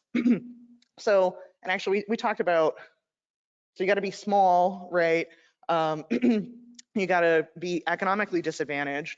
So economic disadvantage, it's 3 numbers that you're looking at. Overall net worth, you have to be, your overall net worth has to be less than $6 million. The one thing you can exclude from that is any qualified retirement account. So your Roth IRA, your 401k, any of those things you can exclude from that $6 million. The second net worth ceiling is $750,000. You get to exclude a few more things. All those retirement accounts, you get to exclude the equity in your business, and you get to exclude the equity in your primary residence. If you take away most Americans' house, company, and retirement accounts, Most people are worthless, so it is actually a pretty generous definition, especially at 750K. They just raised that ceiling last year. And so that's actually a nice threshold these days. I've had a bunch of clients who were not eligible at the 250 or 350 ceiling who are newly eligible with that. The place where most people get hung up is if they have a second home or like a killer comic book collection. Like those are the things that, like, if they have a really high value, you can't exclude those from that calculation. And then the third number is adjusted gross income over the past 3 years. You have to have your adjusted gross income be less than $350,000 per year, averaged over 3 years. That can be sometimes tough because the agency is not consistent about what it excludes. Like, and I'm not going to get into the complicated tax stuff. I'm a nerd about this. I'm so sorry. I'm just going to walk away and move on to the next slide. But I love talking about this. I do the financial calculations for lots of our clients. It's because I'm a nerd. I'm sorry. But why? Why are we even talking about this? I'm sorry, I buried the lead here. So why do you want to be in the 8A program? So we talked about the big funnel of federal opportunities, narrowing it down to small businesses, narrowing it down to other 8A companies. Cool. There are only about 6,000 companies in this program. So you've gone from millions of businesses now to 6,000 competitors who are 8A. If you slice it down further by industry, let's say you're in a huge industry like IT services, there are a lot of IT companies in federal contracting, you're still down to 2,000 or 3,000 companies as competitors. And then of course you have your own unique special sauce on why you're the best IT contractor. So, you know, that's looking pretty good going from everybody to a couple people. And then the other thing that's really important about the 8A program, well, two, it's a business development program. So they give you technical and management assistance to grow your company strategically. And that can be getting to government compliant accounting systems. It can be management training, it can be HR compliance training. It can be how to improve your proposal writing, all sorts of things to help you be a better business person. And if you're not doing that, if you're always working in the business and never taking time to work on the business, you're gonna slow down and fail eventually, or at least really burn out. And so to take that time and like to have that support from the government in order to improve your business processes is huge for a lot of companies. A lot of people think that's cool, but then they realize, well, what's the real deal? Well, it's the sole source opportunities. It's not just a contracting program. There are those technical assistance opportunities, but the big thing for the 8A program is to go from competing against, like I said, all those other businesses down to if a contracting officer really, really likes you and likes you specifically, they can just give you the contract. That's a sole source opportunity. That's big because your competitor then is yourself. Like, are you going to just meet the expectations of the contracting officers in order to get the opportunity? Yeah, if you can do that, then boom, you've got a contract. There are also competitions that are only limited to 8A, so 8A competitive contracts. Still, that's when you're down competing against those 2,000 or 3,000 other businesses if you're an IT services contractor, or even fewer if you do something really unique in the federal space. So that's why it's important. You go from competing against everybody to here is your contract. Can you start performing it? Very, very, very good incentive to get into the program. So now that you know why you want to be there and you know a little bit about what you need to be in order to get there, there are two other things about your company. One, you have to either be in business for 2 years or otherwise be able to demonstrate potential for success. So it's kind of weird. On one hand, the agency wants you to demonstrate how you're economically disadvantaged and have had difficulty advancing in the kind of capitalist ecosystem. But then on the other hand, you have to show how your company is actually capable of meeting the requirements of a federal contract. So it's a little difficult dance to do, but generally speaking, you need to have a decent working capital position for your company. You need to show income over the past couple of years. That's how you demonstrate potential for success. And then the other thing is you have to be of good character. I hate this requirement. It's in my opinion, it's systemic racism. It is an implication that if you are in a minority serving program, you have a criminal history or you're defrauding the government. I would love for this requirement to change. But basically, if you've paid your taxes and if you've generally avoided felonies, you're going to be able to clear this bar. But if I were in charge of things, Congress, I would change this because I don't think that character, especially in Congress, is something that we really care that much about. So, I mean, whatever. So, but it's actually really surprising. I have seen companies, individuals really, who have done things in the past that have actually gotten into the program. I'm not going to specify it because I don't know what you guys are doing later and I don't want to give you ideas. But there are things you can do that you can actually still get into the program. But if you don't pay your taxes, you're not getting in. Okay, so that's like the #1 deal breaker in their definition of character. If you have unmet federal tax or student loan obligations you're not paying, you do not have good character in the eyes of this program. So that's where the priorities are, follow the money. So those are the key tenets of the 8A program. It's a difficult application process in many ways because there are a lot of different moving parts, but it is definitely something to try to get into, and there are lots of different supports. You know, there are companies like mine, there are Ptacs, there are lots of different ways to get the support that you need at either no cost or low cost or high cost. And so, you know, it's definitely something to think about. So that's the 8A program. I'm going to go through the other ones a lot faster. I just thought this would be particularly interesting for this group. We talked about this, and I think Yvette said she would email all the attendees this massive PowerPoint that is basically my brain. Okay, so I skipped over the Buy Indian Act.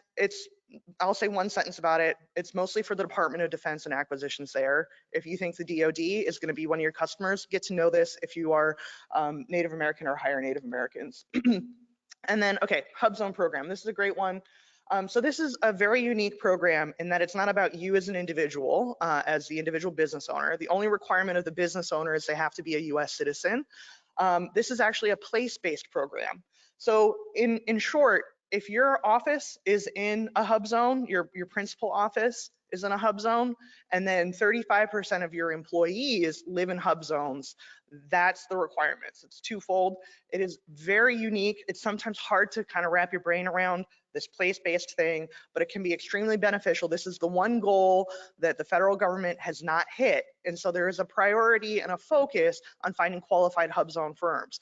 The rules also keep changing to try to keep it easier or make it easier to stay in the program. So like just this past, I guess it was 2 weeks ago now, they extended the deadline. The maps aren't changing for another couple of years because the maps would change. You put your headquarters here and then it would be redesignated. You'd get the building didn't move, but it's no longer a historically underutilized zone. So now it doesn't count. Well, that's annoying. I just planted here. They've extended that runway. And so now it's not changing as much. And then also you can't control when your employees move. So if you hired an employee, they live in a hub zone and that's when you hired them and then they worked for you for 6 months. And then that employee is like, I'm moving to a different neighborhood. Like you as their employer should not be like, you can't move. They can now and they will continue to count as long as you employ them continuously. So it is easier than ever to maintain compliance with this program. It is still complicated to understand what that means, but there's an organization, the Hub Zone National Council. They do a great job of educating entrepreneurs about the nitty gritty.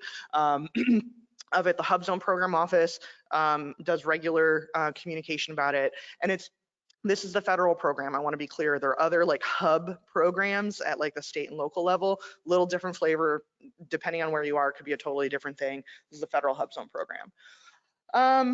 And I guess of note here, hub zones are based on, like I said, geographic boundaries. In urban areas, it's something as small as a census tract, which could be just 1 or 2 blocks, and then you cross the street and you're no longer in a hub zone. It's based on like employment numbers, poverty numbers, those types of things. And then you get things like rural non-metropolitan counties that are whole counties that are designated as hub zones. And then a lot of tribal land is designated hub zone. And like that is not changing. Like it is just, those rules don't take into account some of the like employment metrics and things like that. It's just Indian country will be in this program, full stop. It's less complicated. So it's a really, really fascinating program. The idea is to improve given geographies by creating job opportunities and employment by domiciling your companies in these areas. The Service Disabled Veteran Program, it's a difficult thing to kind of wrap your brain around because there's kind of 2 ways to be a veteran. From a federal contracting perspective, there's the VA program, and then there's the rest of the government program. I'm happy to speak to any veteran in this audience independently afterwards about those nuances, but basically knowing which designation you want for this, you have to know who your customer is and what they're expecting, because you could possibly be fine with just checking a box saying you're SDVOSB, and that's way easier than actually going through a pile of paper, send it to the VA, get an actual verification. But also having the verification is sometimes beneficial. The VA is the only one that requires it, but there are lots of other contracting officers that are like, well, if you're VA verified, I have higher confidence in you. That's kind of bending the rules a little bit, not exactly how I'm supposed to do it, but if you can go through it, it is worth doing. And then of course the VA does have their Vets First initiative where they look at veterans before any other source. So the VA is a good customer if you are a veteran. So cool, it's like complicated. The good thing about the veteran programs, though, they're getting more alike. Congress mandated to VA to just use SBA's rules, and that's awesome because they used to have these little variances that were really weird, and now the VA's rules are look at, and it references the SBA's rules. So now you don't have to know two sets of rules. You know one set of rules. It's much easier to play by only one set of rules. The Women-Owned Small Business Program, also complicated. Many ways to be a woman in federal contracting. I've worked on this program since basically inception in terms of the actual certification, and it's gone through a lot of changes. The short version is if you meet the eligibility requirements for 8A for economic disadvantage, you'll meet they're now the same. You'll meet the economic disadvantage criteria for an economically disadvantaged woman-owned small business. The other nuance of this program is it's industry specific for set-asides. I have a lot to say about that, and I think I only have 20 minutes left. So feel free to talk to me about that at a different time or a different presentation. But if you want to, again, if you want to get into this program, I'm happy to talk to you one-on-one about this. I think that there's actually still a webinar when I worked at the Small Business Administration that I did about it. Still pretty good. And with the recent rule changes for certification, the SBA is doing a lot of education about this. So this is an interesting program in terms of the women-owned goal is 5%, and the government has sometimes met it recently. And so I think they're feeling optimistic about it and that the rule changes are going to help them meet this goal more. So it is a good time to be a woman thinking about getting into federal contracting or getting this designation. So we'll leave it at that. So, okay, last program to talk about, and this will segue into the folks who wanted to hear more about joint ventures. So this is kind of the cool kid on the block at SBA because it's the new one. The SBA launched the Mentor Protege program, the SBA Mentor Protege program back in 2015. What this is it allows businesses to partner with each other in ways that will help companies grow and get different federal contracts. So if you're on the protege side of a mentor-protege relationship, you are a small business and you are in the driver's seat of a relationship with either another small business that's hopefully bigger than you, or even a large business like a Raytheon or a Boeing or whomever. And the benefit of being in the mentor-protege relationship is, in getting it approved by SBA, is if you're working together under an approved mentor-protege agreement, that affiliation thing I talked about earlier is waived. You can use their office space at a discount. You can have business relationships with them, and you will not be found to be affiliated with your mentor. That's one benefit. Second benefit is that, well, the mentor can use the status of the protege, be it small business, be it 8A, and can do a decent portion of any work awarded to that relationship under the mentor protege agreement. And so that is a benefit to the potentially large business. They can kind of get back into the swimming pool with the smalls or the women-owned or whatever and have a chance to get a piece of that work.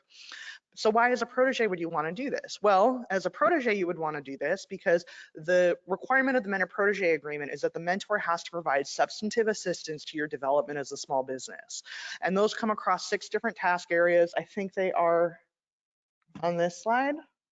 Yeah, management, technical assistance, financial assistance, contracting, business development, international trade, and general and administrative assistance. You can do a whole lot of stuff with a larger business that's a better established federal contractor if you kind of can use their notes and take the lessons learned from them and build that into your mentor-protege agreement. So you get that benefit.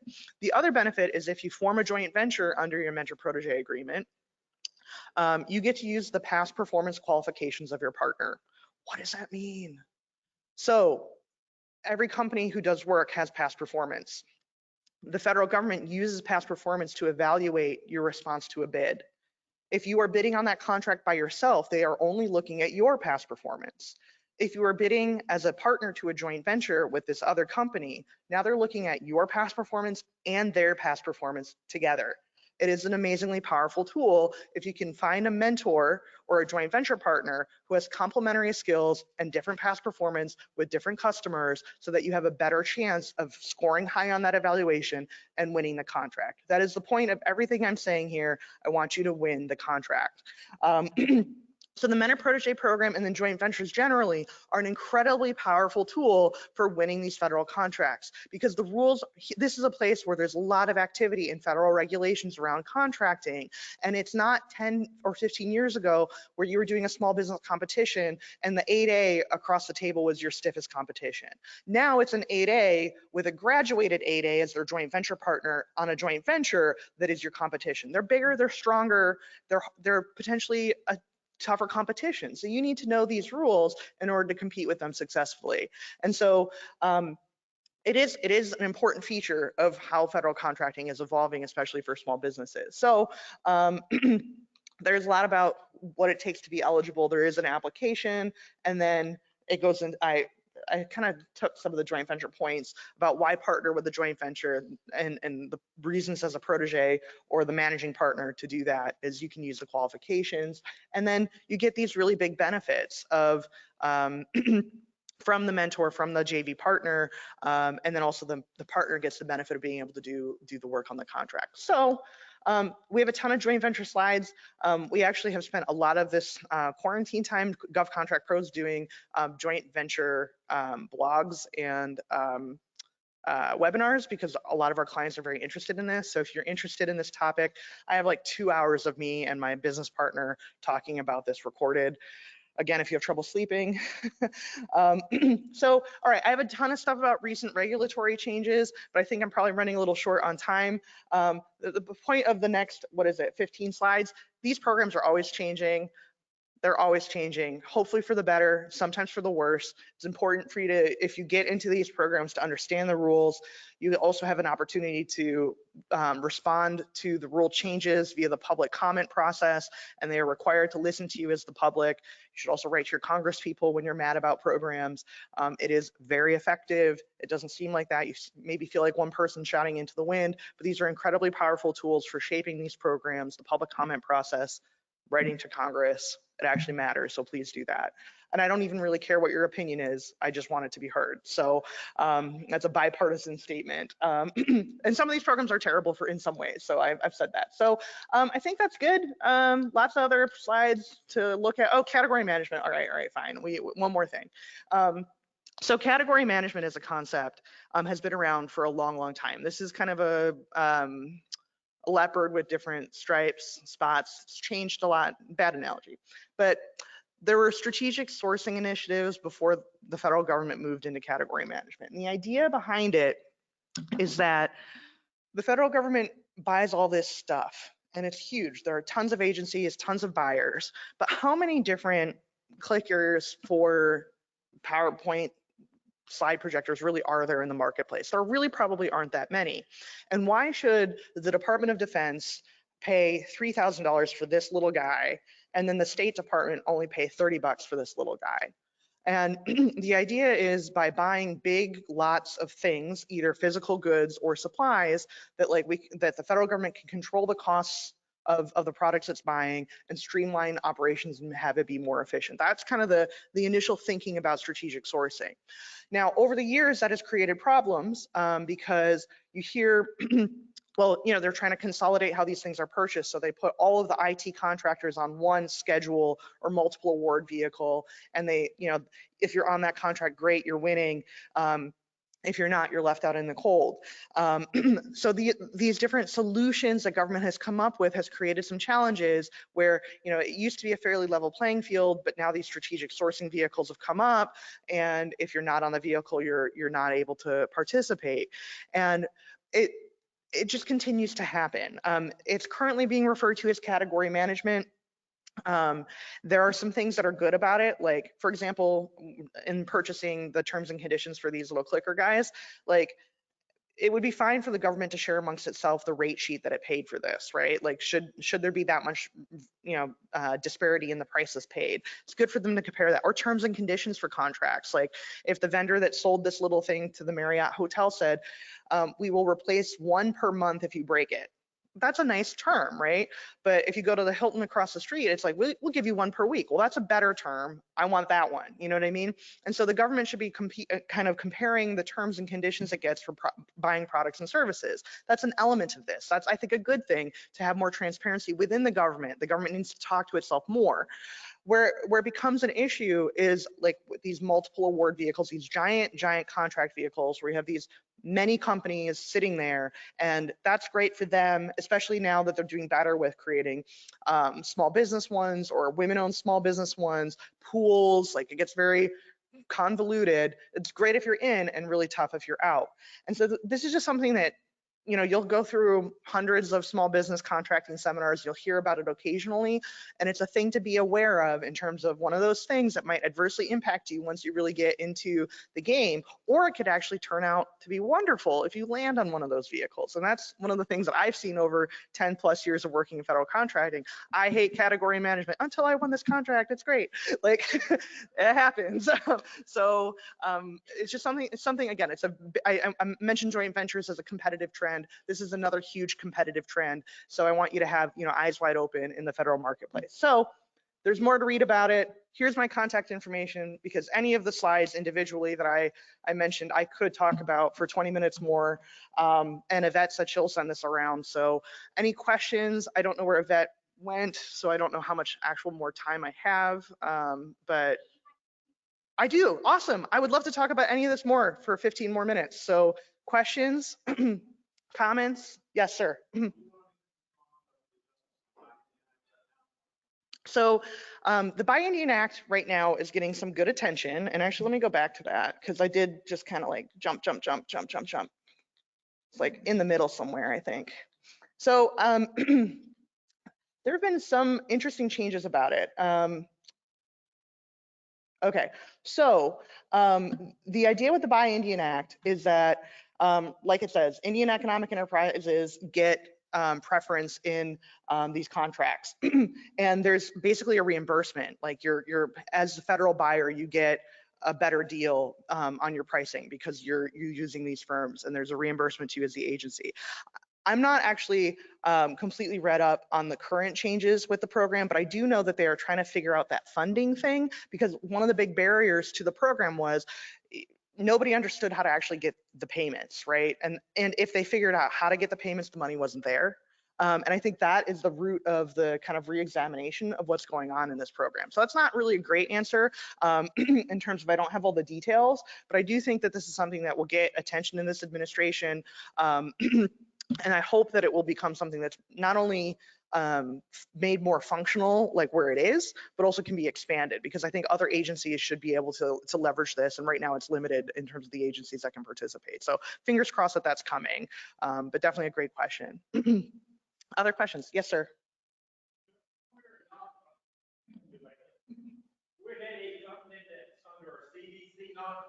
Mm-hmm.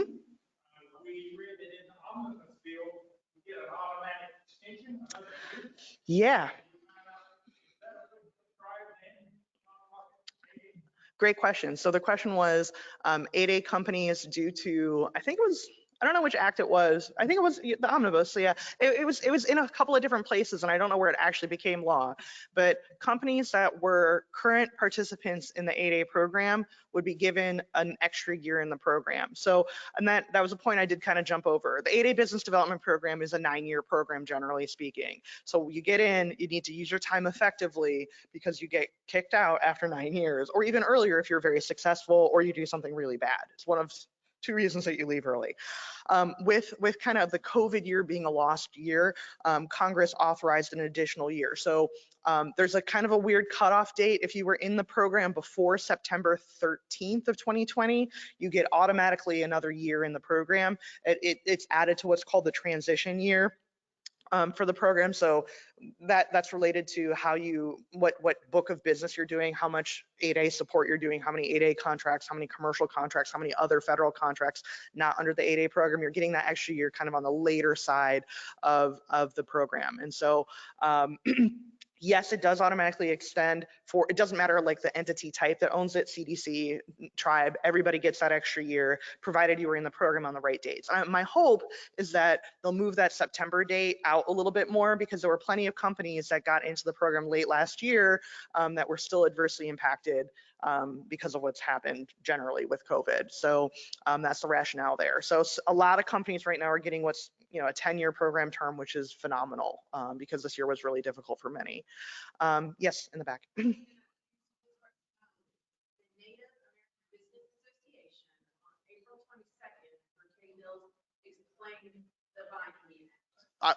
Great.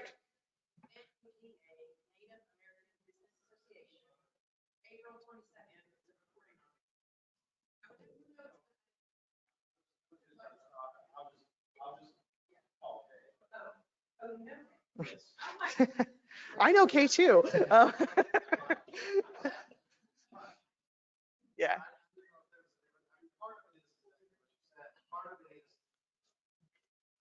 On their side of it said they haven't had time to implement it. Well, apparently in 2020, they said you can no longer use 110 years as your expiration. You use that excuse since Santiago came over from the BIA. Mm-hmm.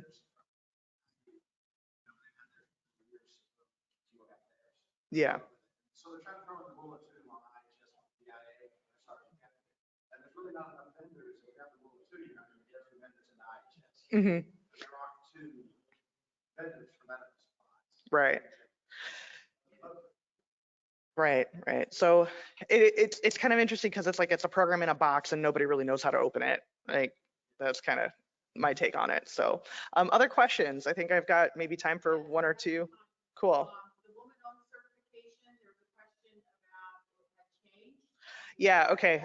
That's great. That's a great question. So I alluded to it hand wavy about the Women-Owned Small Business Program and its changes. So I'll do a little bit longer. In 1998, the program was established, setting that 5% goal. There was a long time where the SBA didn't really know how to implement it. We'll go with that. And so the program really didn't come into existence in terms of actually certifying businesses until somewhat recently, like 2013 or so. It was a self-certification program where you just checked a box and said, I'm a woman-owned company, I'm cool, right? And that used to be totally the right answer. But in October of this past year, they have now moved to a full-blown front-end certification. So it's like the 8A application, it's like the hub zone application. You have to send a bunch of documents to SBA in order to get that designation.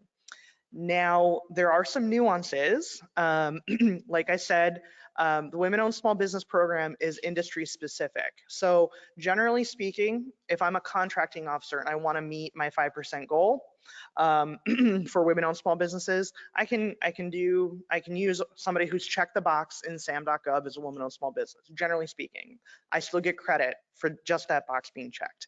However, this program is specific to setting aside contracts exclusively for competition amongst women-owned small businesses, or again, a sole source authority. Hey, lady, I like you, here's a contract. Like that is now an option under this program.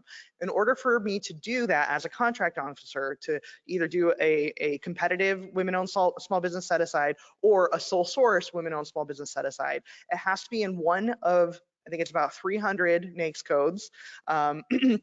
So like I said, industry specific, and it has to meet that rule of two. There have to be 2 women-owned businesses who have said that they are capable of performing the work, and then I can set aside that contract, or I can do the sole source if there's only one women-owned small business. So there's that contract specific or industry specific thing about the NAICS code of the contract. So if I want to do that set aside award or that sole source award, now that women-owned small business needs to be fully certified through SBA. There's a new, and this is part of the difficulty with the program. In the past 10 years, women have had 3 different systems in order to get their certification or get their representation, 4 if you count SAM. And that's just like an undue, unfair burden, in my opinion, that like in order to get access to this program, you have to keep updating your information and keep moving your information. Like entrepreneurs don't have other things to do with their time, like really. Currently, if you want the front end certification, you go to beta.certify.sba.gov. You put in your size information. So you need your tax returns, you need your proof of citizenship, and you need payroll. So you can answer those questions, tax returns for the past 3 years. Then you can finally set up your account. And then you can put in all the other documentation that you need to substantiate your eligibility for the program. It's a little bit difficult, and then you have to wait also. They review those materials and they give you an actual certificate now. There's also a third-party certifier option still, where you can go to 4 different other organizations, but you still have to send that pile of paper, and then you get one piece of paper back that says you're in, and then you still have to turn around and do what I just said at beta.certify.sba.gov, where you like log in and you upload just a certificate. You can also use your 8A acceptance letter if you're an 8A. But you still need the pile of paper, you're just sending it somewhere else. And you still need an account in that system. So it's not necessarily gonna save you that much work or time or effort going the third party route. They might have a little bit more transparency in terms of like assisting you with the application, or like, when am I gonna get my certificate? They probably have a little bit more customer service than the federal agency does. So that's complicated in terms of how to do that. And then of course, like the problem that you run into on the other side is not a lot of contracting officers know those procedures for setting aside or doing a sole source award to women-owned small businesses. If you are a woman-owned small business and you need to educate a contracting officer about how to do that, call me and I will do it for fun for free. Okay, like I have weird hobbies, and convincing contracting officers to use this program is one of them. You know, do what you love, never work a day in your life. That's kind of where I am about this program. So so feel free to avail yourself of that offer, because I just really want people to use this program, and it, you know, it's better now. You know, there are more industries that are eligible because of the study that was done 5 years ago. I worked on it, taking credit for that. But it expanded the number of industries significantly. It's been 5 years. The agency is, I think, overdue to reissue that study. So I hope it's coming soon, and I hope it has more industries, because to me, you know, it's about determining which industries are underrepresented, women are underrepresented, which other industries are women significantly underrepresented. The fact of the matter is women are more than 51% of the population, more than 42% of business owners, and we cannot get to 5%. That just screams underrepresentation, but that's just my soapbox on it. I think I'll stop now. More questions though, I'll take them. Okay, great question as well. So on that slide about know your systems, so sam.gov now has what used to be known as FedBizOps or FBO.gov. After FBO.gov got taken down, it was beta.sam.gov for a while, but you need to know either FBO, FedBizOps, beta.sam.gov, but now it's all in sam.gov. That is where opportunities over $25,000 are supposed to be listed for purchase for the government. One of the things that they do is they publish sources sought notification or requests for information. This is a pre-solicitation. It is early in the acquisition process. And this goes back to my earlier comments about market research. Contracting officers publish sources sought notices or RFIs to find out what the marketplace has in it. And so that's where you can, as a woman-owned small business or an 8A, you can say, hey, I am a capable small business or whatever my designations are, and I'm capable of performing this work. And when they find 2 or more small businesses or women-owned small businesses or HubZone or whatever, that's how they can set aside the contract from full and open competition down to that tighter, narrower funnel. So it seems like it can be a lot lot of work to respond to a sources sought or an RFI, but it's important work, because if you really like that contract opportunity, if you really want to get in with that agency, it's a great way to be one of the first names the contracting officer identifies. So that's a differentiator. Oh yeah, this guy, he responded to the RFI and he had a cool little brochure. That'll be a point in your favor. But then more importantly, if you are successful in narrowing the competition, you're again going from competing with everybody down to only competing with a couple hundred or a couple thousand other businesses, and it really increases your odds of winning. So very good question, Yvette. Thank you for that on sources sought. Any other questions? I think I'm probably. And then any, in a perfect world, the turnaround time for the AA certification.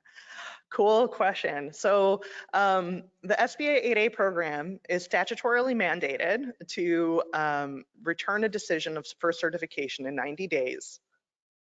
Okay, that doesn't happen. So I have, so yeah, in my career of working with 8A applicants, I've only had one company ever, and he was a single man who was young. He was, I think, 25, 26, didn't have really any assets for that economic disadvantage calculation. He put his application in, it was accepted for processing, and he got a decision in 5 weeks. That's the only time it's ever happened. That's the fastest it's ever happened. I don't think it will ever happen again. Generally speaking, there's that 90-day thing, but what you go through is you pull your package together and you submit it to the agency, and then you kind of get into this dance where they return the application, and this is a terrible thing. They call it a deficiency letter. Like, thank you for the interest in the 8A program, but you have been found to be substantially incomplete and deficient, and if you move forward, we're going to reject you. Nobody wants to be told they're deficient. Like, that's a terrible terminology, but that's what you get. You get a deficiency letter. And you need to go back and forth with the agency to address those deficiencies. I work with companies to get their 8A applications in. Most companies that choose to use an outside consultant do have something kind of complicated about their situations. I'm not a representative sample, if you want to use those statistics terms, but I find that most applicants with so-called clean or straightforward apps still have 2 or so returns. You didn't put these different schedules in. There's this missing information. We did a background check on the company or you as an individual. We found something interesting. Can you tell us about it? So there's usually these two or so returns before you get deemed substantially complete, e.g. no longer deficient, and then are accepted for processing. And once you're accepted for processing, that's when the agency starts its 90-day count. But it takes sometimes 6 or 8 weeks to get to that point, maybe even longer if it's complicated. My company also supports tribal applications because Native communities have a cool opportunity for entities like the tribe themselves to own companies and apply to the program. Those applications usually take months to get through, if not a year. So it can be convoluted. Again, not to discourage anybody from doing it, but like just make sure it's part of your plan. Like you need to have a strategy for getting into the program. A lot of people just, want to throw this in. They want to get it in the 8A program and just contracts. It's not how it works. You have to have a plan, and you have to really be prepared, because again, that 8A program is only that 9-year program term, and now maybe for some folks 10, but you really want to hit the ground running. You want to have a strategy in place, so the day you get your acceptance, you're already working down the pathway and maximizing that time you have in the program. So thank you for that question. That was a good one. I hope I didn't discourage any of you. Yeah, so I'll go back to my last slide. Feel free to contact us with any additional questions you have. This is so much content. It's like, and I cut it down, I promise. I cut it down. There it is. So hopefully this was helpful. Hopefully it didn't scare you off of federal contracting. The benefits are great. If you can learn how to navigate this stuff, you can be very profitable, you can be very successful. The community of federal contractors is incredible. You build really great relationships. There are nice people. Even some of the feds are awesome. Like, don't take my comments about the feds are not disparaging. I actually miss being a federal employee. You've got some of the, especially at the SBA, you have some of the best people in the world working there who genuinely believe in the mission of the agency and genuinely want to help small businesses. businesses. And so if you can get back to the why are you doing this? You want to make money, you want to have a good time doing it. And then you go back to the why of the agency. They want to help you do it. They want to see small businesses succeed. It's part of the Small Business Act. It's why, how the American economy can be so resilient in times that are difficult and even times that are great. So just keep that all in mind as you're going through all this bureaucracy and red tape, and you'll get through, like going back to that tenacity thing, and you'll get there. So I guess thank you all for your time, attention. I look forward to additional questions, and I hope you all have safe returns home. Thank you.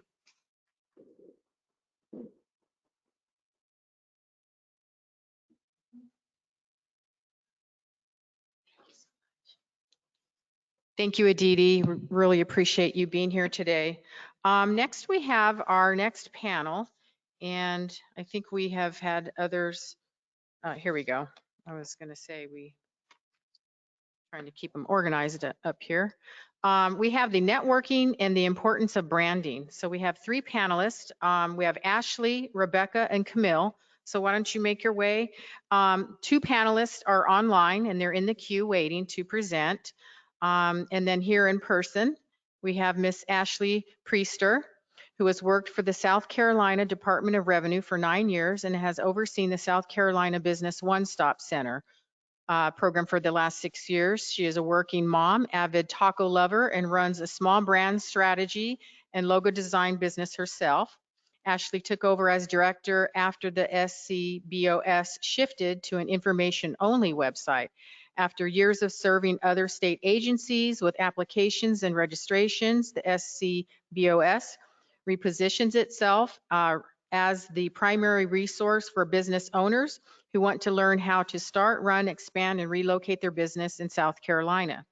The center currently offers phone, email, and live chat assistance and leverages their relationships with statewide partners to ensure that they deliver credible and reliable information to the small business owners of South Carolina.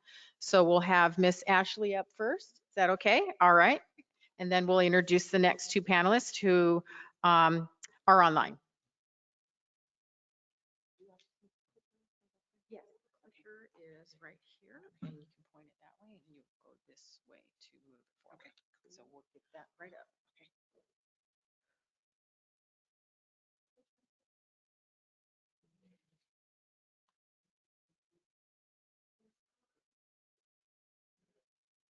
Use a mic. Oh my goodness.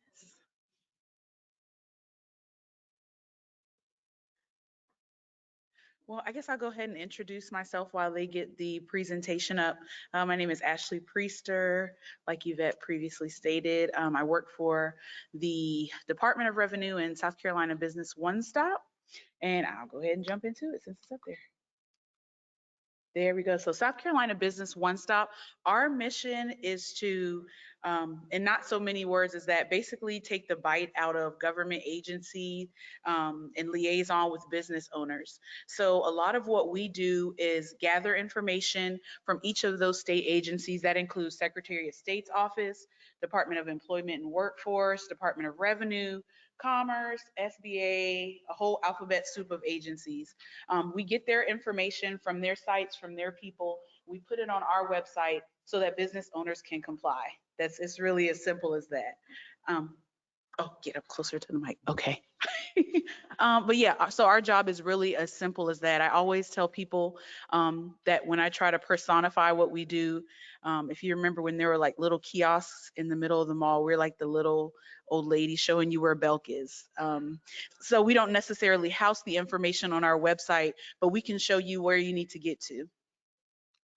So SCBOS was started in 2005 by a group of an executive committee that was made up of those previously mentioned agencies, basically as a way to serve as a business owner advocate for the state agencies, making sure that all the decisions, all the policies and procedures that were put into place had the business owners in mind. So at Department of Revenue, we have a taxpayer advocate.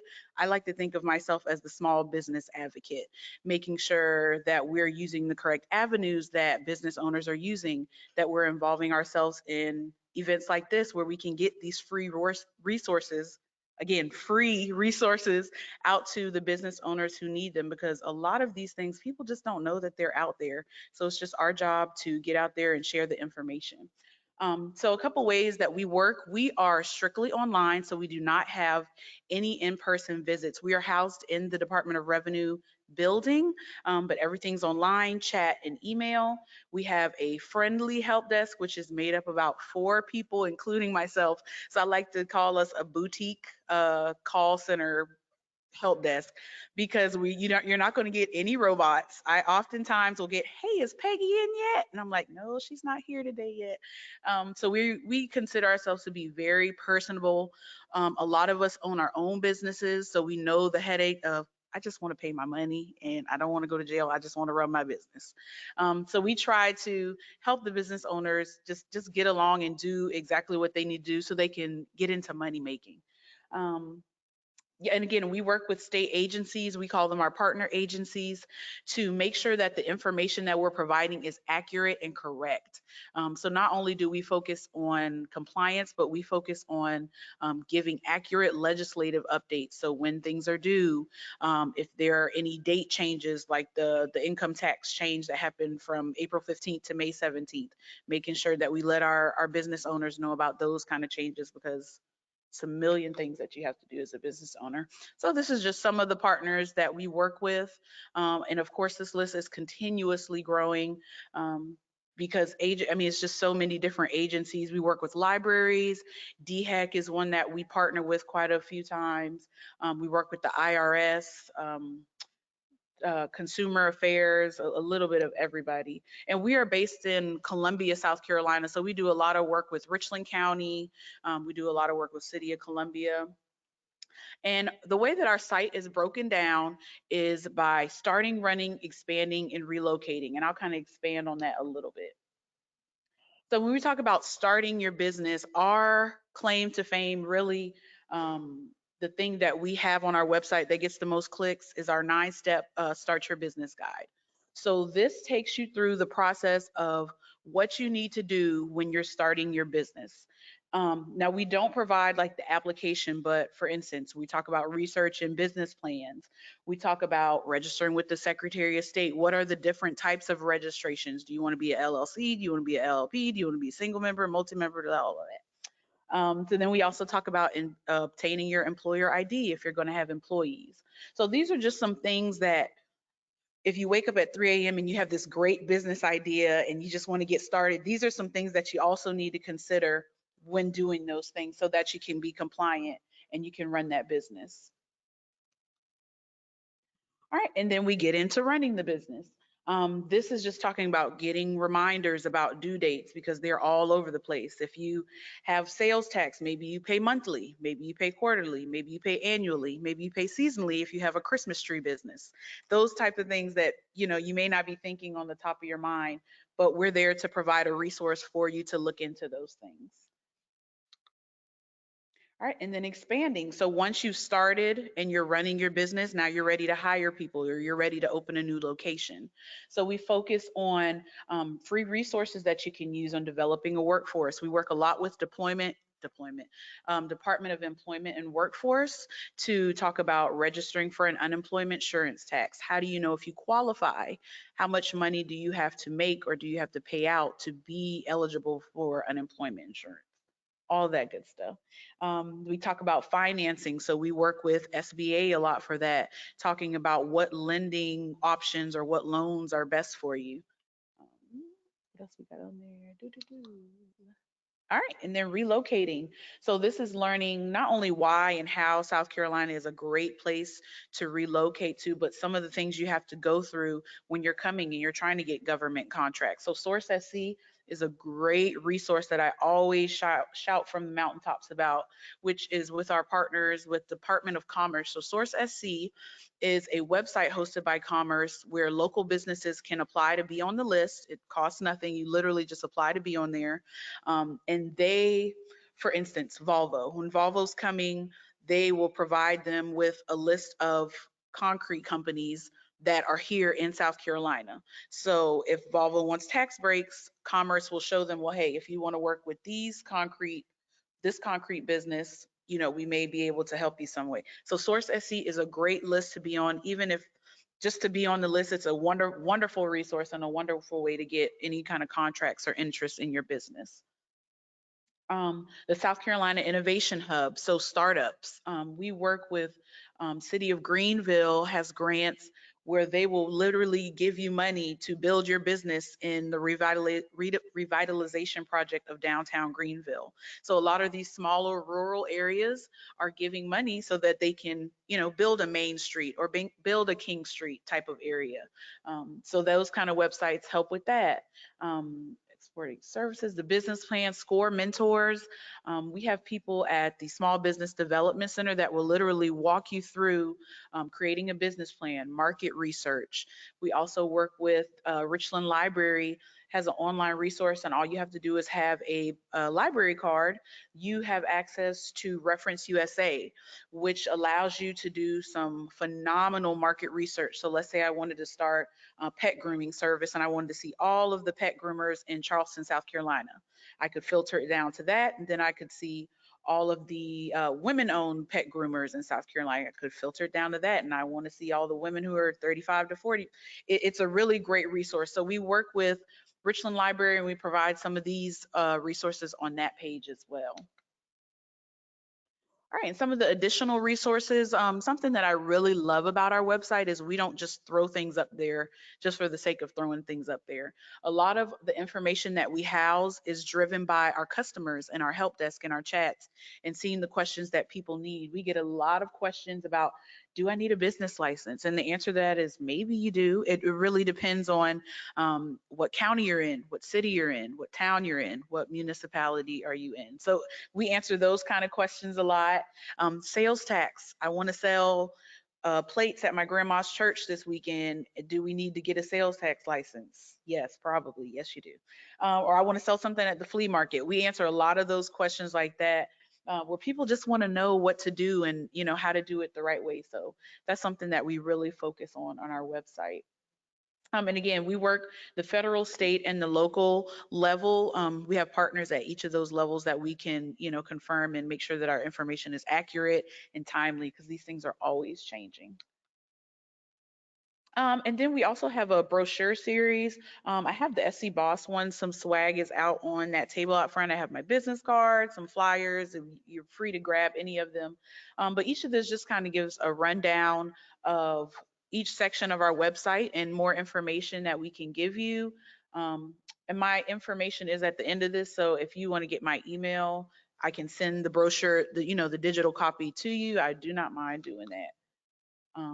And again, here is the information for the help desk. So this is our phone number, our email, and then we also have a live chat. We work on regular state agency hours, so that's 8:30 to 4:45, Monday through Friday. There we go. And that's it. If you have any questions, this is my email. This is my direct email, so it's not a bot. You can email me. I'm happy to send brochures. I'm happy to call. My business card outside of the door has my direct phone line on it, so you can call and you will get me. And I'm happy to answer any questions. Thank you.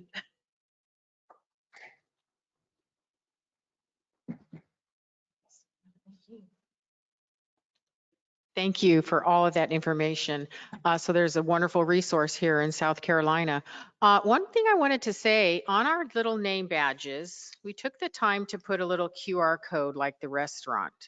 So if you get your camera and then hover over that, just like your restaurant, it's our survey. And we'd really appreciate everybody's feedback on our survey. We also have it up on a screen and on a slide later, but just wanted to remind everybody that that's there on your ID. So next in the queue, we do have Rebecca Nargon, and she is with USET. And let me get her bio here real quick. Rebecca, can you hear us? Just going to go into this. Can you hear me? Yay. So Rebecca is a citizen of the Porch Creek of Creek Indians, Porch Band of Creek Indians. Rebecca is the Economic Development Director for the United South and Eastern Tribes, USET, a nonprofit intertribal organization promoting the interests of and advocating for 33 federally recognized tribal nations from the northeastern woodlands to the Everglades and across the Gulf of Mexico. As the Economic Development Director, Rebecca is responsible for planning, directing, and coordinating economic development, technical and supportive programmatic services for USET member tribal nations. Rebecca recently earned the Distinguished Certified Economic Developer, national recognition designation that denotes a mastery of skills in economic development, professional attainment, and commitment to personal and professional growth. Rebecca?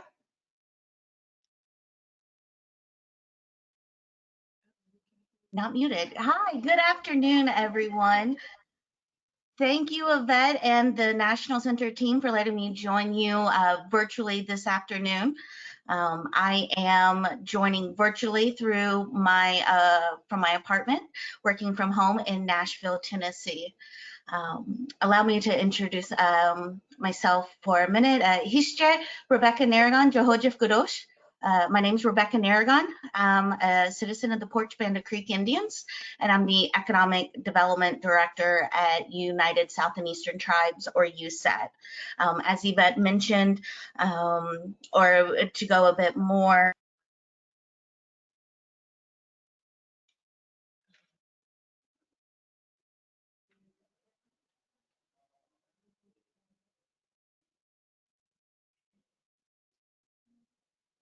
Rebecca, we lost you. You were muted. You would think after a year of this would have it all technical figured out by now, so I apologize. Do I have controls, do you know, Yvette, on my end to control the presentation? Right. We can give you control. Oh.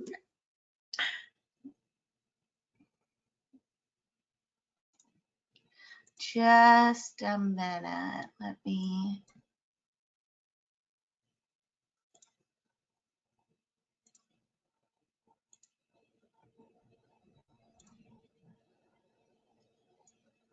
There we go. How's that working? Can you see the slide? Not yet. Oh, now we can. Oh. Perfect. So Hische Rebecca Naragon, Johojif Gudos. My name's Rebecca Naragon. I'm a citizen of the Porch Banda Creek Indians. And as Yvette, my friend, introduced, I'm the Economic Development Director at United South and Eastern Tribes, or USET. USET is a nonprofit intertribal organization, and we're dedicated to enhancing the development of tribal nations, improving the capacities of tribal governments, and improving the quality of life for Indian people through a variety of technical and supportive programmatic services. We have 3 programmatic departments at USET, mainly including tribal health program support, environmental resource management, and the department that I help oversee is economic development. We also have 3 administrative departments of finance, employee relations, and personnel management, and development. I think just to introduce the organization, or continue to introduce the organization, we also manage the region's Tribal Epidemiology Center. So the Tribal Epi Center, as you can imagine, this past year has been very busy, and my colleagues and staff in that group have done a fantastic job providing guidance, technical assistance for tribal nations, responding to the COVID-19 pandemic this past year. A bit more background about USET. I just wanted to introduce as a foundation for the for my later comments. USET has a new logo. It had you'll see the logo down on our very bottom right-hand corner of the screen of the slide. It includes a tree at its center. The 4 roots of the tree are representative of our 4 founding tribal nations: the Eastern Band of Cherokee Indians, the Miccosukee Tribe of Indians of Florida, the Mississippi Band of Choctaw Indians, and the Seminole Tribe of Florida. The tree used in this representation is the council oak, a historic tree on the Hollywood Seminole Indian Reservation. In the 1950s, tribal leaders held various meetings with federal officials under this tree, culminating in the federal recognition of the Seminole Tribe of Florida on August 21st, 1957. The significance of the oak, of the council oak, was recognized on December 4th, 2012, when the site was added to the National Register of Historic Places. The tree is symbolic of the collective strength of our membership and its commitment to stand together as a unified family of tribal nations. I wanted to share this because I think it is very symbolic and foundation in our conversation when we talk about networking and why we network and having those connections and having those relations for whatever goals that we might have, but particularly for today's conversation of building economic and business relations. So on that point, let's talk a bit about networking and indigeneity. So Mr. Derek Washman and Lillian Sparks this morning, from their wonderful opening remarks, really spoke about the importance of our meeting today and the work that they do of grounding and being inclusive in their individual communities and their culture. Trade and commerce has always been a part of the indigenous community experience prior to 1942. There are traditional cities and center hubs that were in existence. For example, there's the Cahokia Mound outside present-day Illinois and the Chaco Canyon in present-day New Mexico. These were major centers for not only government interactions, cultural sharing and technology, but also major business center hubs. And so as we talk about the intention setting of networking, I just wanted to take this time to really empower and take this time to discuss this traditional foundation that we have. You as individual entrepreneurs, Native entrepreneurs, you have a place in our communities and a very important and powerful place to in rebuilding and reopening local economies and tribal economies. My mentor apologies, to continue that point, there is a lot of time when, as a business owner, you are in the day-to-day operations of just executing the activities of your business. So taking this investment into thinking strategically about your networking opportunities, I want us to think of opportunities where we can reground those activities in the indigenous experience and with our traditional cultures. My mentor, LaDonna Harris, and her group, Americans for Indian Opportunity, coined this term at the top of the slide called indigeneity, and really describing that as being indigenous no matter where you are, whether that is within your home communities, visiting with elders, with your grandparents. I'm actually about to go and spend time with family for the holiday weekend, so that's very much on my mind. Or whether you are on hopefully we're getting back into meeting face-to-face, meeting with procurement managers and program managers face-to-face in a major city or within a government office complex. Bringing the core indigenous values no matter where you are and no matter what your interactions are, whether you are working volunteering or being the CEO of your own business. And expanding that into building a network and relationships with your buyers, your sellers, your customers, your capital gatekeepers in the financial market. Becoming aware of these these networks and the relations that you have can really, as a way to bring to the forefront this indigeneity perspective. I think of that as one of the core community values that I really stay grounded in, is this concept of relationships. Now, that doesn't mean that no matter all the potential networking and potential folks you might be meeting, that you'll have a very tight, close, personal kind of relationship. And that's not what I'm advocating here, but realizing how we're all connected and how within the business ecosystem, within our trade economic ecosystem, how we all have a role to play.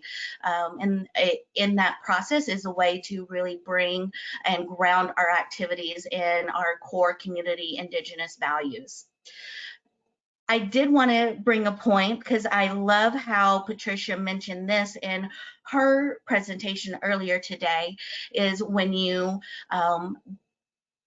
base and ground and do the intention setting of your interactions, or how you incorporate your business, how Patricia incorporated with the mind of her family's experience. The next core cultural value to that is responsibility. So just keep that in mind, that when we have that relationship, what then does that reflect into the responsibility we all have?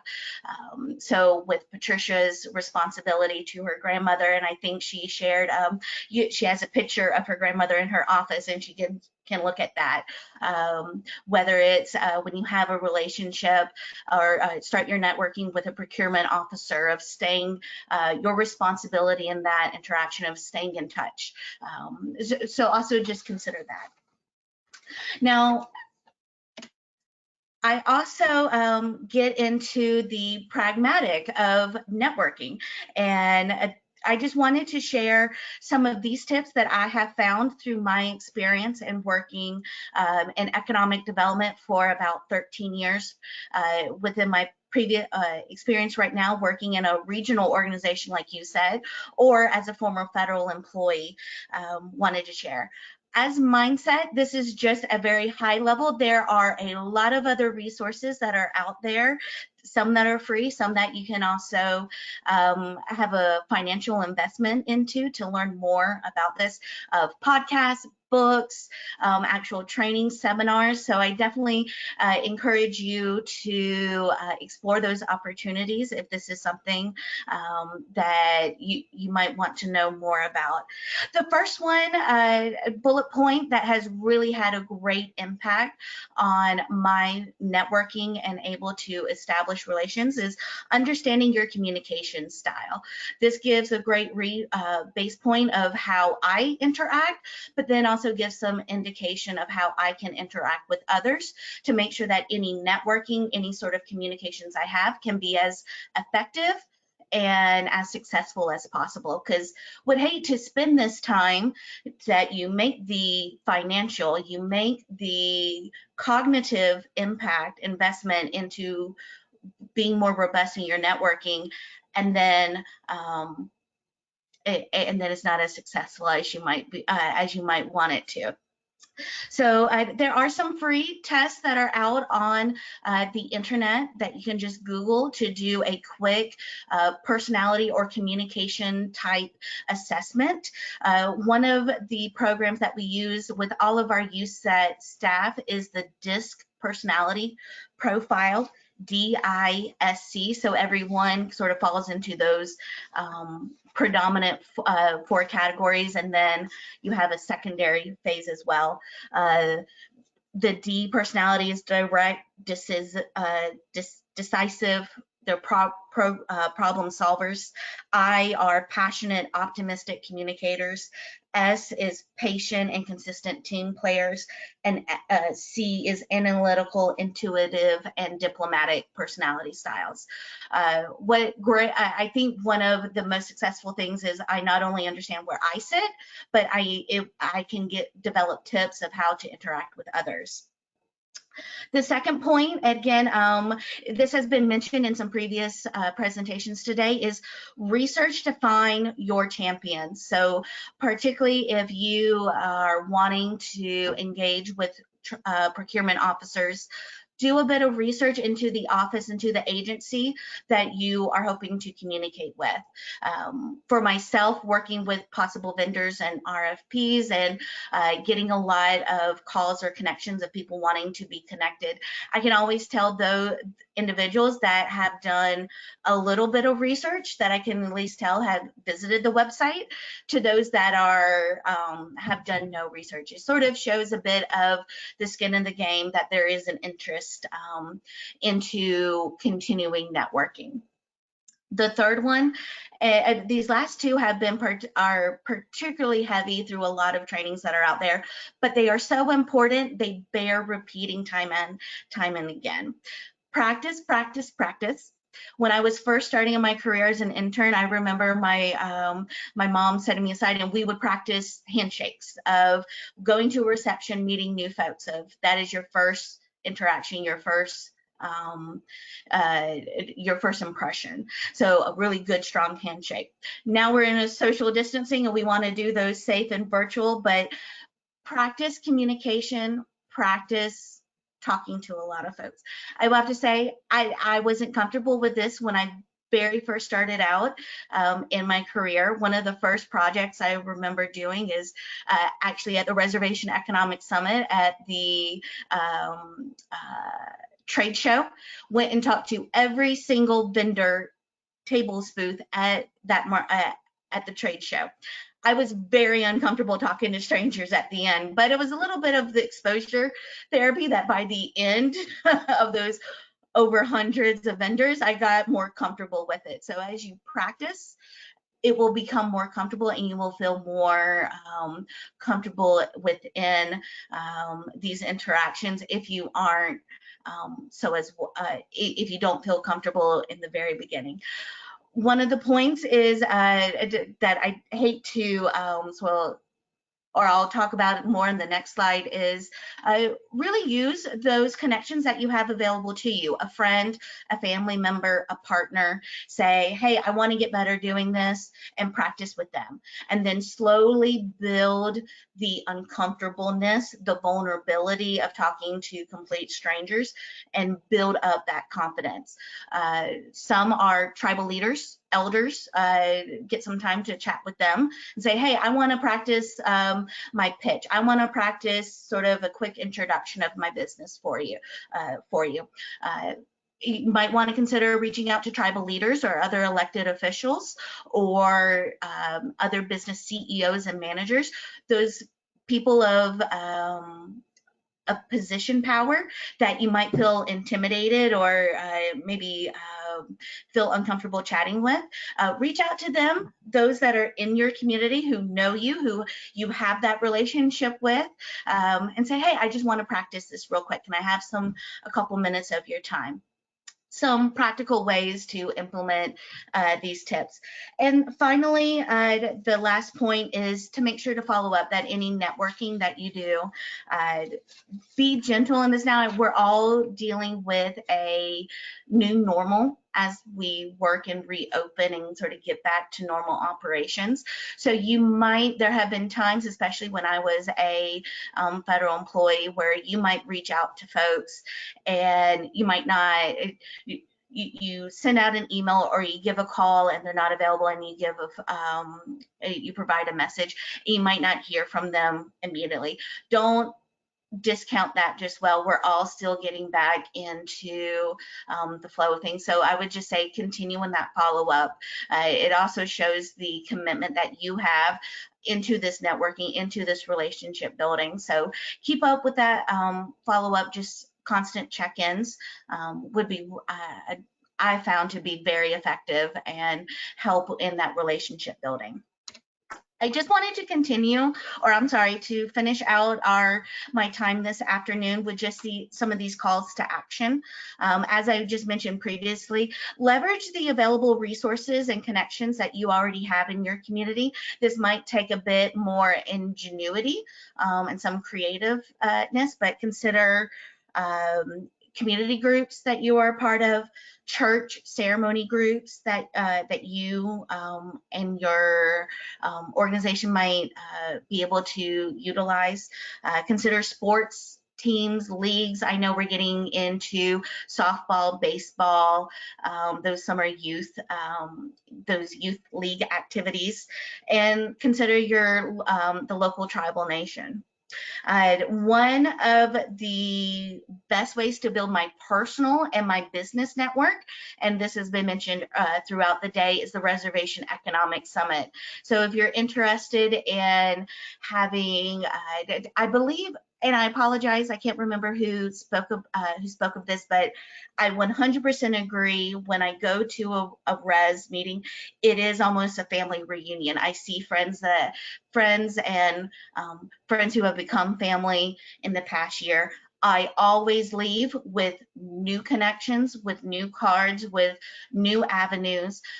So really utilize, you now have this new resource available to you with the National Center and the Reservation Economic Summit. So please take advantage and leverage those opportunities. Consider tribal enterprises, tribal businesses as partners. I want to say Aditi was reminded that, you know, these great opportunities that tribal nations have of owning and managing tribal business structures, tribal enterprises. Consider the networking and the relationship with these entities. I'm pretty positive. I hate to be repeating myself, but you know, these are opportunities to leverage business relationships as mentor-protege opportunities, joint ventures, and other partnership opportunities. To learn more within our region, USET, we put together and compiled a USET Tribal Enterprise Directory.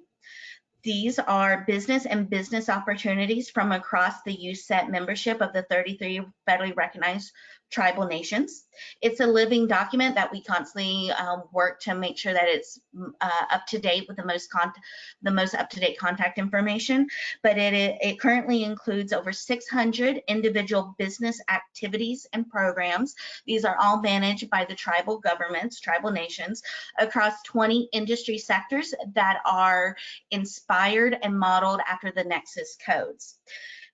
Many of those industry classifications includes construction, IT, and general services. So this is a great resource, a great tool that if you want to see what opportunities there might be available to partner with tribal enterprises based on your industry code or what industry your business operates in, please visit the USET website, and there's a link to the Tribal Enterprise Directory on there, and it's a virtual document. So you'll be able to click on live documents that will take you straight to the business website. Finally, consider tribal nations as buyers. I know there is a lot of time that we talk in this setting that we talk about procurement and purchasing from the federal government, and then working with the state governments and state procurement officers. But as tribal nations, as their own sovereign, own unique sovereigns, they also have procurement and purchasing needs and responsibilities as well. So don't discredit those. I believe John mentioned from our lunch panel his experience working with the tribal nation. One of the ways to do that is through the Tribal Employee Rights Office or organization. Sometimes the title or the exact wording of the title is a bit different, but they're all essentially TEROs, T-E-R-O, as a way to, as a point of, as a direction to call in to do some research in. Each tribal nation is a unique sovereign, so how one tribal nation might procure might be completely different from the other. So just keep that in mind. Some tribal nations even have a specific point on their community website to advertise RFPs, RFQs, even if they don't have a dedicated procurement office or activities. So you can check that link on websites as well. And really, that's all that I have. Did I go back? This is just my contact information. As much as I know y'all are looking for resources and networks, I'm constantly looking for resources and networks as well. So please stay in touch. There is my name. The best way to contact me is through email, but also my cell phone number is listed. Since I'm working from home. There's also the link to the USET website, so please take a look. There's a bunch of different resources dedicated to there. We also have a link on there to our COVID-19 webpage. For small business owners, we have a section dedicated to economic recovery on our COVID-19 subpage. That is, we try to keep that as holistic and as up to date as possible, especially with now CARES Act programs that have been implemented. But as we start seeing new American Recovery Plan programs coming down the line, or anything future as it relates to infrastructure and jobs, we'll try and keep that to be as updated and current as possible. So I would definitely suggest to favorite, to star in your internet browser, the USET website. And also, because this is all about network, I geared our time this afternoon all about networking. Connect with me on social medias through the LinkedIn platform. So, thank you so much for presenting this afternoon, Mado, for your time. Thank you to Yvette and the National Center team and the rest of our panelists and our speakers today. I've really enjoyed this time. Thank you, Rebecca. Next up, we have Camille Shaw. What's that? I don't know how to stop sharing. Oh, wait, there's the button.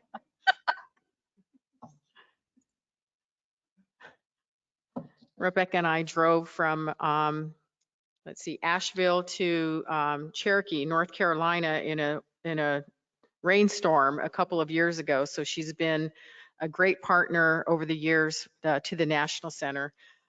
Camille Shaw is up next, and she is the project director of the Minority Business Development Center, which is who actually is assisting us with this funding to make these trainings possible along the East Coast for the National Center. She has over 15 years of experience with demonstrated success in project management, economic development, business operations, and research and evaluation services. The center has the capability to provide their clients with procurement opportunities and monitors forecasts, prepares technical and price proposals for solicitations from the federal, state, and private sectors, and prepares GSA scheduled applications. Camille manages small and large multi-million-dollar projects for nonprofits, local, state, and federal governments, and provides high-level direction, quality assurance, and continuous process improvement. Camille, are you up there? Yes, good afternoon. Okay. Can you hear me? Perfect. Yes, we can hear you. And then we will, we have your slides there. Would you like us to run them, or do you want us to share the screen? If you can advance them, I would be great. Perfect. Very good. Well, good afternoon, everyone. And thank you so much to the National Center for American Indian Enterprise Development for inviting us to participate with today's institute. My name is Camille Shaw, and I am the project director for the South Carolina MBDA Business Center, which is operated by ADISA Inc. And we're based in Columbia, South Carolina. I would like to give you an overview of the center. The South Carolina MBDA Business Center is funded by the U.S. Department of Commerce, Minority Business Development Agency. And our business center is one of a national network of centers that provide strategic business services to minority-owned businesses. We serve the market in South Carolina, and we do have clients in North Carolina as well. But we help minority-owned businesses to scale up and build capacity. And we do this by providing strategic marketing services to help businesses pivot and to build and solidify their business operations, take advantages of technology advantages, as well as innovation. Next slide, please. Okay. So maybe back two more to the partner slide. Back one more. There we go. There we go. So in today's climate of rapid change, minority business owners are looking for strategic advisors to help them grow their business to the next level. And we at the center, we feel that we are a part of the answer that you're looking for, a part of the solution that you need. We are results oriented, client focused, innovation driven, and we want our clients to feel that they receive a return on their investments. NBDA's objective is to grow minority-owned businesses, and that's what we want to do. That's our goal and objectives as well. So who do we serve? We serve businesses that are at least 51% owned or operated by Native Americans, African Americans, Hispanic Americans, American Asian, Pacific Islanders, and Asian Indian Americans. We serve as strategic consultants to help small businesses grow to the next level and to meet the challenges of today's changing climate. Next slide, please. So the services that we provide, again, our goal is to help business grow, create jobs that's going to contribute to the local economies as well as sustainability of the business.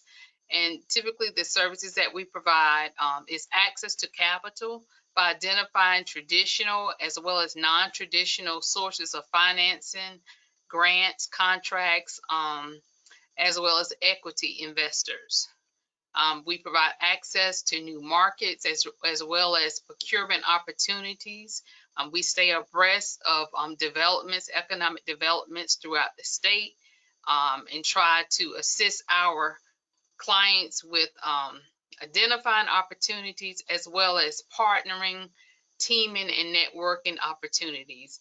We facilitate the introduction of our clients to partners and as well as prime contractors. We also assist with export assistance and just general strategic business consultants. So what we do is if we have a potential client that has an interest, we schedule the initial meeting to discuss the business needs. We conduct a business assessment, and then we develop a plan of action. We develop a work plan, assign the work plan to the best fitted, the best suited consultant, and then we go from there to strategically plan the growth for that business. Next slide, please.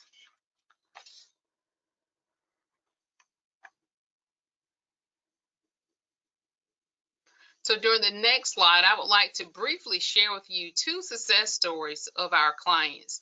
The first story is a traditional story about one of our clients, Cliff Wilson, who has he had a robust background in professional contracting, and he decided to start his own business. So after obtaining a degree in electrical engineering, he began his professional career in designing gas facilities, and then very soon he launched his own contracting firm, the Centric Group. His biggest challenge as a new company was how to become an effective contender in a large market of construction. So he contacted our center to help us to extend his firm's visibility, branding, networking, marketing, engagement. So through his result of partnering with the center, his firm gained a professional edge. We assisted him with his business structure, operation, and setting the stage to advance to the next level. And his business grew. So we provided strategic planning services, marketing, as well as workforce development service. This client also worked with another program that we have that's funded by NBDA. Is called Reemerge, where we help formerly incarcerated persons gain employment opportunity. So he was able to hire 2 of our clients with the Reemerge program, and he says today that those are 2 of his most dedicated employees, and he has no regret of giving citizens a second chance. Next slide, please. So our next client, this story is non-traditional. Optus Bank is the only minority-owned bank located in South Carolina. So during the 2020 coronavirus pandemic, Optus Bank was dedicated to helping minority-owned businesses and small businesses survive during the pandemic, during this public health crisis.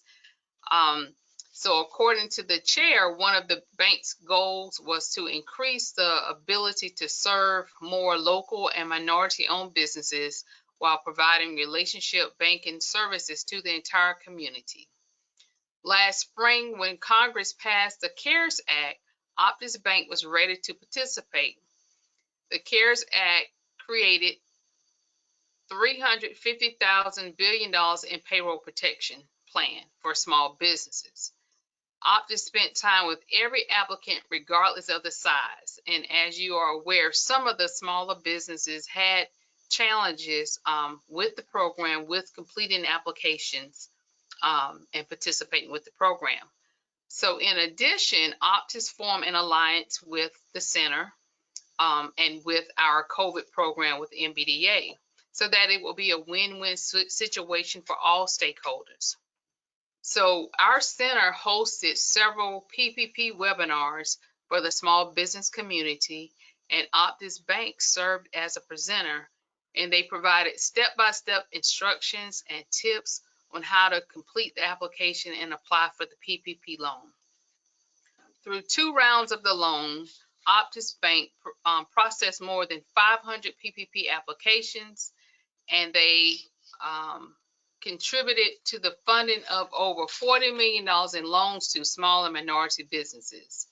So currently, Optus Bank and the center, we're working together to provide an advisory committee to improve the bank's outreach to potential equity investors so that they can grow. And the goal of the bank is to raise $10 million in equity capital to allow the bank to reach at least $250 million in assets. So we are assisting them with that effort so that they can continue to grow themselves as well as serve the minority business community. Next slide, please.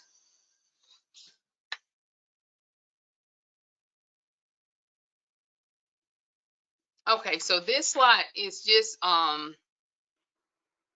shows data on our impact of service with MBDA. Again, we're funded by the U.S. Department of Commerce, Minority Business Development Agency, and our grant funds are used to carry out and support the services of the center that we provide to our clients.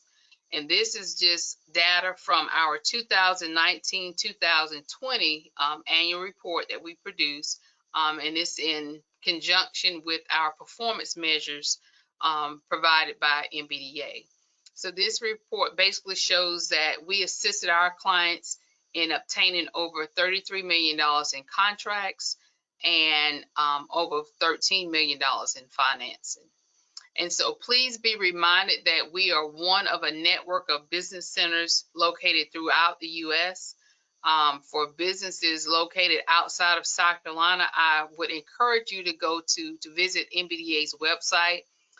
That's mbda.gov so that you can find the closest center near you. Next slide, please.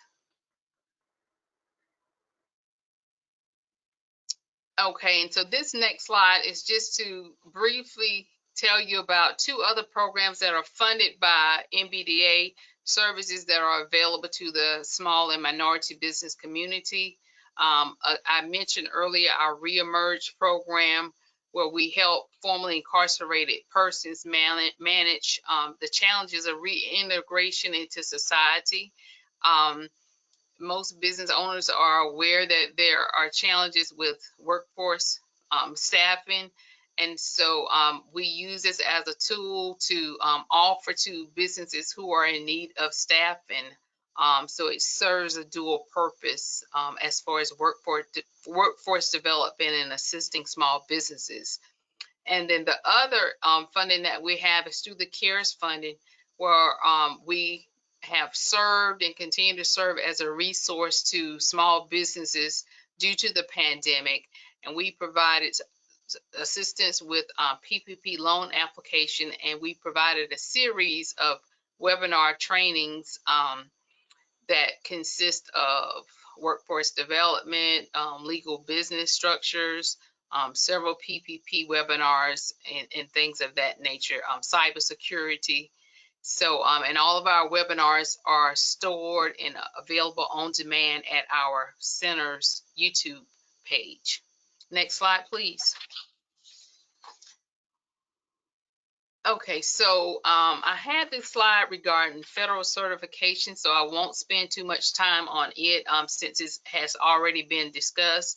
But I do want to emphasize that these are certification tools, and I want to re-emphasize that a business owner must meet and engage with the contracting officer, the buyer, your SBA representative, as well as routinely review and respond to sources sought and RFIs on SAMS.gov.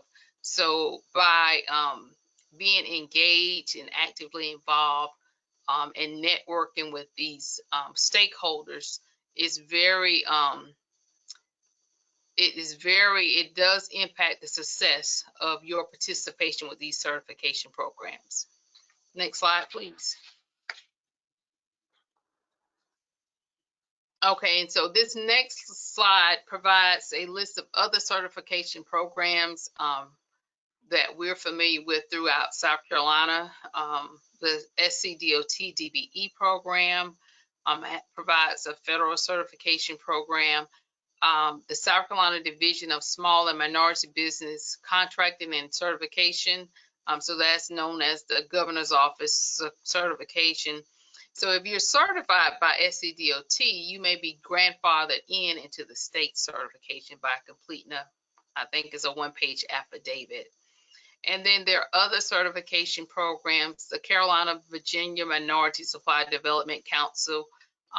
This DBE certification provides you with access to the corporate market, Greater Women's Business Council, and then there are other certification programs with local municipalities or cities that you may find at various locations. But all of these certifications and programs are tools.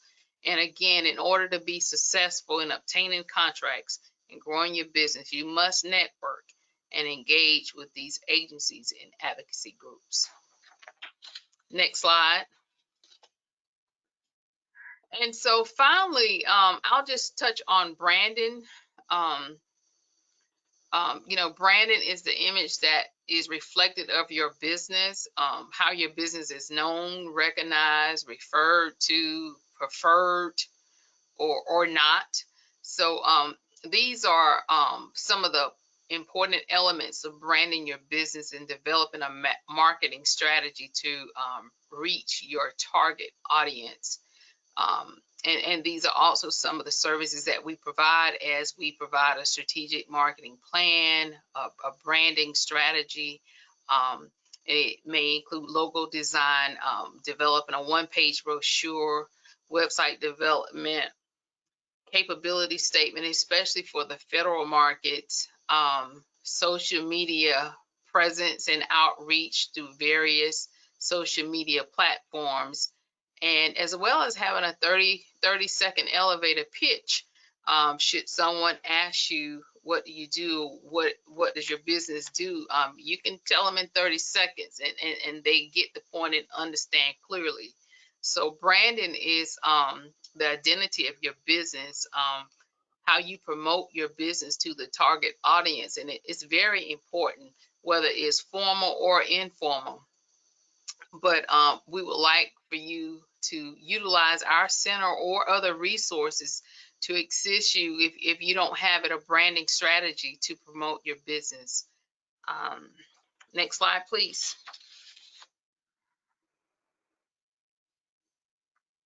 Okay, so we're at the end. So I guess in closing, there are many resources available to small and minority business We suggest you take advantage of them all so that you can maximize your business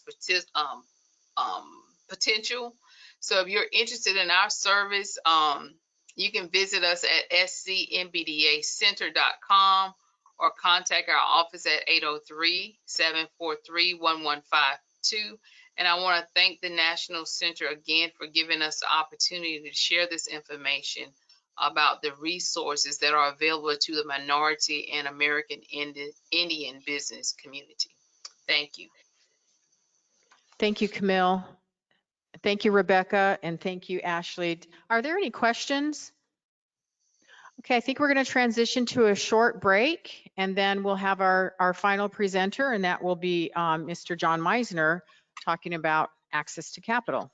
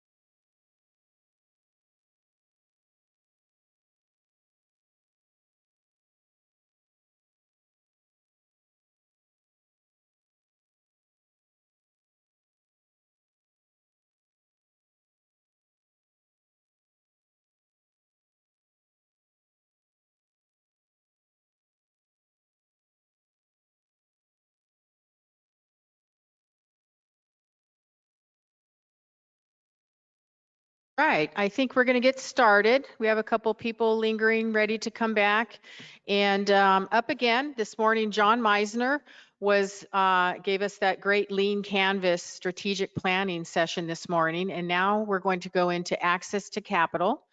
And again, John is from SCORE, and he's a mentor with SCORE. And why don't you go ahead and come on up, John?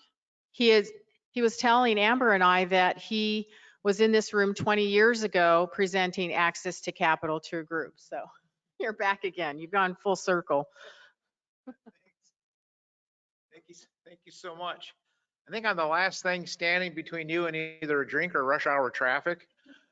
So no, I read a study not long ago, and in the best of circumstances, our attention spans are like 20 minutes. So we've been sitting for a while, and I'm betting it's 3 or 4. We're down to 3 to 4 minutes now of attention span. So I'll bring you back to center every once in a while by saying something completely goofy just to see if you're paying attention. And to start that off, here's an interesting statistic, and this comes from a study I read recently, and it convinced me that we're a nation full of optimists. And it was a study done, a survey of adults in the United States, and 88% of adults in the United States believe they have above average intelligence. Think about that dynamic. So I read that, and the first thing I thought was the other 12% didn't understand the question. So, but anywho,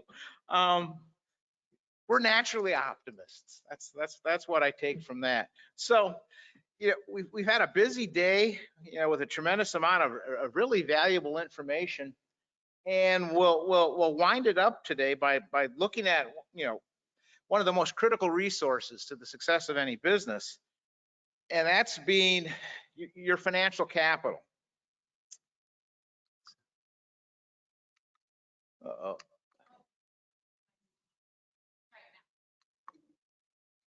There we go. Excellent. You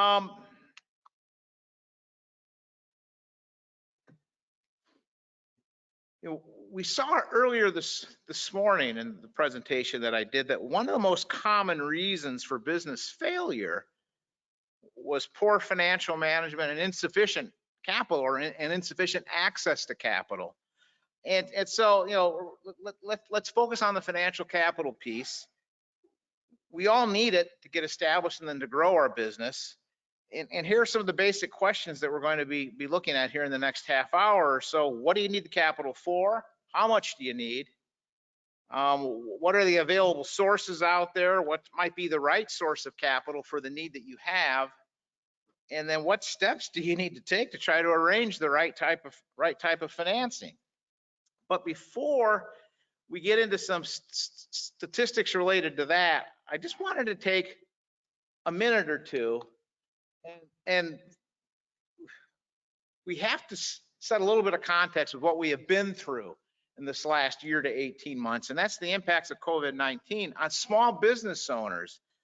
And its SCORE last August, in August of 2020, we surveyed 3,500 small business owner clients of ours and asked questions about what impact was COVID having upon them and their business then, you know, up until that point in time.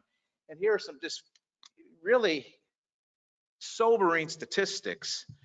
74% of all businesses had to lay off, furlough, or reduce employee hours and pay. 75% of business owners have used the personal funds to keep their businesses from closing. 71% had to change their operations to include things like personal protective equipment, new safety protocols, telework. 66% agreed that stimulus checks to individuals were the most helpful government program. 50% of businesses applied for PPP or EIDL loans. The rejection rate was 25%. Wow. And this was just up until August last year. About half of businesses were reporting a loss. If you go through the first quarter of this year, that number is now up to at least 75% have reported a loss because of COVID. Wow. We've seen a lot of pain. There are signs now that we're pulling through and coming out of this.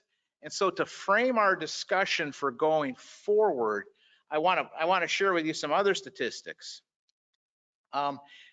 Here's an interesting chart, and this is some background statistics for startup businesses, where a couple of years ago, we surveyed 1,000 startup businesses.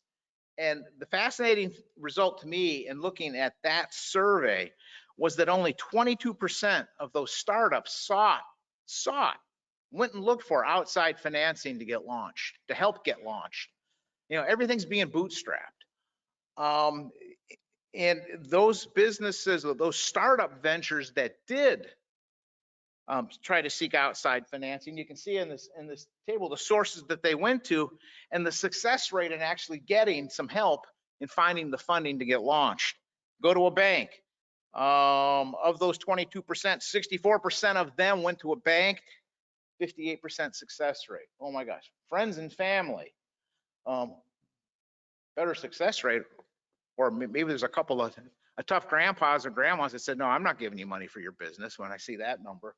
The SBA, online lenders, angel investors, crowdfunding. Those are the common avenues to approach when you're trying to launch, but you see the success rates in actually getting financing from those entities. Reasons there are many and varied, and it could take 2 hours to go through some of those. But to me, this is an interesting snapshot, and it speaks to the trend of startups being bootstrapped and maybe why they need to be bootstrapped, right?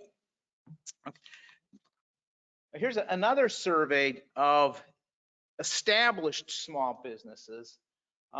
This was a survey done by the Federal Reserve through their Small Business Credit Survey. This is fascinating to me. I don't know how well you can see that in the back, but established businesses, smaller businesses, make the most use of retained earnings as their primary funding source. 77%. That's a big number. Looking mainly to retained earnings as the primary funding source. So secondary funding sources would be personal funds, which is 14%, and seeking outside external financing, 9%. That's an eye opener. And speaks to the struggles small business, even established small business have in finding the external financing to help them grow.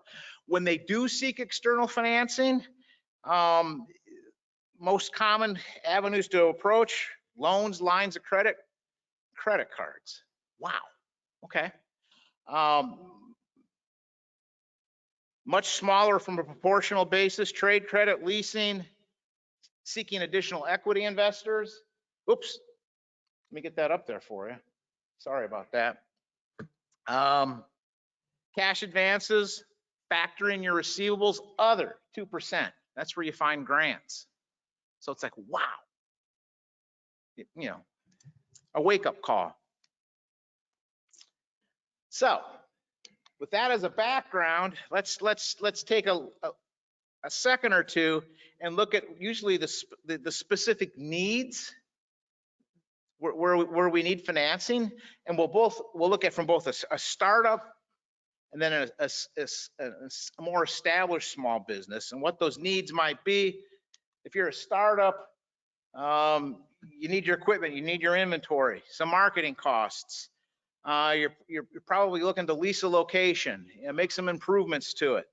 Maybe you need some help in further developing your product or your service. Small staff you might need to hire. You might want to pay yourself. These kinds of things, right? And then the things that, like your licenses, your registrations, other kinds of operating expenses. Those are your typical startup expenses you see that we know that are usually bootstrapped. You're looking probably at personal funds to pull that off to get launched, to get started. If you're a more established business, you're looking for help to meet operating expenses at times of the year. Working capital needs, financing your current assets, be it, helping you carry your receivables, paying your trade suppliers, those kinds of things. Maybe you have some business expansion opportunities and you need capital to help you with that. You might want to pay down debt and refinance to do that. Or you've got equipment that's wearing out. It's time to replace it. Or you need to make major repairs. Those are the common uses of financing for an established business. Okay. How much capital do you need? When do you need it?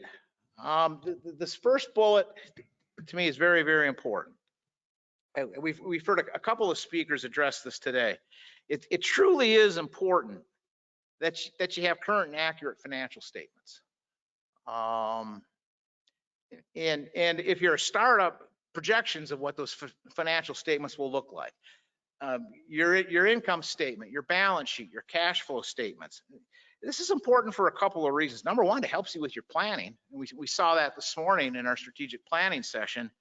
But you're also going to need these when you're going out asking for financing of some kind or another. You're going to have to provide those documents and have that discussion.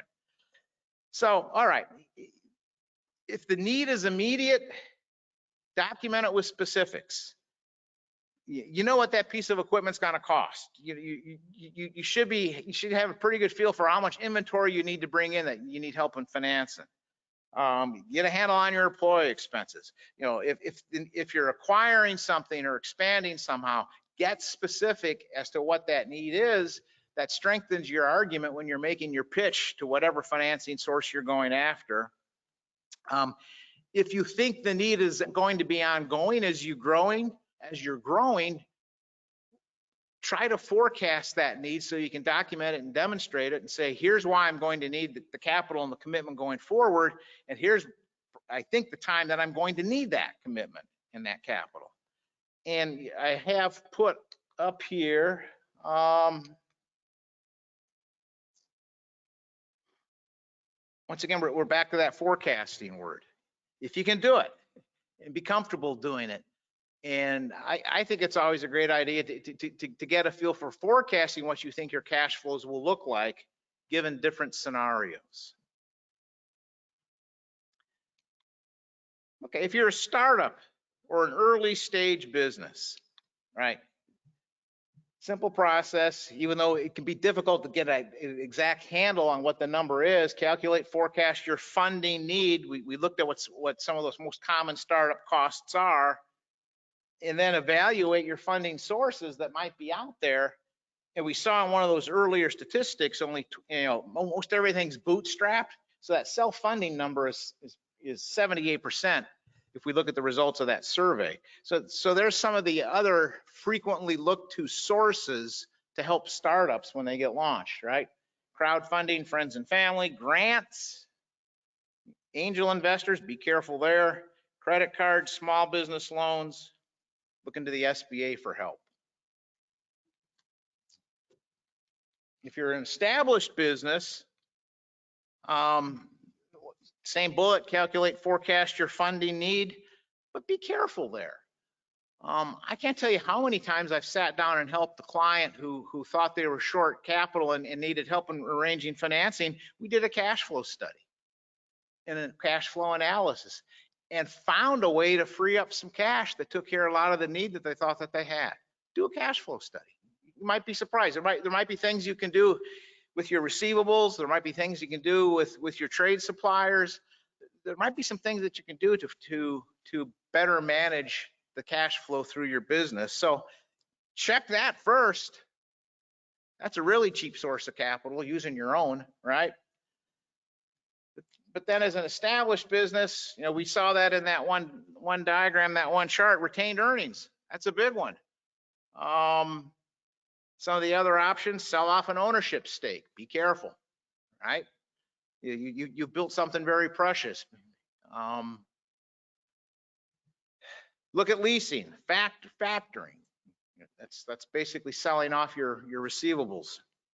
You can look to trade credit, look at your borrowings, credit cards, online lenders, traditional banks, financings, the various SBA guaranteed loan programs that we'll see in a second, and I have grants listed there as well.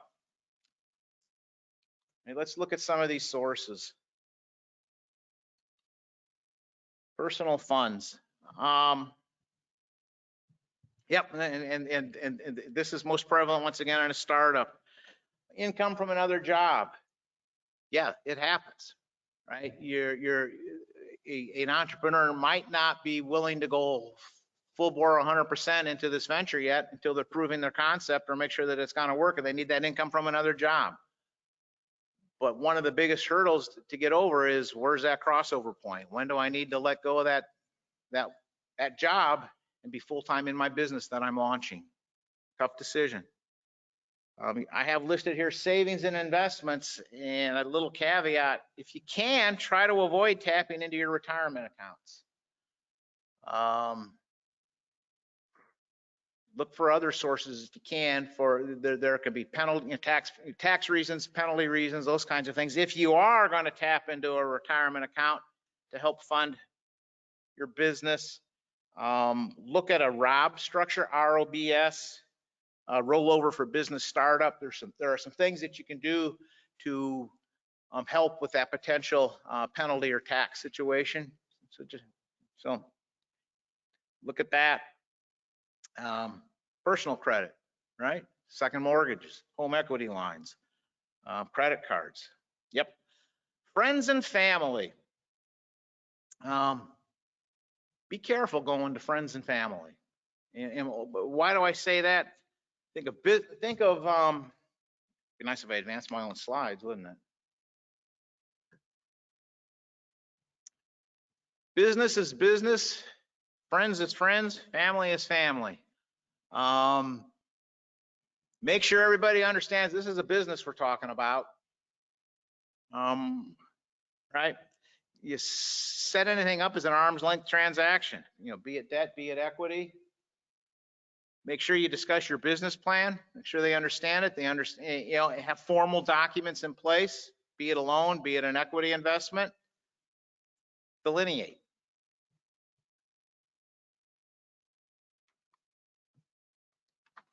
Crowdfunding. Has anybody in this room ever been successful with crowdfunding? I'm curious. Or tried it?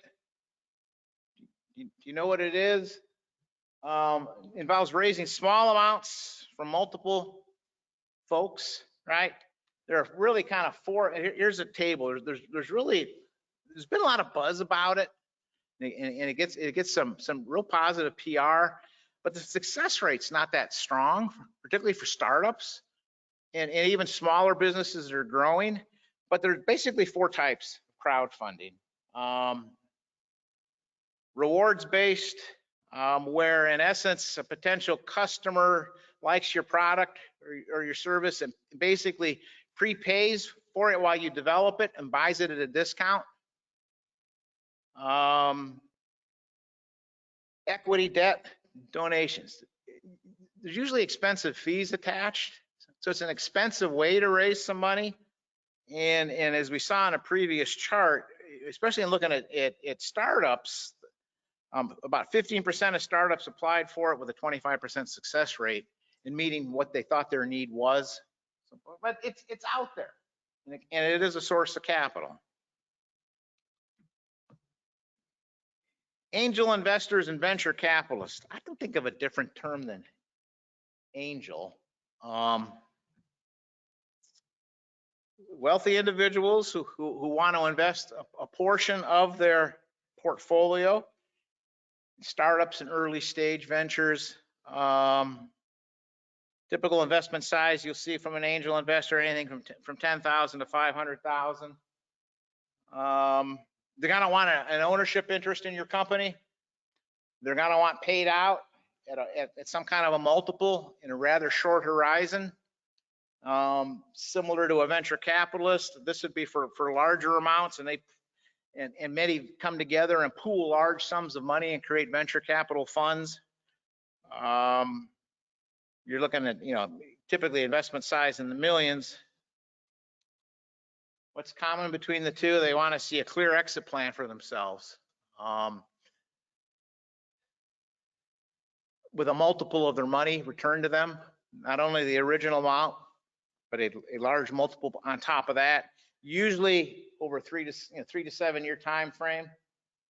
And they're going to look for a significant ownership position in your company, and they want a seat on the board. Okay. Be careful. Be careful. You've worked very hard to build what it is that you're building. Yeah, let me say this. Their motive is to hit a home run through your company. If many that you talk to that are venture capitalists or angel investors, if they make 10 investments, if they are truly successful on 3 to 4 to 5 of those, they view it as a huge home run for them, and they've been successful in what they have done. So just be careful. Go into this with your eyes wide open. All right.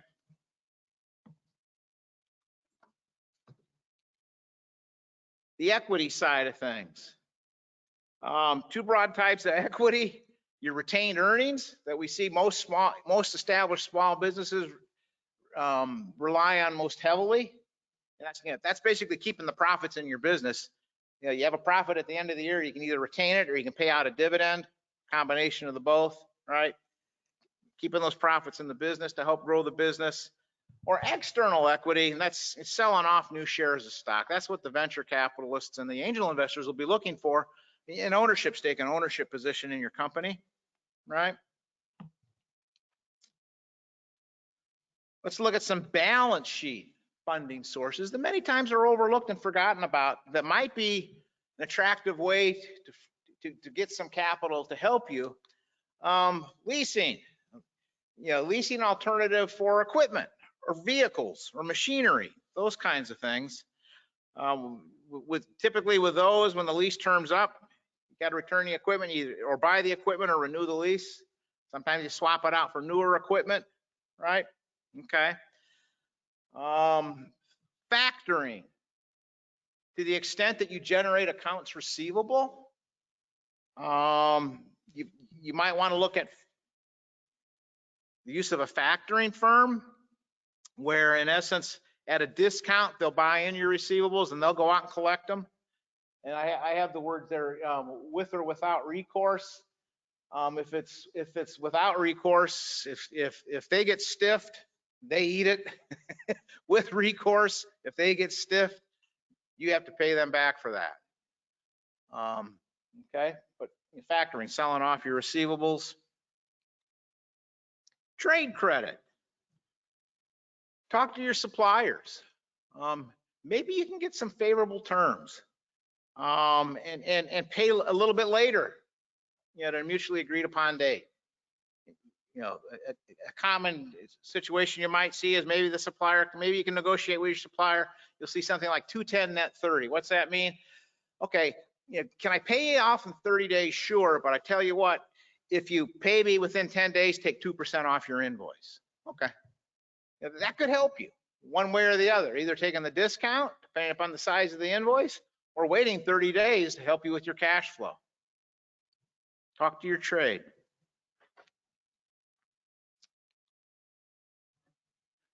All right, grants and some SBA investment programs.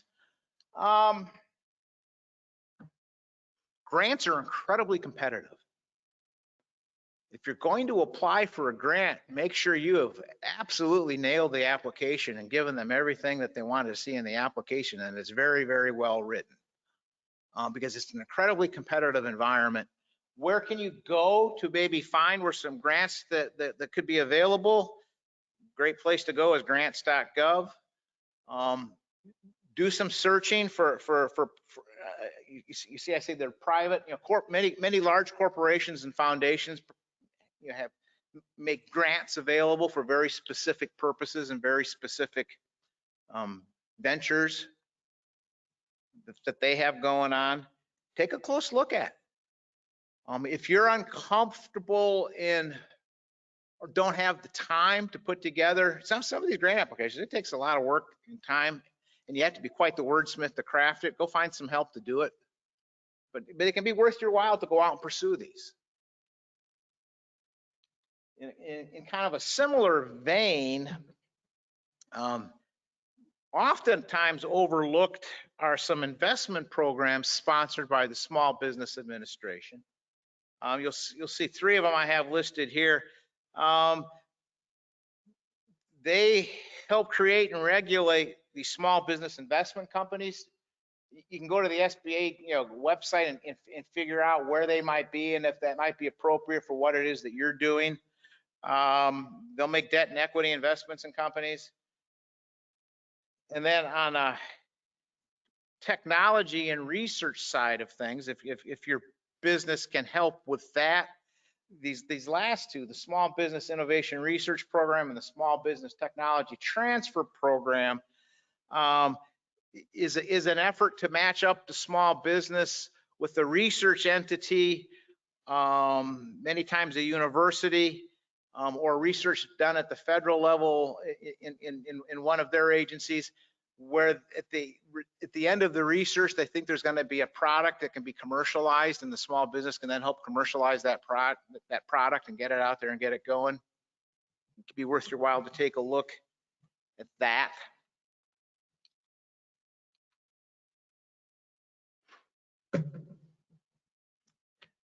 Credit cards and small business loans. This is kind of an obvious statement. Shop around and find the card best for your needs. And adding to that is try to develop a decent relationship with the bank that you're comfortable with. That can help on the credit card side of things. But look for a bank that's relationship driven and not transaction driven. If you understand the distinction I'm making with that, you want that bank and that banker that truly is a, lack of a better term, a people person that's going out of their way to try to understand your business and who you are, and is receptive to the growing pains that you have and the pains you have as a small business, as opposed to, this is another loan I got to get on the books to hit a quota. You want that relationship banker, not the transaction banker, to help you. To help you as you grow your business, all right?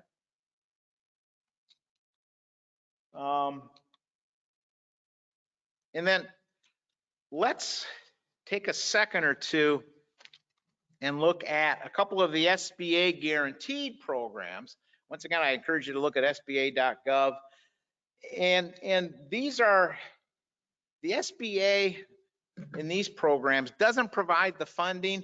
They provide a guarantee on the loan. You still have to have a banking relationship, and a bank that's involved in these SBA guaranteed programs.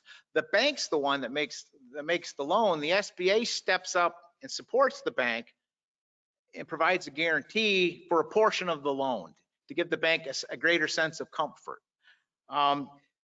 Their most utilized program is what they call their 7A loans, and you can read all about it on their site. I have some of the specifics broken out. Maximum amount there is $5 million. And once you get over 100, up to 150,000 in borrowing, the SBA guarantees 85% of that loan to the bank. Above that, they guarantee 75%. You can see the acceptable uses, just about any use you would ever have in your business.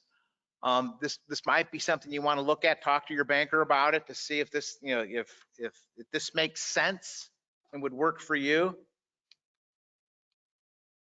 They have a 504 program, which they make available through some look for a certified development corporation, certified development company.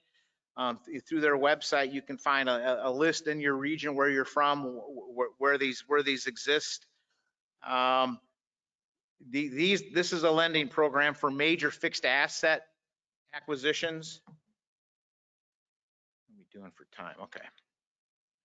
And microloans, working through intermediary lenders that are nonprofit, community-based organizations. Loans of up to $50,000.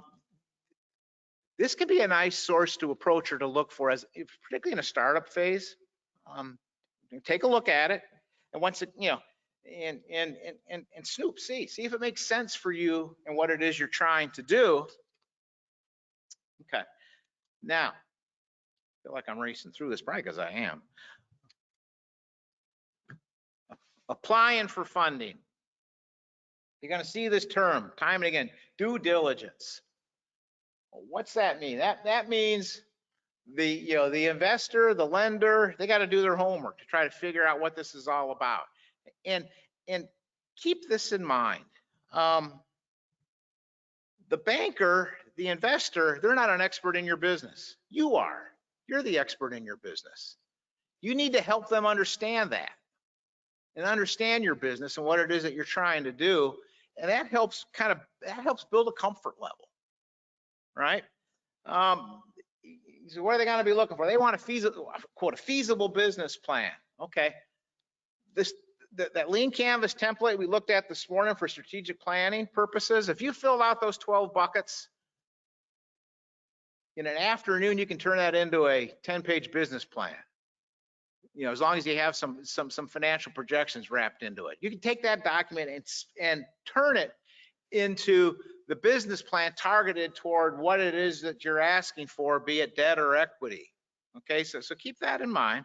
But they're going to, as part of that, they're going to want to see your most recent financial statements, right? Corporate tax, business tax returns, and most likely they ask you for some financial forecasts going forward. Where do you think this is going? They're going to want to know what's your level of commitment to the venture. What skin do you have in the game, right? And you have to help them understand what the management team looks like. If it's you, what your experiences are, or if you have help, what their backgrounds are. And then kind of add another layer. Investors, if you're going the equity route, what are they looking for? They're looking for the potential for company growth, your profit acceleration and exit strategies. Remember, they want out in 3 to 5 years typically at a significant multiple. If it's a lender, they're probably going to ask you for your personal financial statements and your personal tax returns and detailed information on assets that you might be asked to pledge for collateral. Okay, and they're probably going to ask you for a personal guarantee, any and all of that stuff, right? Okay.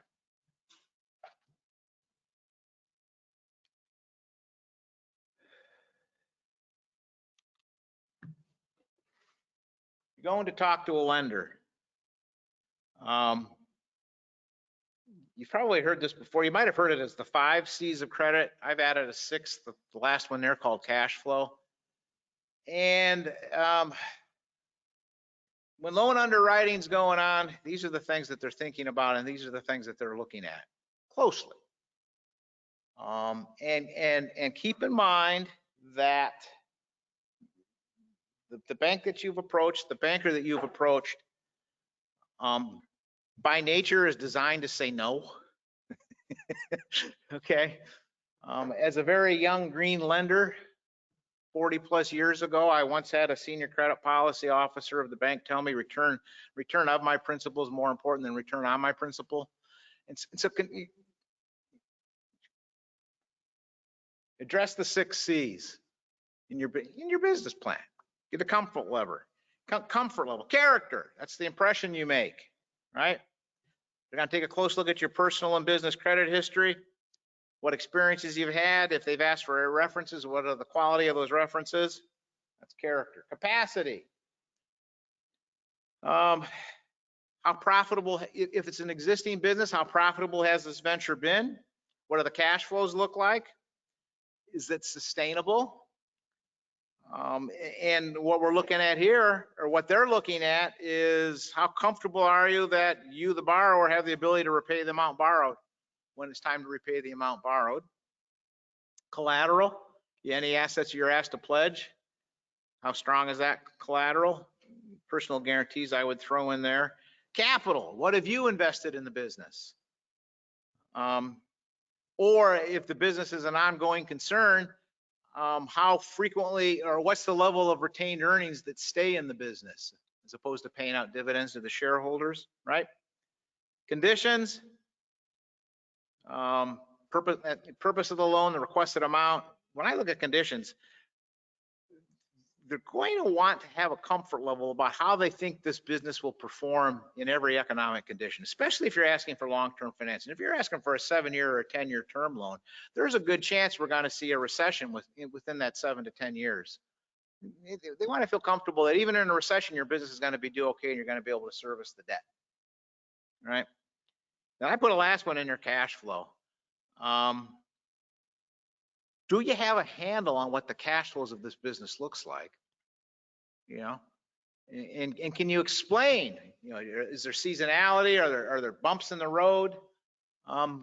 What's it mean? And if I was to rank those 6, I kind of added the 6th one, cash flow. My experience is that's an important, really important one. Capacity is a really important one, and the characters an important one. Those are the ones that I think carry more weight in the 6 C's here.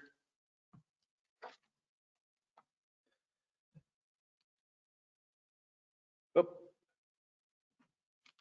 What did I do? What did I hit the wrong one? Oop. I went the wrong way. All right, I haven't been advancing my slides. You could have said something. So that 20-minute thing, nah, 3 to 4 minutes, that's our attention span. Sorry. Nobody said anything. I'm gonna wander now to upset them. Yeah, I know. I need to be over here in front of the microphone. I don't want to carry the mic with me. So, hey, you want me to repeat that so we can get? No,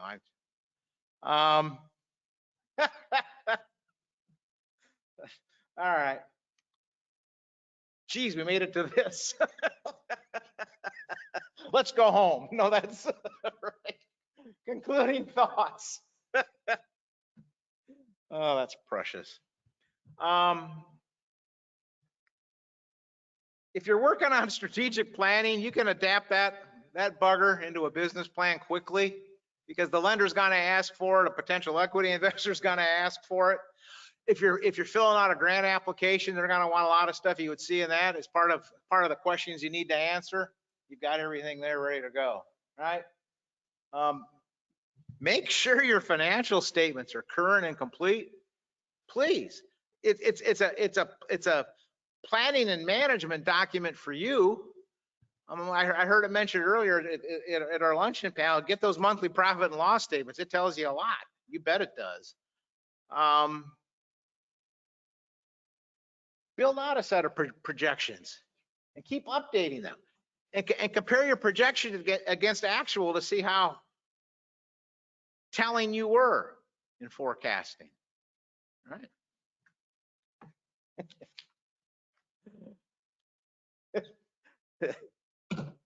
Uncle, right? No.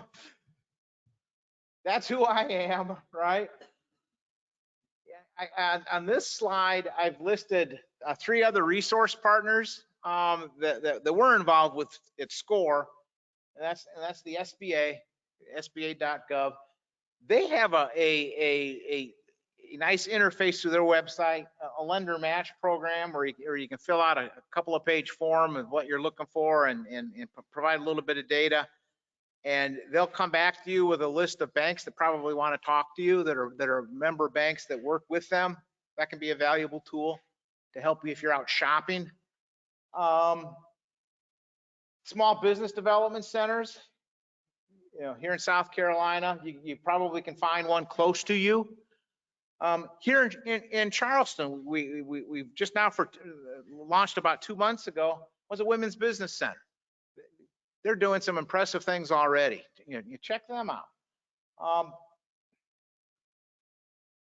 Questions, comments, thoughts? Please reach out to me at any time. There's my email address. Or if you think you'd like a mentor or talk about the mentoring process, give me a buzz. Questions? I could have done it without slides. They weren't going to say anything. So thank you, everyone. So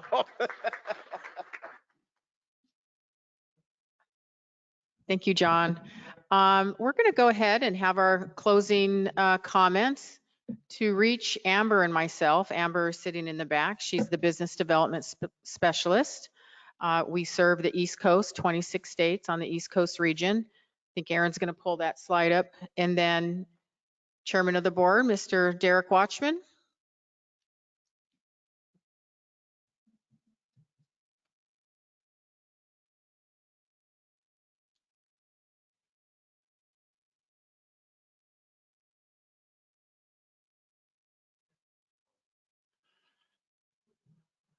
Thank you, Yvette. I appreciate that. And I've been asked to provide some closing remarks.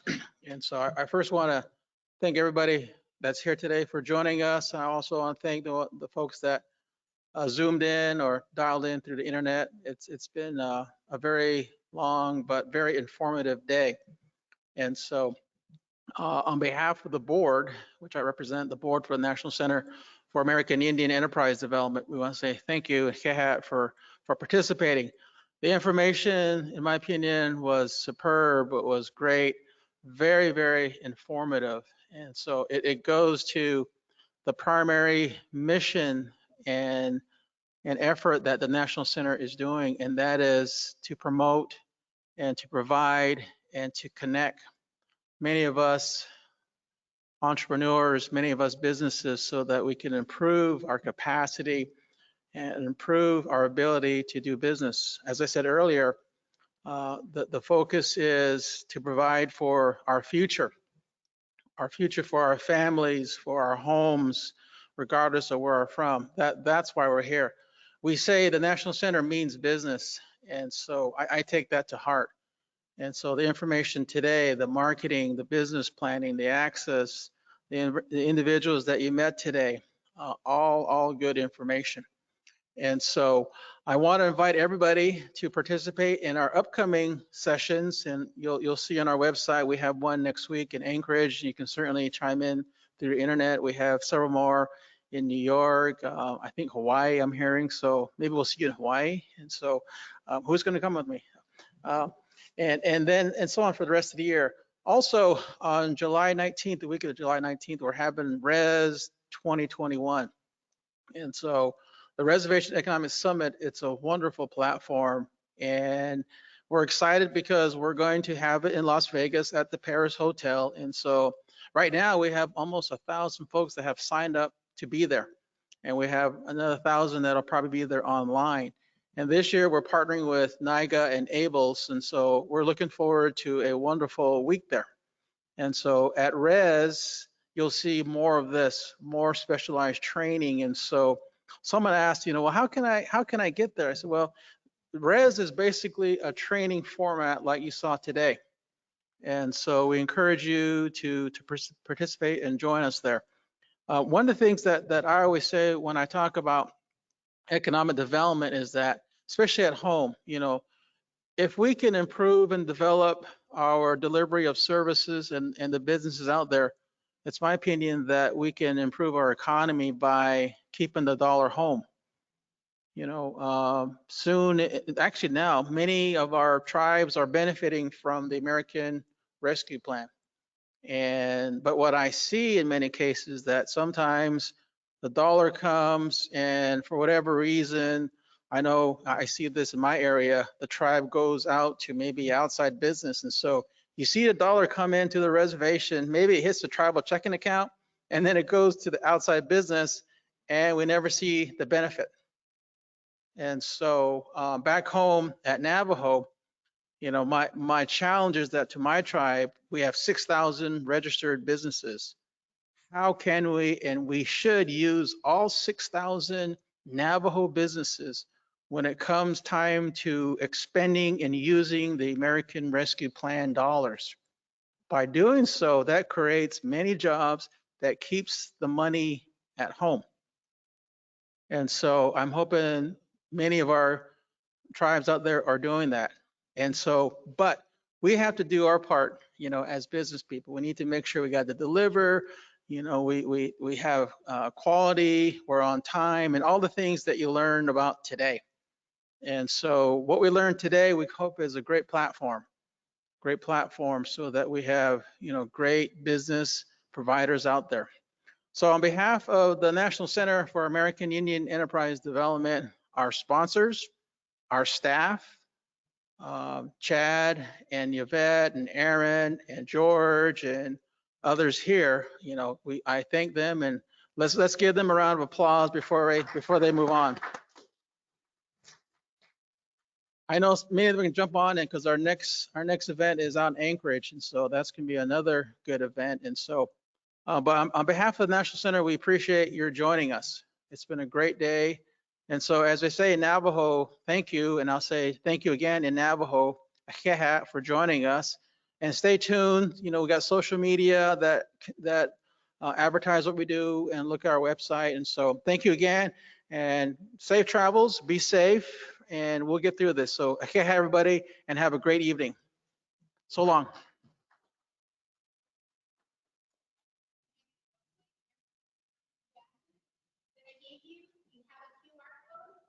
If you would just take 2 minutes of your time to give your